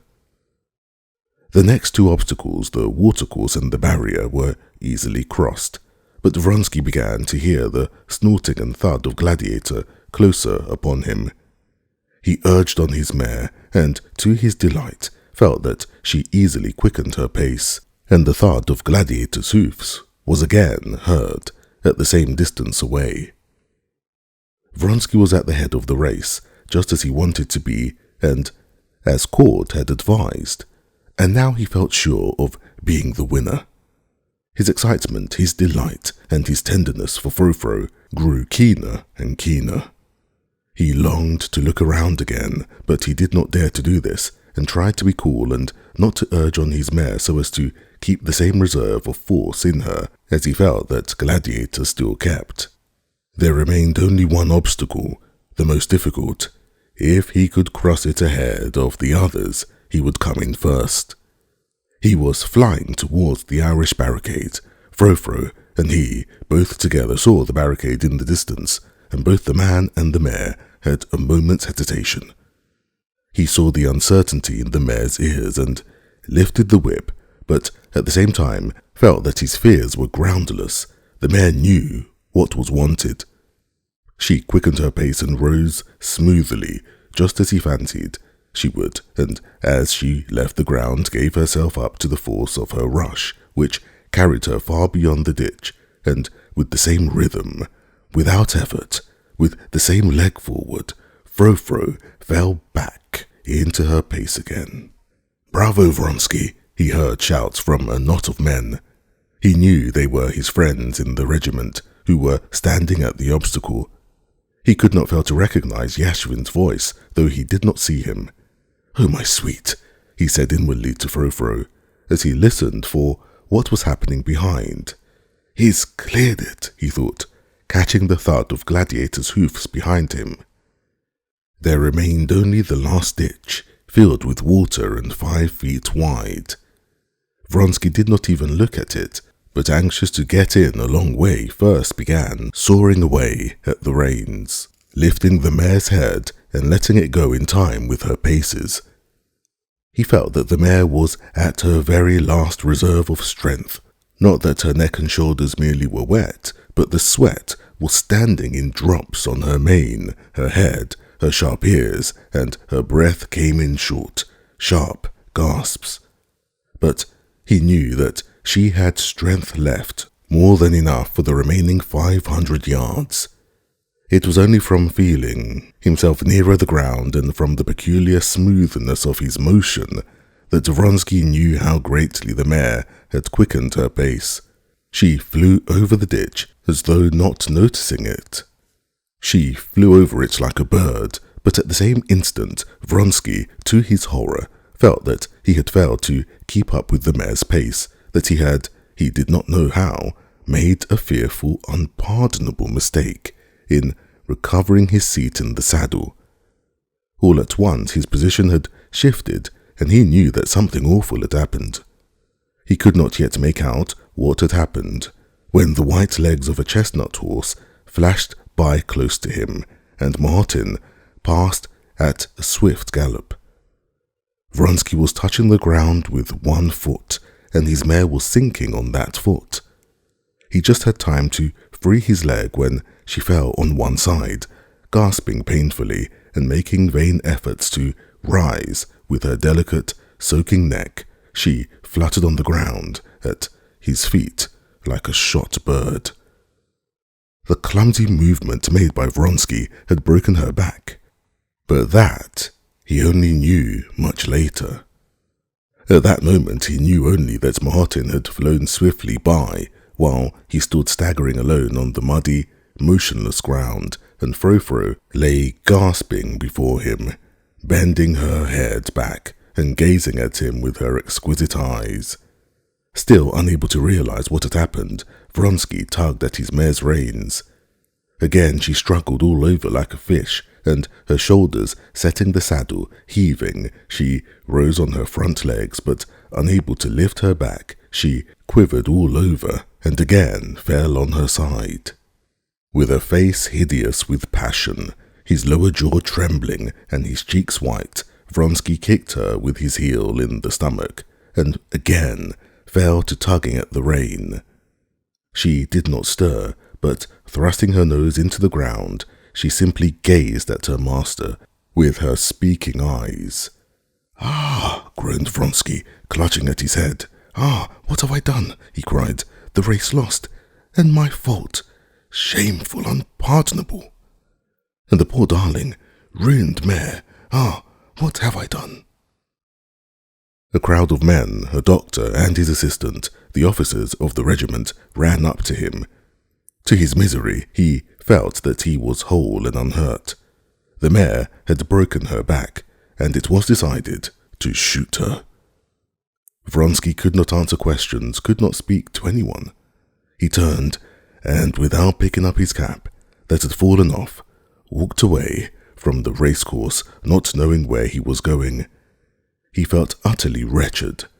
For the first time in his life, he knew the bitterest sort of misfortune beyond remedy and caused by his own fault. Yashvin overtook him with his cap and led him home, and half an hour later, Vronsky had regained his self-possession. But the memory of that race remained for long in his heart, the cruelest and bitterest memory of his life. Chapter 26. The external relations of Alexei Alexandrovich and his wife had remained unchanged. The sole difference lay in the fact that he was more busily occupied than ever. As in former years, at the beginning of the spring he had gone to a foreign watering place for the sake of his health, deranged by the winter's work that every year grew heavier. And just as always he returned in July, and at once fell to work as usual with increased energy. As usual too, his wife had moved for the summer to a villa out of town, while he remained in Petersburg. From the date of their conversation after the party at Princess Shcherbatskys, he had never spoken again to Anna of his suspicions and his jealousies, and that habitual tone of the bantering mimicry was the most convenient tone possible for his present attitude to his wife. He was a little colder to his wife. He simply seemed to be slightly displeased with her for that first midnight conversation which she had repelled. In his attitude to her there was a shade of vexation, but nothing more. "You would not be open with me," he seemed to say, mentally addressing her. "So much the worse for you. Now you may beg as you please, but I won't be open with you. So much the worse for you," he said mentally, like a man who, after vainly attempting to extinguish a fire, should fly in a rage with his vain efforts and say, "Oh, very well then, you shall burn for this." This man, so subtle and astute in official life, did not realize all the senselessness of such an attitude to his wife. He did not realize it because it was too terrible to him to realize his actual position, and he shut down and locked and sealed up in his heart that secret place where lay hid his feelings towards his family, that is, his wife and son. He who had been such a careful father had, from the end of that winter, become peculiarly frigid to his son, and adopted to him just the same bantering tone he used with his wife. "Aha, young man," was the greeting with which he met him. Alexei Alexandrovich asserted and believed that he had never in any previous year had so much official business as that year. But he was not aware that he sought work for himself that year, that this was one of the means for keeping shut that secret place where lay hid his feelings towards his wife and son, and his thoughts about them, which became more terrible the longer they lay there. If anyone had had the right to ask Alexei Alexandrovich what he thought of his wife's behavior, the mild and peaceful Alexei Alexandrovich would have made no answer, but he would have been greatly angered with any man who should question him on that subject. For this reason, there positively came into Alexei Alexandrovich's face a look of haughtiness and severity whenever anyone inquired after his wife's health. Alexei Alexandrovich did not want to think at all about his wife's behavior, and he actually succeeded in not thinking about it at all. Alexei Alexandrovich's permanent summer villa was in Peterhof, and the Countess Lydia Ivanovna used as a rule to spend the summer there, close to Anna, and constantly seeing her. That year, Countess Lydia Ivanovna declined to settle in Peterhof, was not once at Anna Arkadyevna's, and in conversation with Alexei Alexandrovich, hinted at the unsuitability of Anna's close intimacy with Betsy and Vronsky. Alexei Alexandrovich sternly cut her short, roundly declaring his wife to be above suspicion, and from that time began to avoid Countess Lydia Ivanovna. He did not want to see, and did not see, that many people in society cast dubious glances on his wife. He did not want to understand, and did not understand, why his wife had so particularly insisted on staying at Satsko, where Betsy was staying, and not far from the camp of Vronsky's regiment. He did not allow himself to think about it, and he did not think about it, but all the same, though he never admitted it to himself, and had no proofs, not even suspicious evidence, in the bottom of his heart he knew, beyond all doubt, that he was a deceived husband, and he was profoundly miserable about it. How often during those 8 years of happy life with his wife Alexei Alexandrovich had looked at other men's faithless wives and other deceived husbands and asked himself, how can people descend to that?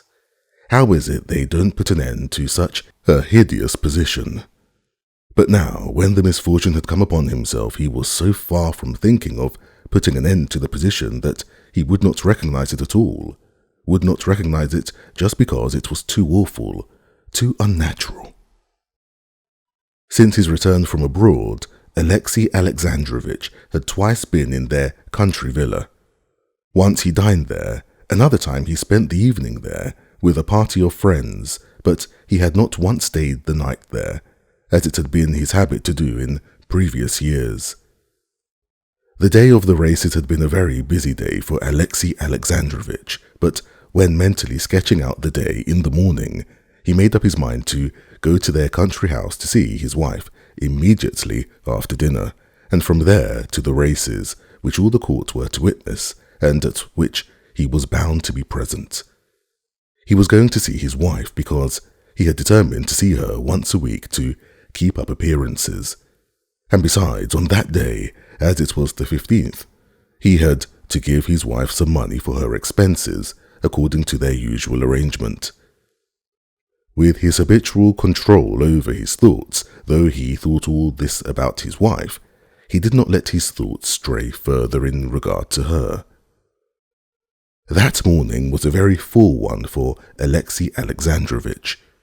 The evening before, Countess Lydia Ivanovna had sent him a pamphlet by a celebrated traveller in China who was staying in Petersburg, and with it she enclosed a note begging him to see the traveller himself, as he was an extremely interesting person from various points of view, and likely to be useful.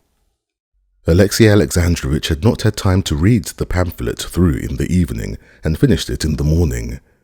Then people began arriving with petitions, and there came reports, interviews, appointments, dismissals, apportionment of rewards, pensions, grants, notes. The workaday round, as Alexei Alexandrovich called it, that always took up so much time. Then there was private business of his own, a visit from the doctor and the steward who managed his property. The steward did not take up much time. He simply gave Alexei Alexandrovich the money he needed, together with a brief statement of the position of his affairs, which was not altogether satisfactory, as it had happened that during that year, owing to increased expenses, more had been paid out than usual, and there was a deficit. But the doctor, a celebrated Petersburg doctor, who was an intimate acquaintance of Alexei Alexandrovich, took up a great deal of time. Alexei Alexandrovich had not expected him that day, and was surprised at his visit, and still more so when the doctor questioned him very carefully about his health, listened to his breathing, and tapped at his liver. Alexei Alexandrovich did not know that his friend Lydia Ivanovna, noticing that he was not as well as usual that year, had begged the doctor to go and examine him. "Do this for my sake," the Countess Lydia Ivanovna had said to him. "I will do it for the sake of Russia, Countess," replied the doctor. "A priceless man," said the Countess Lydia Ivanovna. The doctor was extremely dissatisfied with Alexei Alexandrovich. He found the liver considerably enlarged, and the digestive powers weakened, while the course of mineral waters had been quite without effect. He prescribed more physical exercise as far as possible, and as far as possible less mental strain, and above all, no worry. In other words, just what was as much out of Alexei Alexandrovich's power as abstaining from breathing. Then he withdrew, leaving in Alexei Alexandrovich an unpleasant sense that something was wrong with him and that there was no chance of curing it. As he was coming away, the doctor chanced to meet on the staircase an acquaintance of his, Sludin, who was secretary of Alexei Alexandrovich's department. They had been comrades at the university, and though they rarely met, they thought highly of each other and were excellent friends, and so there was no one to whom the doctor would have given his opinion of a patient so freely as to Sludin. "How glad I am you've been seeing him," said Sludin.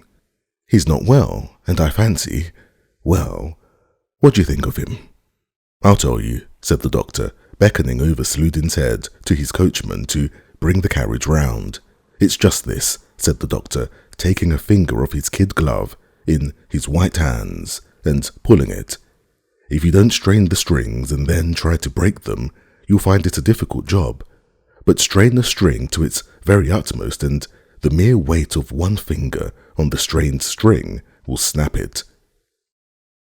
And with his close assiduity, his conscientious devotion to his work, he strained to the utmost, and there's some outside burden weighing on him, and not a light one, concluded the doctor, raising his eyebrow significantly. "Will you be at the races?" he added, as he sank into his seat in the carriage. Yes, to be sure. It does waste a lot of time," the doctor responded vaguely to some reply of Sludin's he had not caught. Directly after the doctor, who had taken up so much time, came the celebrated traveller, and Alexei Alexandrovich, by means of the pamphlet he had only just finished reading and his previous acquaintance with the subject, impressed the traveller by the depth of his knowledge of the subject and the breadth and enlightenment of his view of it. At the same time as the traveller, there was announced a provincial marshal of nobility on a visit to Petersburg, with whom Alexei Alexandrovich had to have some conversation. After his departure, he had to finish the daily routine of business with his secretary, and then he still had to drive round to call on a certain great personage on a matter of grave and serious import. Alexei Alexandrovich only just managed to be back by 5 o'clock, his dinner hour, and after dining with his secretary, he invited him to drive with him to his country villa and to the races. Though he did not acknowledge it to himself, Alexei Alexandrovich always tried nowadays to secure the presence of a third person in his interviews with his wife. Chapter 27. Anna was upstairs, standing before the looking-glass and, with Anushka's assistance, pinning the last ribbon on her gown when she heard carriage wheels crunching the gravel at the entrance. "It's too early for Betsy," she thought, and glancing out of the window she caught sight of the carriage and the black hat of Alexei Alexandrovich, and the ears that she knew so well sticking up each side of it. How unlucky! Can he be going to stay the night? She wondered, and the thought of all that might come of such a chance struck her as so awful and terrible that, without dwelling on it for a moment, she went down to meet him with a bright and radiant face, and conscious of the presence of that spirit of falsehood and deceit in herself that she had come to know of late.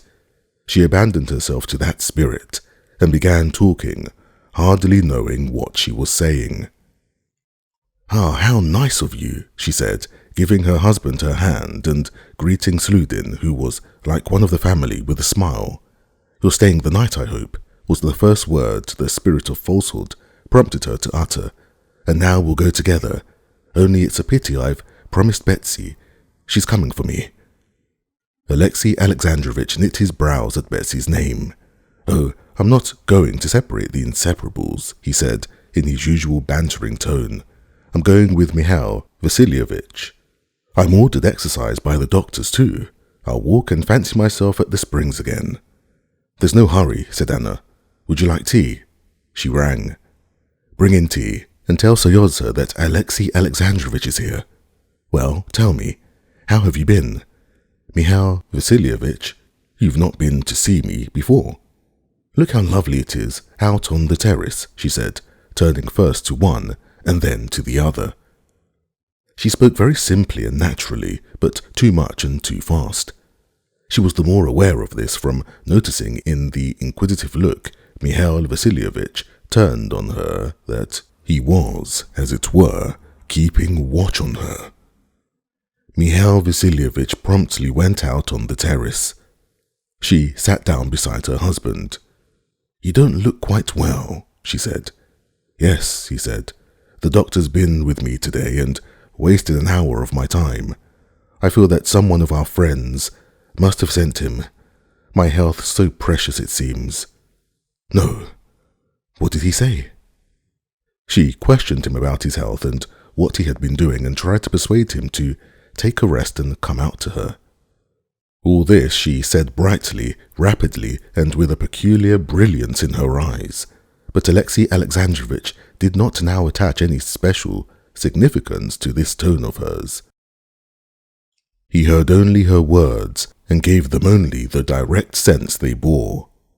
And he answered simply, though jestingly. There was nothing remarkable in all this conversation, but never after could Anna recall this brief scene without an agonizing pang of shame. Seryosa came in, preceded by the governess. If Alexei Alexandrovitch had allowed himself to observe, he would have noticed the timid and bewildered eyes with which Seryosa glanced first at his father and then at his mother. But he would not see anything, and he did not see it. "Ah, the young man, he's grown. Really, he's getting quite a man. How are you, young man?" And he gave his hand to the scared child. Seryosa had been shy of his father before, and now, ever since Alexei Alexandrovitch had taken to calling him young man, and since that insoluble question had occurred to him, whether Vronsky were a friend or a foe, he avoided his father. He looked round towards his mother as though seeking shelter. It was only with his mother that he was at ease. Meanwhile, Alexei Alexandrovitch was holding his son by the shoulder while he was speaking to the governess, and Seryosa was so miserably uncomfortable that Anna saw he was on the point of tears. Anna, who had flushed a little the instant her son came in, noticed that Seryosa was uncomfortable, got up hurriedly, took Alexei Alexandrovitch's hand from her son's shoulder, and, kissing the boy, led him out onto the terrace and quickly came back.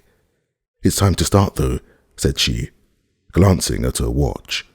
"How is it Betsy doesn't come?" "Yes," said Alexei Alexandrovitch, and getting up, he folded his hands and cracked his fingers. "I've come to bring you some money too, for nightingales, we know, can't live on fairy tales," he said. "You want it, I expect?" "No, I don't. Yes, I do," she said, not looking at him, and crimsoning to the roots of her hair. "But you'll come back here after the races, I suppose?" "Oh, yes," answered Alexei Alexandrovitch. "And here's the glory of Peterhof, Princess Tverskaya," he added, looking out of the window at the elegant English carriage with the tiny seats placed extremely high. "What elegance! Charming! Well, let us be starting too, then." Princess Tverskaya did not get out of her carriage, but her groom, in high boots, a cape, and black hat, darted out at the entrance. "I'm going. Goodbye," said Anna, and kissing her son, she went up to Alexei Alexandrovitch and held out her hand to him. "It was ever so nice of you to come."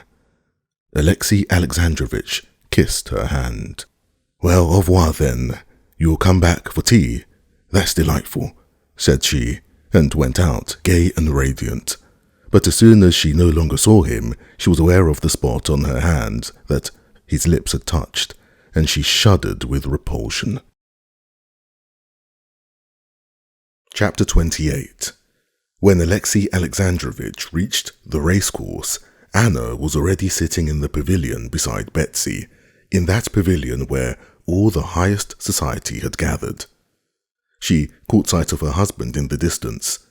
Two men, her husband and her lover, were the two centres of her existence, and, unaided by her external senses, she was aware of their nearness. She was aware of her husband approaching a long way off, and she could not help following him in the surging crowd in the midst of which he was moving. She watched his progress toward the pavilion, saw him now responding condescendingly to an ingratiating bow, now exchanging friendly, nonchalant greetings with his equals, now assiduously trying to catch the eye of some great one of this world, and taking off his big round hat that squeezed the tips of his ears. All these ways of his she knew, and all were hateful to her. Nothing but ambition, nothing but the desire to get on, that's all there is in his soul, she thought. As for these lofty ideals, love of culture, religion, they are only so many tools for getting on. From his glances toward the ladies' pavilion, he was staring straight at her, but did not distinguish his wife in the sea of muslin, ribbons, feathers, parasols, and flowers. She saw that he was looking for her, but she purposely avoided noticing him. "Alexey Alexandrovitch," Princess Betsy called to him, "I'm sure you don't see your wife. Here she is." He smiled his chilly smile. "There's so much splendor here that one's eyes are dazzled," he said, and he went into the pavilion.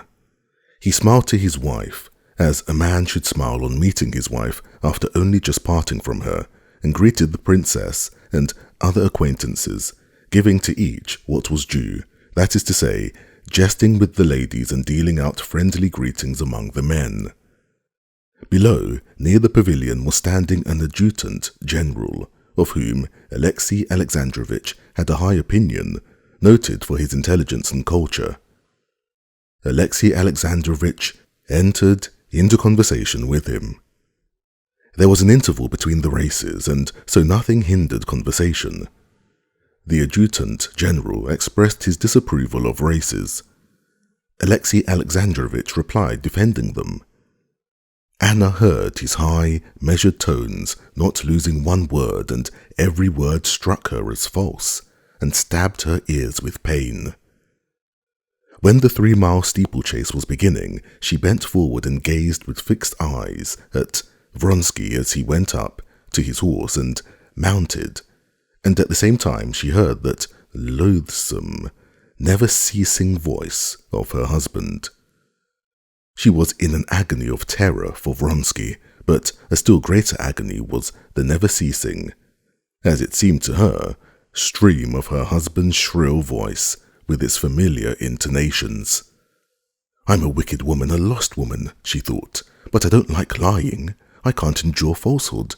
While as for him, her husband, it's the breath of his life, falsehood. He knows all about it, he sees it all. What does he care if he can talk so calmly? If he were to kill me, if he were to kill Vronsky, I might respect him. No, all he wants is falsehood and propriety," Anna said to herself, not considering exactly what it was she wanted of her husband and how she would have liked to see him behave. She did not understand either that Alexey Alexandrovitch's peculiar loquacity that day, so exasperating to her, was merely the expression of his inward distress and uneasiness. As a child that has been hurt skips about, putting all his muscles into movement to drown the pain, in the same way Alexey Alexandrovitch needed mental exercise to drown the thoughts of his wife that in her presence and in Vronsky's, and with continual iteration of his name, would force themselves on his attention. And it was as natural for him to talk well and cleverly as it is natural for a child to skip about. He was saying, "Danger in the races of officers, of cavalrymen, is an essential element in the race. If England can point to the most brilliant feats of cavalry in military history, it is simply owing to the fact that she has historically developed this force both in beasts and in men. Sport has, in my opinion, a great value, and, as is always the case, we see nothing but what is most superficial." "It's not superficial," said Princess Shcherbatskys. "One of the officers, they say, has broken 2 ribs. Alexey Alexandrovitch smiled his smile, which uncovered his teeth, but revealing nothing more. "We'll admit, Princess, that that's not superficial," he said, "but internal. But that's not the point." And he turned again to the general with whom he was talking seriously. We mustn't forget that those who are taking part in the race are military men who have chosen that career, and one must allow that every calling has its disagreeable side. It forms an integral part of the duties of an officer. Low sports, such as prize fighting or Spanish bullfights, are a sign of barbarity. But specialized trials of skill are a sign of development. "No, I shan't come another time. It's too upsetting," said Princess Betsy. "Isn't it, Anna?" "It is upsetting, but one can't tear oneself away," said another lady. "If I'd been a Roman woman, I should never have missed a single circus." Anna said nothing, and keeping her opera glass up, gazed always at the same spot. At that moment a tall general walked through the pavilion. Breaking off what he was saying, Alexei Alexandrovich got up hurriedly, though with dignity, and bowed low to the general. "You're not racing?" the officer asked, chaffing him. "My race is a harder one," Alexei Alexandrovich responded deferentially. And though the answer meant nothing, the general looked as though he had heard a witty remark from a witty man and fully relished la pointe de la sauce.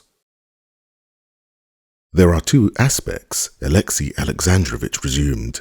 "Those who take part and those who look on, and love for such spectacles is an unmistakable proof of a low degree of development in the spectator, I admit, but—" "Princess Bets," sounded Stepan Arkadyevitch's voice from below, addressing Betsy. "Who's your favorite?"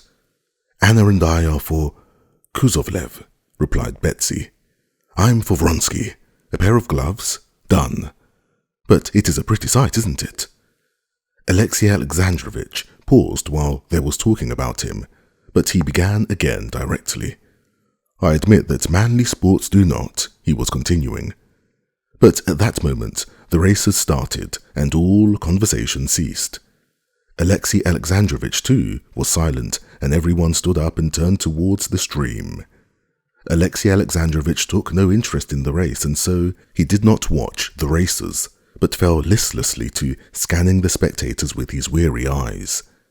His eyes rested upon Anna. Her face was white and set. She was obviously seeing nothing and no one but one man. Her hand had convulsively clutched her fan, and she held her breath. He looked at her and hastily turned away, scrutinizing other faces. "But here's this lady too, and others very much moved as well. It's very natural," Alexei Alexandrovich told himself. He tried not to look at her, but unconsciously his eyes were drawn to her. He examined that face again, trying not to read what was so plainly written on it, and against his own will, with horror, read on what he did not want to know. The first fall, Kuzovlev's, at the scream, agitated everyone, but Alexei Alexandrovich saw distinctly on Anna's pale, triumphant face that the man she was watching had not fallen. When, after Mahotin and Vronsky had cleared the worst barrier, the next officer had been thrown straight on his head at it and fatally injured, and a shudder of horror passed over the whole public, Alexei Alexandrovich saw that Anna did not even notice it and had some difficulty in realizing what they were talking of about her. But more and more often, and with greater persistence, he watched her. Anna, wholly engrossed as she was with the race, became aware of her husband's cold eyes fixed upon her from one side. She glanced round for an instant, looked inquiringly at him, and with a slight frown, turned away again. "Ah, I don't care," she seemed to say to him, and she did not once glance at him again. The race was an unlucky one, and of the 17 officers who rode in it, more than half were thrown and hurt. Towards the end of the race, everyone was in a state of agitation, which was intensified by the fact that the Tsar was displeased. Chapter 29. Everyone was loudly expressing disapprobation. Everyone was repeating a phrase someone had uttered. The lions and gladiators would be the next thing, and everyone was feeling horrified. So that when Vronsky fell to the ground and Anna moaned aloud, there was nothing very out of the way in it. But afterwards a change came over Anna's face which really was beyond decorum. She utterly lost her head. She began fluttering like a caged bird. At one moment would have got up and moved away, at the next turned to Betsy. Let us go, she said. But Betsy did not hear her. She was bending down, talking to a general who had come up to her. Alexei Alexandrovich went up to Anna and courteously offered her his arm. Let us go if you like, he said in French, but Anna was listening to the general and did not notice her husband. He's broken his leg too, so they say, the general was saying. This is beyond everything. Without answering her husband, Anna lifted her opera glass and gazed towards the place where Vronsky had fallen, but it was so far off, and there was such a crowd of people about it that she could make out nothing. She laid down the opera glass and would have moved away, but at that moment an officer galloped up and made some announcement to the Tsar. Anna craned forward, listening. Stiva, Stiva, she cried to her brother, but her brother did not hear her. Again, she would have moved away. Once more, I offer you my arm if you want to be going, said Alexei Alexandrovich, reaching towards her hand. She drew back from him with aversion, and without looking in his face, Let me be, I'll stay. She saw now that from the place of Vronsky's accident, an officer was running across the course towards the pavilion. Betsy waved her handkerchief to him. The officer brought the news that the rider was not killed, but the horse had broken its back. On hearing this, Anna sat down hurriedly and hid her face in her fan. Alexei Alexandrovich saw that she was weeping and could not control her tears, nor even the sobs that were shaking her bosom. Alexei Alexandrovich stood so as to screen her, giving her time to recover herself. For the third time I offer you my arm, he said to her after a little time, turning to her. Anna gazed at him and did not know what to say. Princess Betsy came to her rescue. No, Alexei Alexandrovich, I brought Anna, and I promised to take her home, put in Betsy.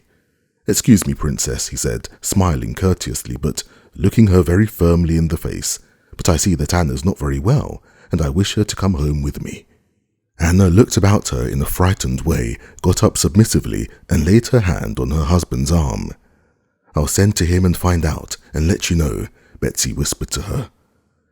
As they left the pavilion, Alexei Alexandrovich, as always, talked to those he met, and Anna had, as always, to talk and answer, but she was utterly beside herself, and moved hanging on her husband's arm, as though in a dream. Is he killed or not? Is it true? Will he come or not? Shall I see him today? She was thinking. She took her seat in her husband's carriage in silence, and in silence drove out of the crowd of carriages. In spite of all he had seen, Alexei Alexandrovich still did not allow himself to consider his wife's real condition. He merely saw the outward symptoms. He saw that she was behaving unbecomingly and considered it his duty to tell her so. But it was very difficult for him not to say more, to tell her nothing but that. He opened his mouth to tell her she had behaved unbecomingly, but he could not help saying something utterly different. What an inclination we all have, though, for these cruel spectacles, he said. I observe. Eh? I don't understand, said Anna contemptuously. He was offended, and at once began to say what he had meant to say. I am obliged to tell you, he began. So now we are to have it out, she thought, and felt frightened. I am obliged to tell you that your behavior has been unbecoming today, he said to her in French. In what way has my behavior been unbecoming? She said aloud, turning her head swiftly and looking him straight in the face, not with the bright expression that seemed covering something, but with a look of determination under which she concealed, with difficulty, the dismay she was feeling. Mind, he said, pointing to an open window opposite the coachman. He got up and pulled up the window. What did you consider unbecoming? She repeated. The despair you were unable to conceal at the accident to one of the riders. He waited for her to answer, but she was silent, looking straight before her. I have already begged you so to conduct yourself in society that even malicious tongues can find nothing to say against you. There was a time when I spoke of your inward attitude, but I am not speaking of that now. Now I speak only of your external attitude. You have behaved improperly, and I wish it not to occur again." She did not hear half of what he was saying. She felt panic-stricken before him, and was thinking whether it was true that Vronsky was not killed. Was it of him they were speaking when they said the rider was unhurt, but the horse had broken its back?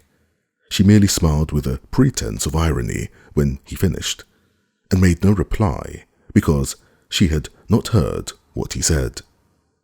Alexei Alexandrovich had begun to speak boldly, but as he realized plainly what he was speaking of, the dismay she was feeling infected him too. He saw a smile, and the strange misapprehension came over him. "She is smiling at my suspicions. Yes, she will tell me directly what she told me before, that there is no foundation for my suspicions, that it's absurd." At that moment, when the revelation of everything was hanging over him, there was nothing he expected so much as that she would answer mockingly, as before, that his suspicions were absurd and utterly groundless. So terrible to him was what he knew that now he was ready to believe anything. But the expression of her face, scared and gloomy, did not now promise even deception. "Possibly I was mistaken," said he. "If so, I beg your pardon." "No, you were not mistaken," she said deliberately, looking desperately into his cold face. "You were not mistaken. I was, and I could not help being in despair. I hear you, but I am thinking of him. I love him. I am his mistress. I can't bear you. I'm afraid of you, and I hate you. You can do what you like to me." And dropping back into the corner of the carriage, she broke into sobs, hiding her face in her hands. Alexei Alexandrovich did not stir and kept looking straight before him, but his whole face suddenly bore the solemn rigidity of the dead, and his expression did not change during the whole time of the drive home. On reaching the house, he turned his head to her, still with the same expression. "Very well, but I expect a strict observance of the external forms of propriety till such time," his voice shook, "as I may take measures to secure my honor and communicate them to you." He got out first and helped her to get out. Before the servants, he pressed her hand, took his seat in the carriage, and drove back to Petersburg. Immediately afterwards, a footman came from Princess Betsy and brought Anna a note. "I sent to Alexei to find out how he is, and he writes me he is quite well and unhurt, but in despair." So he will be here, she thought. What a good thing I told him all. She glanced at her watch. She had still 3 hours to wait, and the memories of their last meeting set her blood in flame. My God, how light it is! It's dreadful, but I do love to see his face, and I do love this fantastic light. My husband, oh, yes, well, thank God, everything's over with him. Chapter 30. In the little German watering place to which the Shcherbatskys had betaken themselves, as in all places indeed where people are gathered together, the usual process, as it were, of the crystallization of society went on, assigning to each member of that society a definite and unalterable place. Just as the particle of water in frost definitely and unalterably takes the special form of the crystal of snow, so each new person that arrived at the springs was at once placed in his special place. Prince Shcherbatsky, together with his wife and daughter, by the apartments they took, and from their name and from the friends they made, were immediately crystallized into a definite place marked out for them. There was visiting the watering place that year a real German princess, in consequence of which the crystallizing process went on more vigorously than ever. Princess Shcherbatskys wished, above everything, to present her daughter to this German princess, and the day after their arrival, she duly performed this rite. Kitty made a low and graceful curtsy in the very simple, that is to say, very elegant frock that had been ordered her from Paris. The German princess said, "I hope the roses will soon come back to this pretty little face," and for the Shcherbatskys certain definite lines of existence were at once laid down from which there was no departing. The Shcherbatskys made the acquaintance too of the family of an English lady somebody, and of a German countess and her son, wounded in the last war, and of a learned Swede, and of Monsieur Canut and his sister. But yet, inevitably, the Shcherbatskys were thrown most into the society of a Moscow lady, Marya Yevgenyevna Tivcheva, and her daughter, whom Kitty disliked because she had fallen ill, like herself, over a love affair, and a Moscow colonel whom Kitty had known from childhood, and always seen in uniform and epaulets, and who now, with his little eyes and his open neck and flowered cravat, was uncommonly ridiculous and tedious because there was no getting rid of him. When all this was so firmly established, Kitty began to be very much bored, especially as the prince went away to Carlsbad and she was left alone with her mother. She took no interest in the people she knew, feeling that nothing fresh would come of them. Her chief mental interest in the watering place consisted in watching and making theories about the people she did not know. It was characteristic of Kitty that she always imagined everything in people in the most favourable light possible, especially so in those she did not know. And now, as she made surmises as to who people were, what were their relations to one another, and what they were like, Kitty endowed them with the most marvellous and noble characters, and found confirmation of her idea in her observations. Of these people, the one that attracted her most was a Russian girl who had come to the watering place with an invalid Russian lady, Madame Stahl, as everyone called her. Madame Stahl belonged to the highest society, but she was so ill that she could not walk, and only on exceptionally fine days made her appearance at the Springs in an invalid carriage. But it was not so much from ill health as from pride, so Princess Shcherbatskys interpreted it, that Madame Stahl had not made the acquaintance of anyone among the Russians there. The Russian girl looked after Madame Stahl, and besides that she was, as Kitty observed, on friendly terms with all the invalids who were seriously ill, and there were many of them at the Springs, and looked after them in the most natural way. This Russian girl was not, as Kitty gathered, related to Madame Stahl, nor was she a paid attendant. Madame Stahl called her Varenka, and other people called her Mademoiselle Varenka. Apart from the interest Kitty took in this girl's relations with Madame Stahl and with other unknown persons, Kitty, as often happened, felt an inexplicable attraction to Mademoiselle Varenka, and was aware, when their eyes met, that she, too, liked her. Of Mademoiselle Varenka, one would not say that she had passed her first youth, but she was, as it were, a creature without youth. She might have been taken for 19 or for 30. If her features were criticized separately, she was handsome rather than plain, in spite of the sickly hue of her face.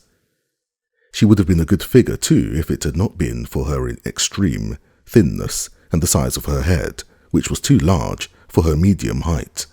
But she was not likely to be attractive to men. She was like a fine flower, already past its bloom, and without fragrance, though the petals were still unwithered.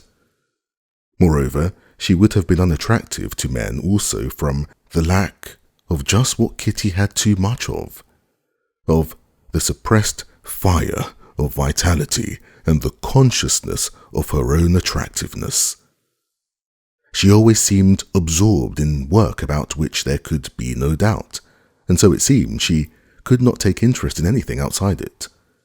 It was just this contrast with her own position that was for Kitty the great attraction of Mademoiselle Varenka. Kitty felt that in her manner of life, she would find an example of what she was now so painfully seeking: interest in life, a dignity in life, apart from the worldly relations of girls with men, which so revolted Kitty and appeared to her now as a shameful hawking about of goods in search of a purchaser. The more attentively Kitty watched her unknown friend, the more convinced she was this girl was the perfect creature she fancied her, and the more eagerly she wished to make her acquaintance. The two girls used to meet several times a day, and every time they met, Kitty's eyes said, "Who are you? What are you? Are you really the exquisite creature I imagine you to be? But for goodness sake, don't suppose," her eyes added, "that I would force my acquaintance on you. I simply admire you and like you. I like you too, and you're very, very sweet. And I should like you still better, if I had time," answered the eyes of the unknown girl.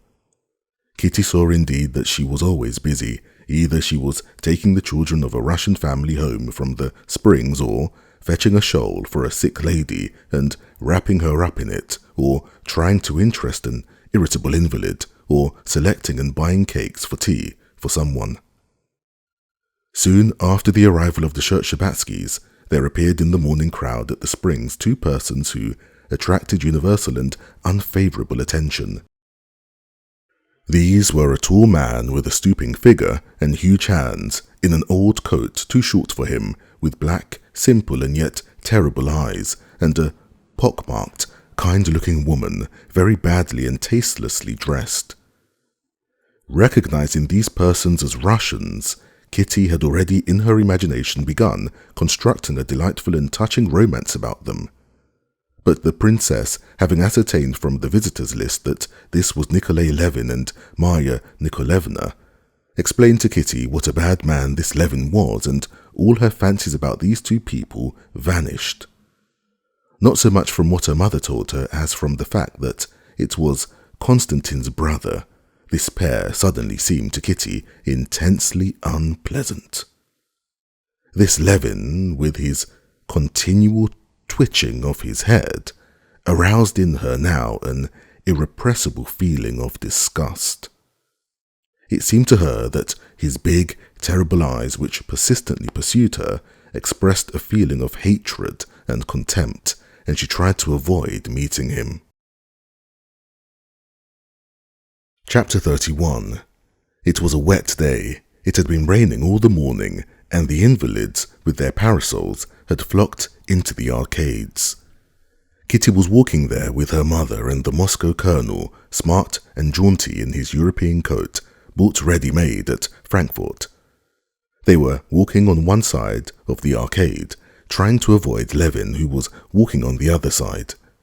Varenka, in her dark dress, in a black hat with a turn-down brim, was walking up and down the whole length of the arcade with a blind Frenchwoman, and every time she met Kitty, they exchanged their friendly glances. "Mamma, couldn't I speak to her?" said Kitty, watching her unknown friend and noticing that she was going up to the spring and that they might come there together. "Oh, if you want to so much, I'll find out about her first and make her acquaintance myself," answered her mother. "What do you see in her out of the way? A companion she must be. If you like, I'll make acquaintance with Madame Stahl. I used to know her belle-sœur," added the princess, lifting her head haughtily. Kitty knew that the princess was offended that Madame Stahl had seemed to avoid making her acquaintance.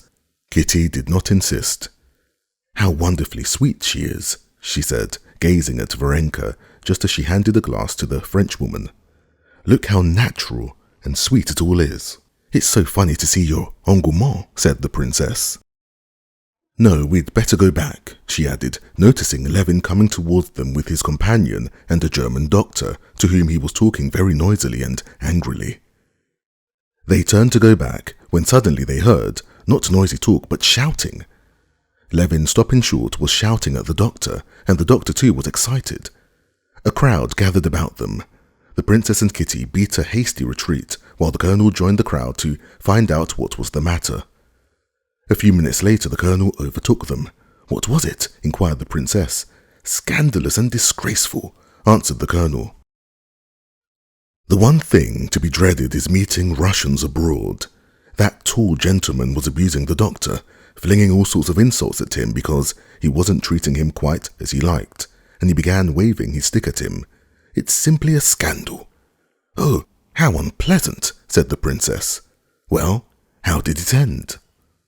Luckily at that point, the one in the mushroom hat intervened. A Russian lady, I think she is, said the colonel. Mademoiselle Varenka? Asked Kitty.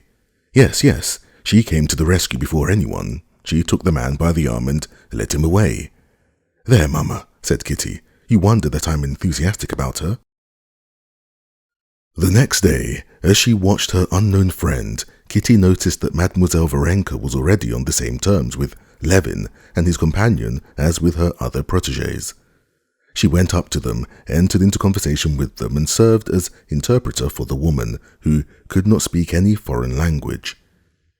Kitty began to entreat her mother still more urgently to let her make friends with Varenka, and disagreeable as it was to the princess to seem to take the first step in wishing to make the acquaintance of Madame Stahl, who thought fit to give herself airs, she made inquiries about Varenka, and, having ascertained particulars about her, tending to prove that there could be no harm, though little good, in the acquaintance, she herself approached Varenka and made acquaintance with her. Choosing a time when her daughter had gone to the spring, while Varenka had stopped outside the baker's, the princess went up to her. "Allow me to make acquaintance," she said, with her dignified smile. "My daughter has lost her heart to you," she said. "Possibly. You do not know me. I am." "That feeling is more than reciprocal, princess," Varenka answered hurriedly. "What a good deed you did yesterday to our poor compatriot," said the princess. Varenka flushed a little. "I don't remember.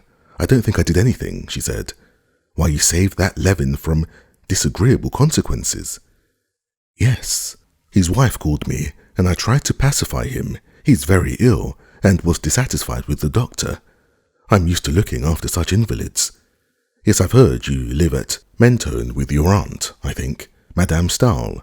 I used to know her belle sœur." "No, she's not my aunt. I call her Mamma, but I'm not related to her. I was brought up by her," answered Varenka, flushing a little again. This was so simply said, and so sweet was the truthful and candid expression of her face that the princess saw why Kitty had taken such a fancy to Varenka. "Well, and what's this Levin going to do?" asked the princess. "He's going away," answered Varenka. At that instant, Kitty came up from the spring beaming with delight that her mother had become acquainted with her unknown friend. "Well, see, Kitty, your intense desire to make friends with Mademoiselle." "Varenka," Varenka putting in, smiling. "That's what everyone calls me." Kitty blushed with pleasure and slowly, without speaking, pressed her new friend's hand, which did not respond to her pressure, but lay motionless in her hand. The hand did not respond to her pressure, but the face of Mademoiselle Varenka glowed with a soft, glad, though rather mournful smile that showed large but handsome teeth. "I have long wished for this too," she said, "but you are so busy." "Oh no, I'm not busy at all," answered Varenka, but at that moment she had to leave her new friends because 2 little Russian girls, children of an invalid, ran up to her. "Varenka, Mamma's calling," they cried, and Varenka went after them. Chapter 32.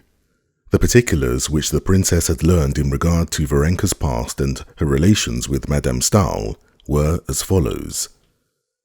Madame Stahl, of whom some people said that she had worried her husband out of his life, while others said it was he who had made her wretched by his immoral behavior, had always been a woman of weak health and enthusiastic temperament.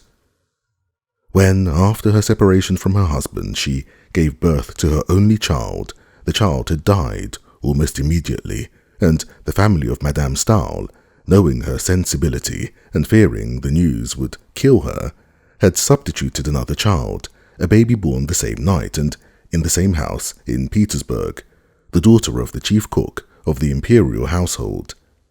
This was Varenka. Madame Stahl learned later on that Varenka was not her own child, but she went on bringing her up, especially as very soon afterwards Varenka had not a relation of her own living. Madame Stahl had now been living more than 10 years continuously abroad in the south, never leaving her couch. And some people said that Madame Stahl had made her social position as a philanthropic, highly religious woman.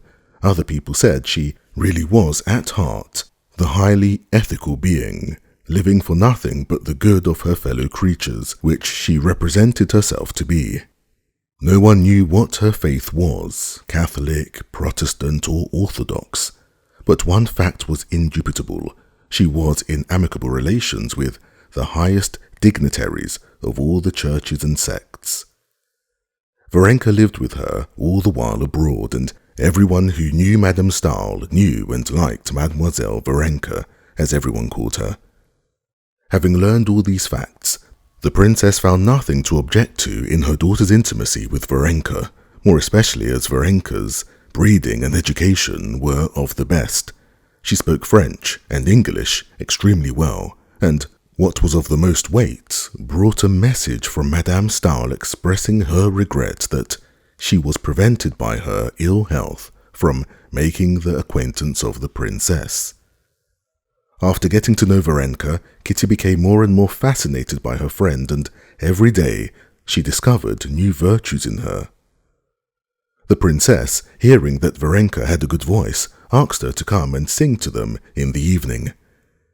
"Kitty plays and we have a piano, not a good one, it's true, but you will give us so much pleasure," said the princess with her affected smile, which Kitty disliked particularly just then, because she noticed that Varenka had no inclination to sing. Varenka came, however, in the evening and brought a roll of her music with her.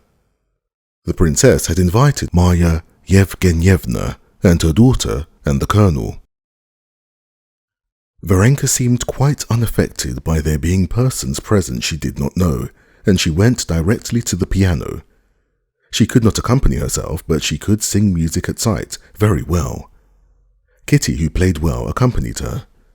"You have an extraordinary talent," the princess said to her after Varenka had sung the first song extremely well. Marya Yevgenyevna and her daughter expressed their thanks and admiration. "Look," said the colonel, looking out of the window, "what an audience has collected to listen to you. There actually was quite a considerable crowd under the windows." "I am very glad it gives you pleasure," Varenka answered simply. Kitty looked with pride at her friend. She was enchanted by her talent and her voice and her face, but most of all by her manner. By the way, Varenka obviously thought nothing of her singing and was quite unmoved by their praises. She seemed only to be asking, "Am I to sing again, or is that enough?" If it had been I, thought Kitty, how proud I should have been. How delighted I should have been to see that crowd under the windows. But she's utterly unmoved by it. Her only motive is to avoid refusing and to please Mamma. What is there in her? What is it that gives her the power to look down on everything, to become independently of everything? How I should like to know it and learn it of her, thought Kitty, gazing into the serene face. The princess asked Varenka to sing again, and Varenka sang another song, also smoothly, distinctly, and well, standing erect at the piano and beating time on it with her thin, dark-skinned hand. The next song in the book was an Italian one. Kitty played the opening bars and looked round at Varenka. "Let's skip that," said Varenka, flushing a little. Kitty let her eyes rest on Varenka's face with a look of dismay and inquiry. "Very well, the next one," she said hurriedly, turning over the pages, and at once feeling that there was something connected with the song. "No," answered Varenka with a smile, laying her hand on the music. "No, let's have that one." And she sang it, just as quietly, as coolly, and as well as the others.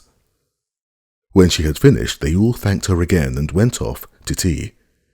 Kitty and Varenka went out into the little garden that adjoined the house. "Am I right that you have some reminiscences connected with that song?" said Kitty. "Don't tell me," she added hastily. "Only say if I'm right." "No. Why not?" "I'll tell you simply," said Varenka, and without waiting for a reply, she went on. "Yes, it brings up memories, once painful ones. I cared for someone once, and I used to sing him that song." Kitty, with big, wide open eyes, gazed silently, sympathetically at Varenka. "I cared for him, and he cared for me, but his mother did not wish it, and he married another girl. He's living now not far from us, and I see him sometimes." "You didn't think I had a love story too?" she said, and there was a faint gleam in her handsome face of that fire which Kitty felt must once have glowed all over her. "I didn't think so. Why, if I were a man, I could never care for anyone else after knowing you. Only I can't understand how he could, to please his mother, forget you and make you unhappy. He had no heart." "Oh no, he's a very good man, and I'm not unhappy. Quite the contrary. I'm very happy." "Well, so we shan't be singing any more now," she added, turning towards the house. "How good you are, how good you are," cried Kitty, and stopping her, she kissed her. "If I could only be even a little like you." "Why should you be like anyone? You're nice as you are," said Varenka, smiling her gentle, weary smile. "No, I'm not nice at all.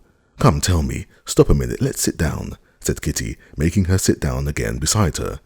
"Tell me, isn't it humiliating to think that a man has disdained your love, that he hasn't cared for it?"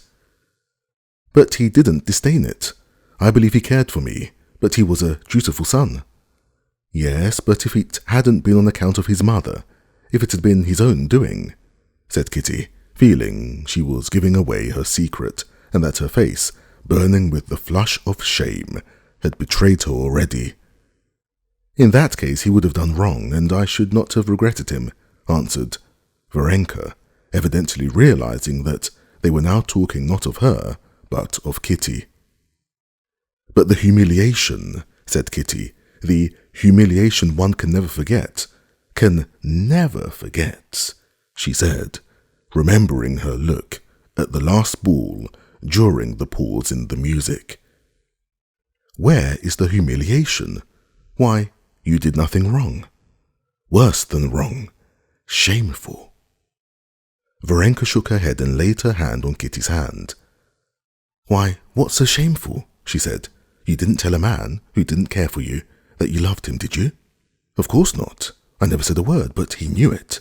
No, there are looks, there are ways. I can't forget it. If I live 100 years. "Why so? I don't understand." "The whole point is whether you love him now or not," said Varenka, who called everything by its name. "I hate him. I can't forgive myself." "Why? What for?" "The shame, the humiliation." "Oh, if everyone were as sensitive as you are," said Varenka, "there isn't a girl who hasn't been through the same, and it's all so unimportant."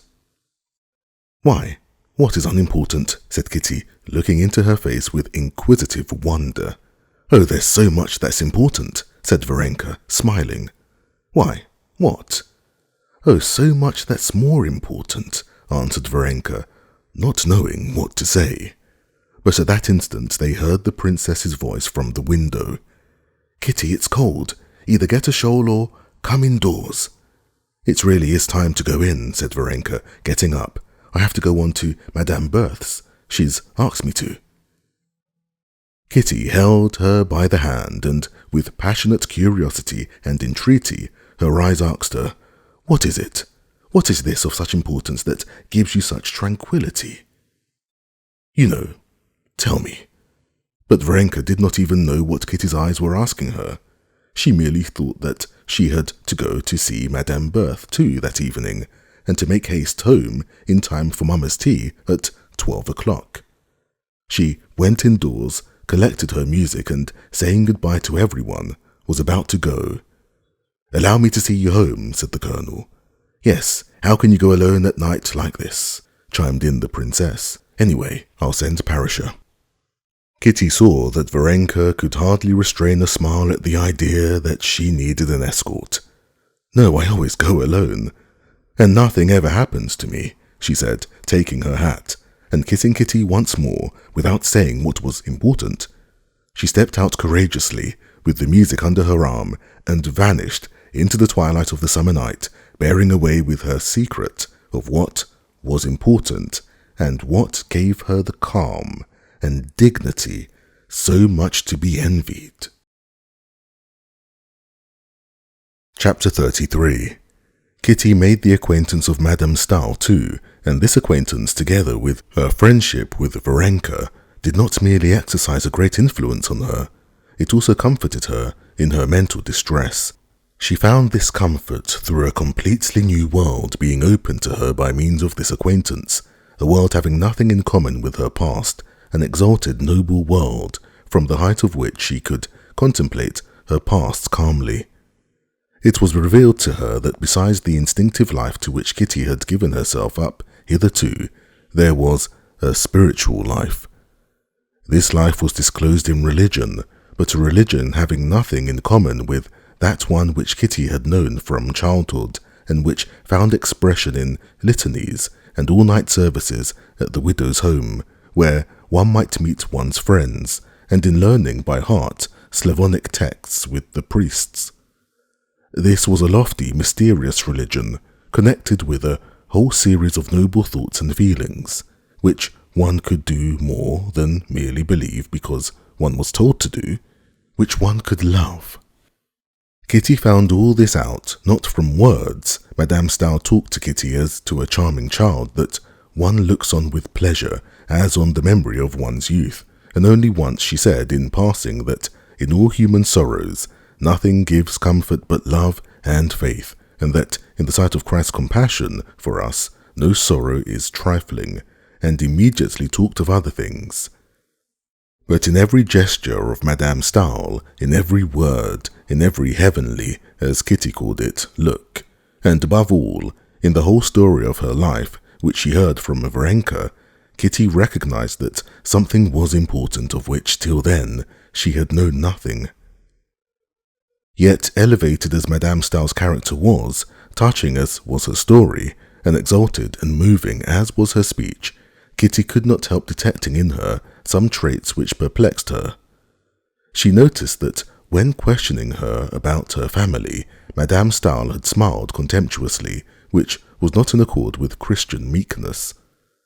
She noticed too that when she had found a Catholic priest with her, Madame Stahl had studiously kept her face in the shadow of the lampshade and had smiled in a peculiar way. Trivial as these two observations were, they perplexed her, and she had her doubts as to Madame Stahl. But on the other hand, Varenka, alone in the world, without friends or relations, with a melancholy disappointment in the past, desiring nothing, regretting nothing, was just that perfection of which Kitty dared hardly to dream. In Varenka she realized that one has but to forget oneself and love others, and one will be calm, happy, and noble, and that was what Kitty longed to be.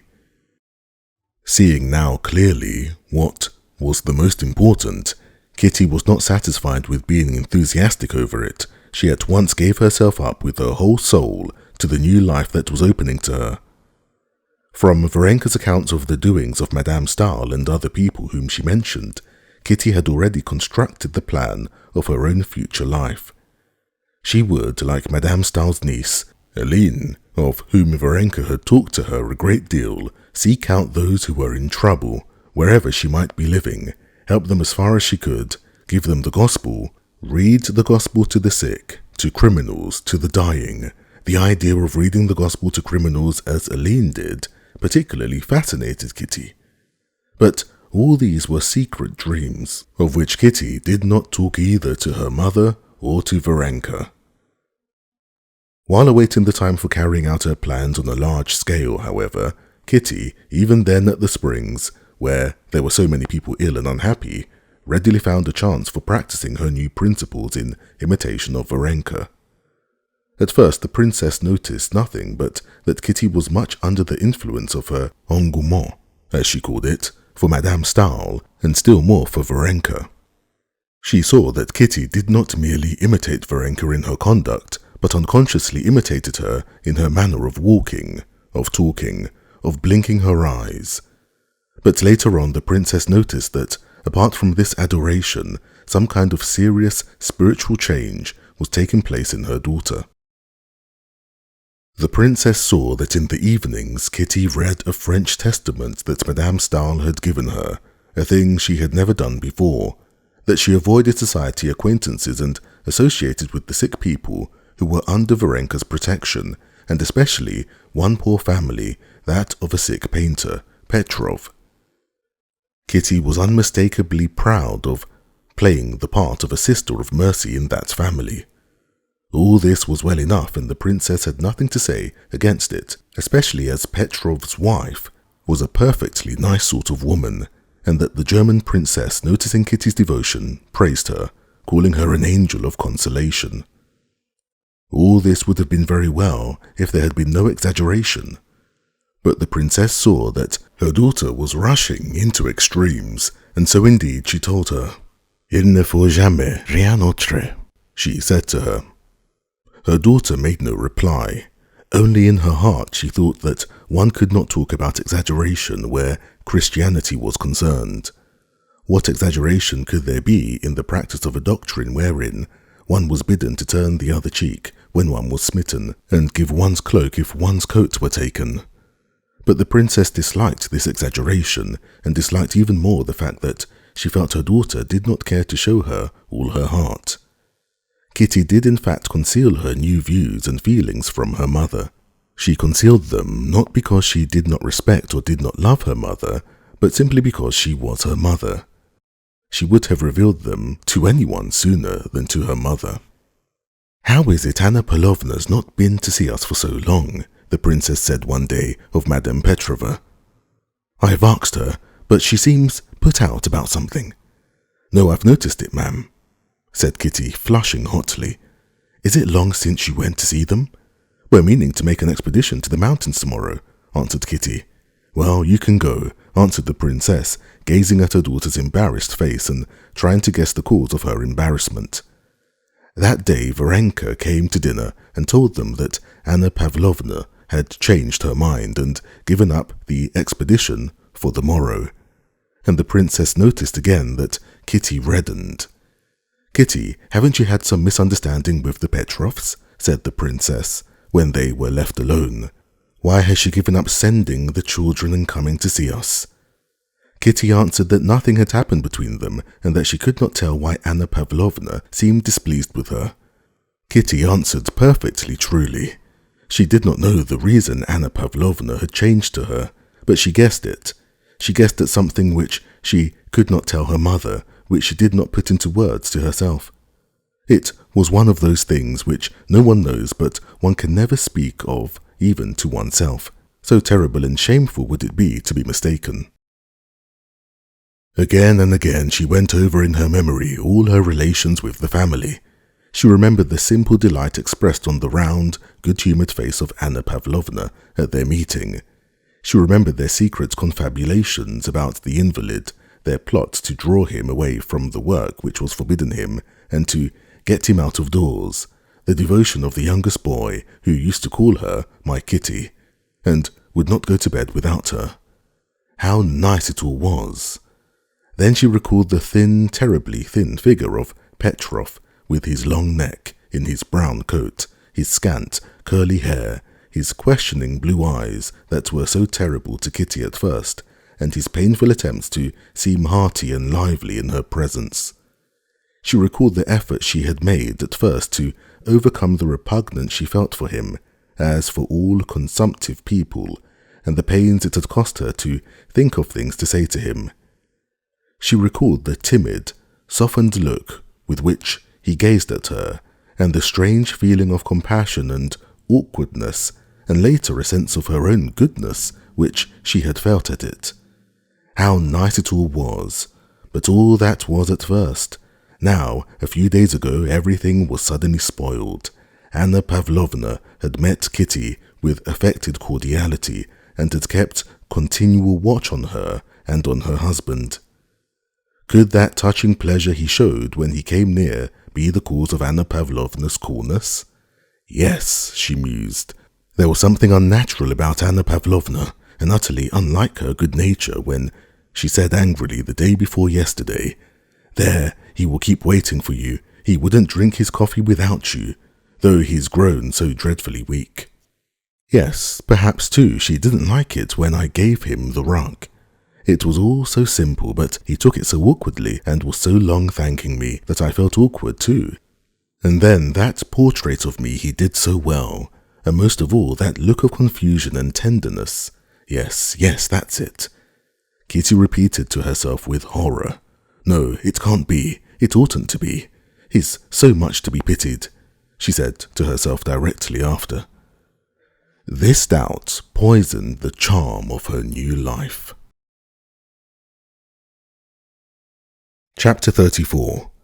Before the end of the course of drinking the waters, Prince Shcherbatskys, who had gone on from Carlsbad to Baden and Kissingen to Russian friends to get a breath of Russian air, as he said, came back to his wife and daughter. The views of the prince and of the princess on life abroad were completely opposed. The princess thought everything delightful, and in spite of her established position in Russian society, she tried abroad to be like a European fashionable lady, which she was not, for the simple reason that she was a typical Russian gentlewoman, so she was affected, which did not altogether suit her. The prince, on the contrary, thought everything foreign detestable, got sick of European life, kept to his Russian habits and purposely tried to show himself abroad less European than he was in reality. The prince returned thinner, with the skin hanging in loose bags on his cheeks, but in the most cheerful frame of mind. His good humour was even greater when he saw Kitty completely recovered. The news of Kitty's friendship with Madame Stahl and Varenka, and the reports the princess gave him of some kind of change she had noticed in Kitty, troubled the prince and aroused his habitual feeling of jealousy of everything that drew his daughter away from him, and a dread that his daughter might have got out of the reach of his influence into regions inaccessible to him. But these unpleasant matters were all drowned in the sea of kindliness and good humour which was always within him, and more so than ever since his course of Carlsbad waters. The day after his arrival, the prince, in his long overcoat, with his Russian wrinkles and baggy cheeks, propped up a starched collar, set off with his daughter to the spring in the greatest good humour. It was a lovely morning, the bright, cheerful houses with their little gardens, the sight of the red-faced, red-armed, beer-drinking German waitresses working away merrily, did the heart good. But the nearer they got to the springs, the oftener they met sick people, and their appearance seemed more pitiable than ever among the everyday conditions of prosperous German life. Kitty was no longer struck by this contrast. The bright sun, the brilliant green of the foliage, the strains of the music were, for her, the natural setting of all these familiar faces, with their changes to greater emaciation or to convalescence, for which she watched.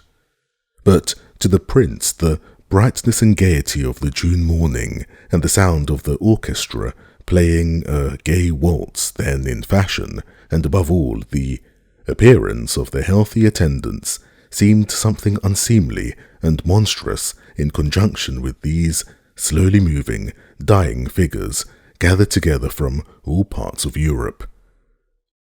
In spite of his feeling of pride and, as it were, of the return of youth, with his favourite daughter on his arm, he felt awkward and almost ashamed of his vigorous step and his sturdy, stout limbs. He felt almost like a man not dressed in a crowd. "Present to me your new friends," he said to his daughter, squeezing her hand with his elbow. "I like even your horrid, sodden, for making you so well again." Only it's melancholy, very melancholy here. Who's that?" Kitty mentioned the names of all the people they met, with some of whom she was acquainted and some not. At the entrance of the garden they met the blind lady, Madame Berthe, with her guide, and the prince was delighted to see the old Frenchwoman's face light up when she heard Kitty's voice. She at once began talking to him with French, exaggerated politeness, applauding him for having such a delightful daughter, extolling Kitty to the skies before her face, and calling her a treasure, a pearl, and a consoling angel. "Well, she's the second angel then," said the prince, smiling.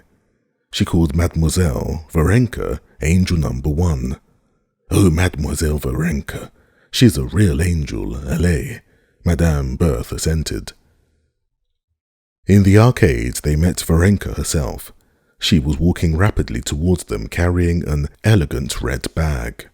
"Here is Papa come," Kitty said to her. Varenka made, simply and naturally as she did everything, a movement between a bow and curtsy, and immediately began talking to the prince, without shyness naturally, as she talked to everyone. "Of course I know you very well," the prince said to her with a smile, in which Kitty detected with joy that her father liked her friend. "Where are you off to in such haste?" "Maman's here," she said, turning to Kitty. "She has not slept all night, and the doctor advised her to go out. I'm taking her work." "So that's angel number 1, said the prince when Varenka had gone on. Kitty saw that her father had meant to make fun of Varenka, but that he could not do it because he liked her. "Come, so we shall see all your friends," he went on, "even Madame Stahl, if she deigns to recognize me." "Why, did you know her, Papa?" Kitty asked apprehensively, catching the gleam of irony that kindled in the prince's eyes at the mention of Madame Stahl. "I used to know her husband and her too a little before she joined the Pietists." "What is a Pietist, Papa?" asked Kitty, dismayed to find that what she prized so highly in Madame Stahl had a name. "I don't quite know myself. I only know that she thanks God for everything, for every misfortune, and thanks God too that her husband died. And that's rather droll, as they didn't get on together." "Who's that? What a piteous face," he asked, noticing a sick man of medium height sitting on a bench, wearing a brown overcoat and white trousers that fell in strange folds about his long, fleshless legs. This man lifted his straw hat, showed his scanty curly hair and high forehead, painfully reddened by the pressure of the hat. "That's Petrov, an artist," answered Kitty, blushing, "and that's his wife," she added, indicating Anna Pavlovna, who, as though on purpose, at the very instant they approached walked away, after a child that had run off along a path. "Poor fellow, and what a nice face he has," said the prince. "Why didn't you go up to him? He wanted to speak to you."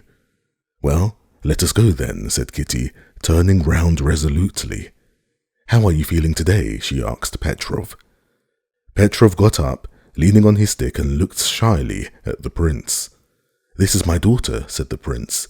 "Let me introduce myself." The painter bowed and smiled, showing his strangely dazzling white teeth.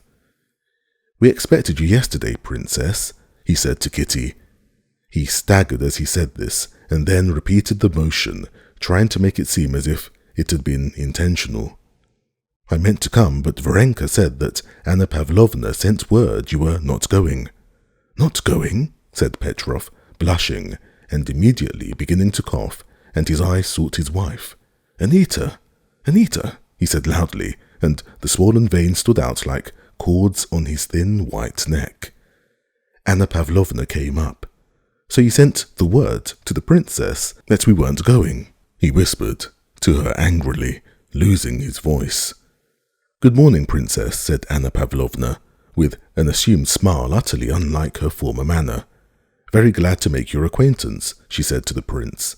"You've long been expected, Prince." "What did you send word to the princess that we weren't going for?" the artist whispered hoarsely once more, still angrily, obviously exasperated that his voice failed him, so that he could not give his words the expression he would have liked to. "Oh, mercy on us, I thought we weren't going," his wife answered crossly. What? When? He coughed and waved his hand. The prince took off his hat and moved away with his daughter. Ah, he sighed deeply. Oh, poor things. Yes, Papa, answered Kitty, and you must know they've 3 children, no servants, and scarcely any means. He gets something from the academy, she went on briskly, trying to drown the distress that the queer change in Anna Pavlovna's manner to her had aroused in her. Oh, here's Madame Stahl, said Kitty, indicating an invalid carriage where, propped on pillows, something in grey and blue was lying under a sunshade. This was Madame Stahl. Behind her stood the gloomy, healthy-looking German workman who pushed the carriage. Close by was standing a flaxen-headed Swedish count, whom Kitty knew by name. Several invalids were lingering near the low carriage, staring at the lady as though she were some type of curiosity. The prince went up to her, and Kitty detected that disconcerting gleam of irony in her eyes. He went up to Madame Stahl and addressed her with extreme courtesy and affability in that excellent French that so few speak nowadays. I don't know if you remember me, but I must recall myself to thank you for your kindness to my daughter, he said, taking off his hat and not putting it on again. Prince Alexander Shcherbatskys, said Madame Stahl, lifting upon him her heavenly eyes, in which Kitty discerned a look of annoyance. Delighted, I have taken a great fancy to your daughter. You are still in weak health? Yes, I'm used to it, said Madame Stahl, and she introduced the prince to the Swedish count.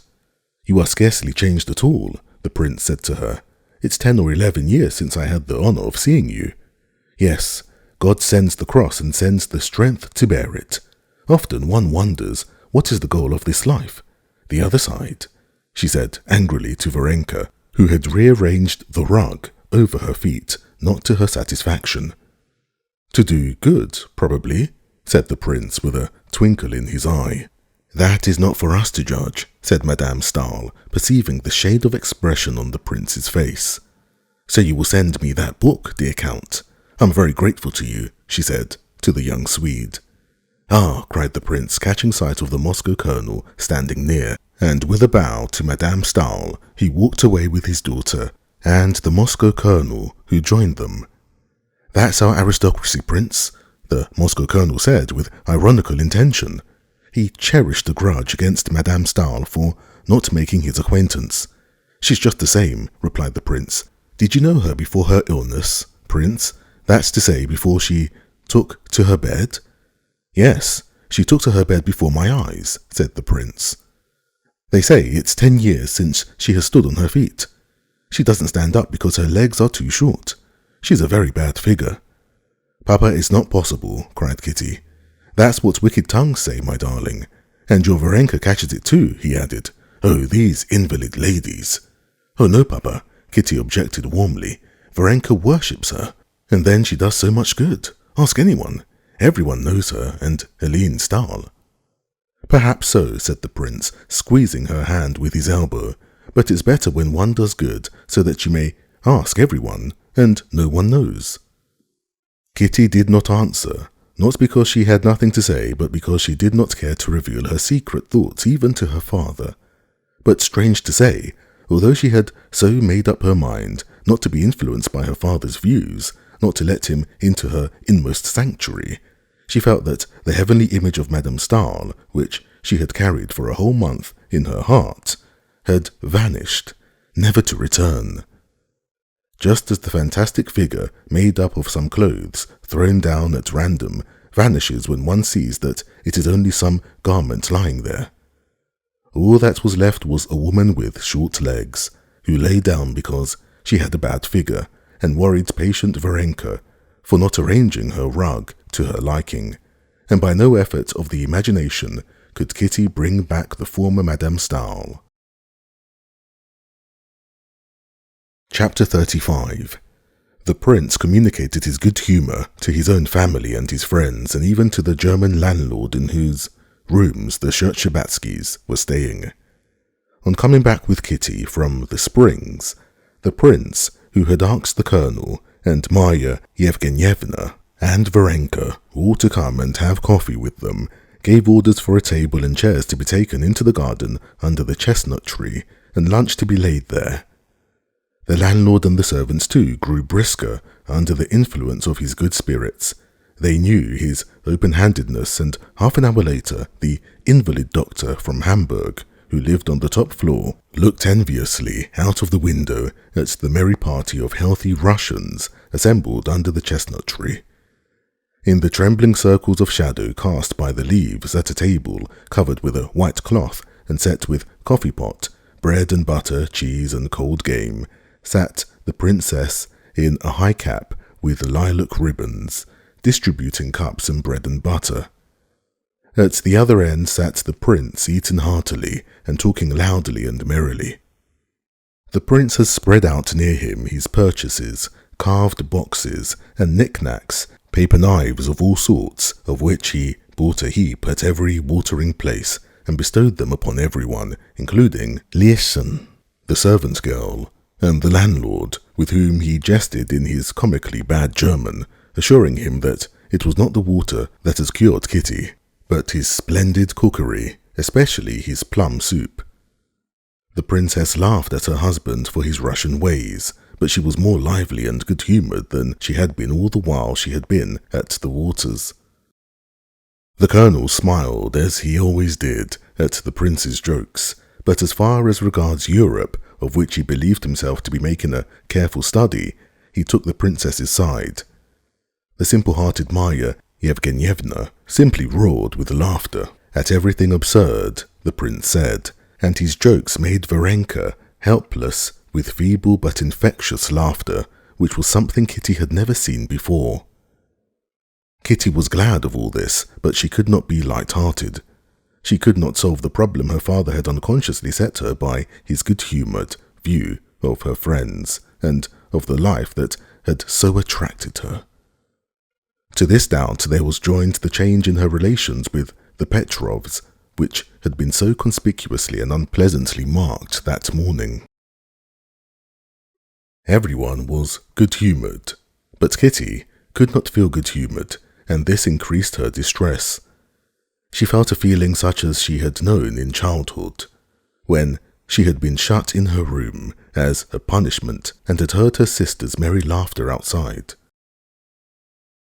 "Well, but what did you buy this mass of things for?" said the princess, smiling and handing her husband a cup of coffee. "One goes for a walk, one looks in a shop, and they ask you to buy. 'Your Highness, your Serene Highness.' Directly when they say, 'Highness,' I can't hold out. I lose 10 thalers. It's simply from boredom," said the princess. "Of course it is. Such boredom, my dear, that one doesn't know what to do with oneself." "How can you be bored, Prince? There's so much that's interesting now in Germany," said Marya Yevgenyevna. "But I know everything that's interesting. The plum soup I know, and the pea sausages I know. I know everything." "No, you may say what you like, Prince. There's the interest of their institutions," said the colonel. "But what is there interesting about it? They're all as pleased as brass halfpence. They've conquered everybody, and why am I to be pleased at that? I haven't conquered anyone, and I'm obliged to take off my own boots, yes, and put them away too, in the morning, get up and dress at once and go to the dining room to drink bad tea. How different it is at home. You get up in no haste, you get cross, grumble a little, and come round again. You've time to think things over and no hurry." "But time's money, you forget that," said the colonel. "Time, indeed, that depends. Why, there's time one would give a month for 6 pence, and time you wouldn't give half an hour for any money. Isn't that so, Katinka? What is it? Why are you so depressed?" "I'm not depressed." "Where are you off to? Stay a little longer," he said to Varenka. "I must be going home," said Varenka, getting up, and again she went off into a giggle. When she had recovered, she said goodbye and went into the house to get her hat. Kitty followed her. Even Varenka struck her as different. She was not worse, but different from what she had fancied her before.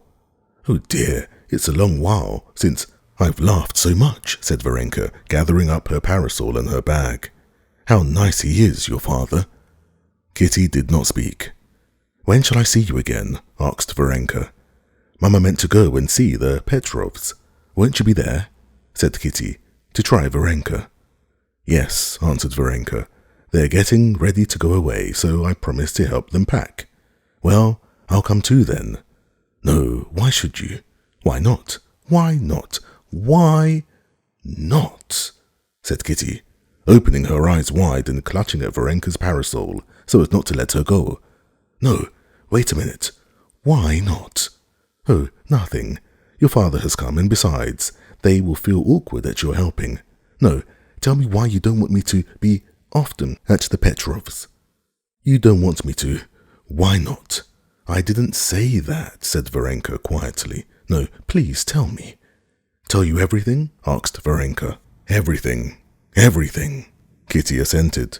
Well, there's really nothing of any consequence, only that Mihail Alexievich, that was the artist's name, had meant to leave earlier, and now he doesn't want to go away, said Varenka, smiling. Well, well, Kitty urged impatiently, looking darkly at Varenka. Well, and for some reason Anna Pavlovna told him that he didn't want to go because you are here. Of course, that was nonsense, but there was a dispute over it, over you. You know how irritable these sick people are. Kitty, scowling more than ever, kept silent, and Varenka went on speaking alone, trying to soften or soothe her, and seeing a storm coming, she did not know whether of tears or of words. So you'd better not go, you understand? You won't be offended. And it serves me right, and it serves me right, Kitty cried quickly, snatching the parasol out of Varenka's hand and lodging past her friend's face. Varenka felt inclined to smile, looking at her childish fury, but she was afraid of wounding her. How does it serve you right? I don't understand, she said. It serves me right because it was all sham, because it was all done on purpose and not from the heart. What business had I to interfere with outsiders? And so it's come about that I'm a cause of quarrel, and that I've done what nobody asked me to do, because it was all a sham, a sham, a sham. A sham? With what object? Said Varenka gently. Oh, it's so idiotic, so hateful. There was no need whatever for me, nothing but sham, she said, opening and shutting the parasol. But with what object? To seem better to people, to myself, to God, to deceive everyone. No. Now I won't descend to that. I'll be bad, but anyway, not a liar. A cheat. But who is a cheat? Said Varenka reproachfully. You speak as if... But Kitty was in one of her gusts of fury, and she would not let her finish. I don't talk about you, not about you at all, your perfection. Yes, I know you're all perfection, but what am I to do if I'm bad? This would never have been if I weren't bad. So let me be what I am. I won't be a sham. What have I to do with Anna Pavlovna? Let them go their way, and me go mine. I can't be different, and yet it's not that. It's not that. What is not that? Asked Varenka in bewilderment. Everything. I can't act except from the heart. And you act from principle. I liked you simply, but you most likely only wanted to save me, to improve me. You are unjust, said Varenka, but I'm not speaking of other people, I'm speaking of myself. Kitty? They heard her mother's voice. Come here, show Papa your necklace. Kitty, with a haughty air, without making peace with her friend, took the necklace in a little box from the table and went to her mother. What's the matter? Why are you so red? Her mother and father said to her with one voice. Nothing, she answered. I'll be back directly. And she ran back. She's still here, she thought. What am I to say to her? Oh dear, what have I done? What have I said? Why was I rude to her? What am I to do? What am I to say to her? Thought Kitty, and she stopped in the doorway. Varenka, in her hat and with the parasol in her hands, was sitting at the table, examining the spring which Kitty had broken. She lifted her head.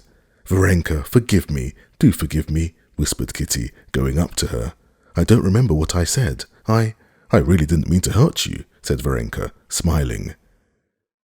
Peace was made, but with her father coming, all the world in which she had been living was transformed for Kitty. She did not give up everything she had learned, but she became aware that she had deceived herself in supposing she could be what she wanted to be. Her eyes were, it seemed, opened. She felt all the difficulty of maintaining herself without hypocrisy and self-conceit on the pinnacle to which she had wished to mount. Moreover, she became aware of all the dreariness of the world of sorrow, of sick and dying people in which she had been living. The effort she had made to like it seemed to her intolerable, and she felt a longing to get back quickly into the fresh air, to Russia, to Ergushovo, where, as she knew from letters, her sister Dolly had already gone with her children. But her affection for Varenka did not wane. As she said goodbye, Kitty begged her to come to them in Russia. "I'll come when you get married," said Varenka. "I shall never marry. Well then, I shall never come. Well then, I shall be married simply for that." "Mind now, remember your promise," said Kitty. The doctor's prediction was fulfilled. Kitty returned home to Russia cured. She was not so gay and thoughtless as before, but she was serene. Her Moscow troubles had become a memory to her.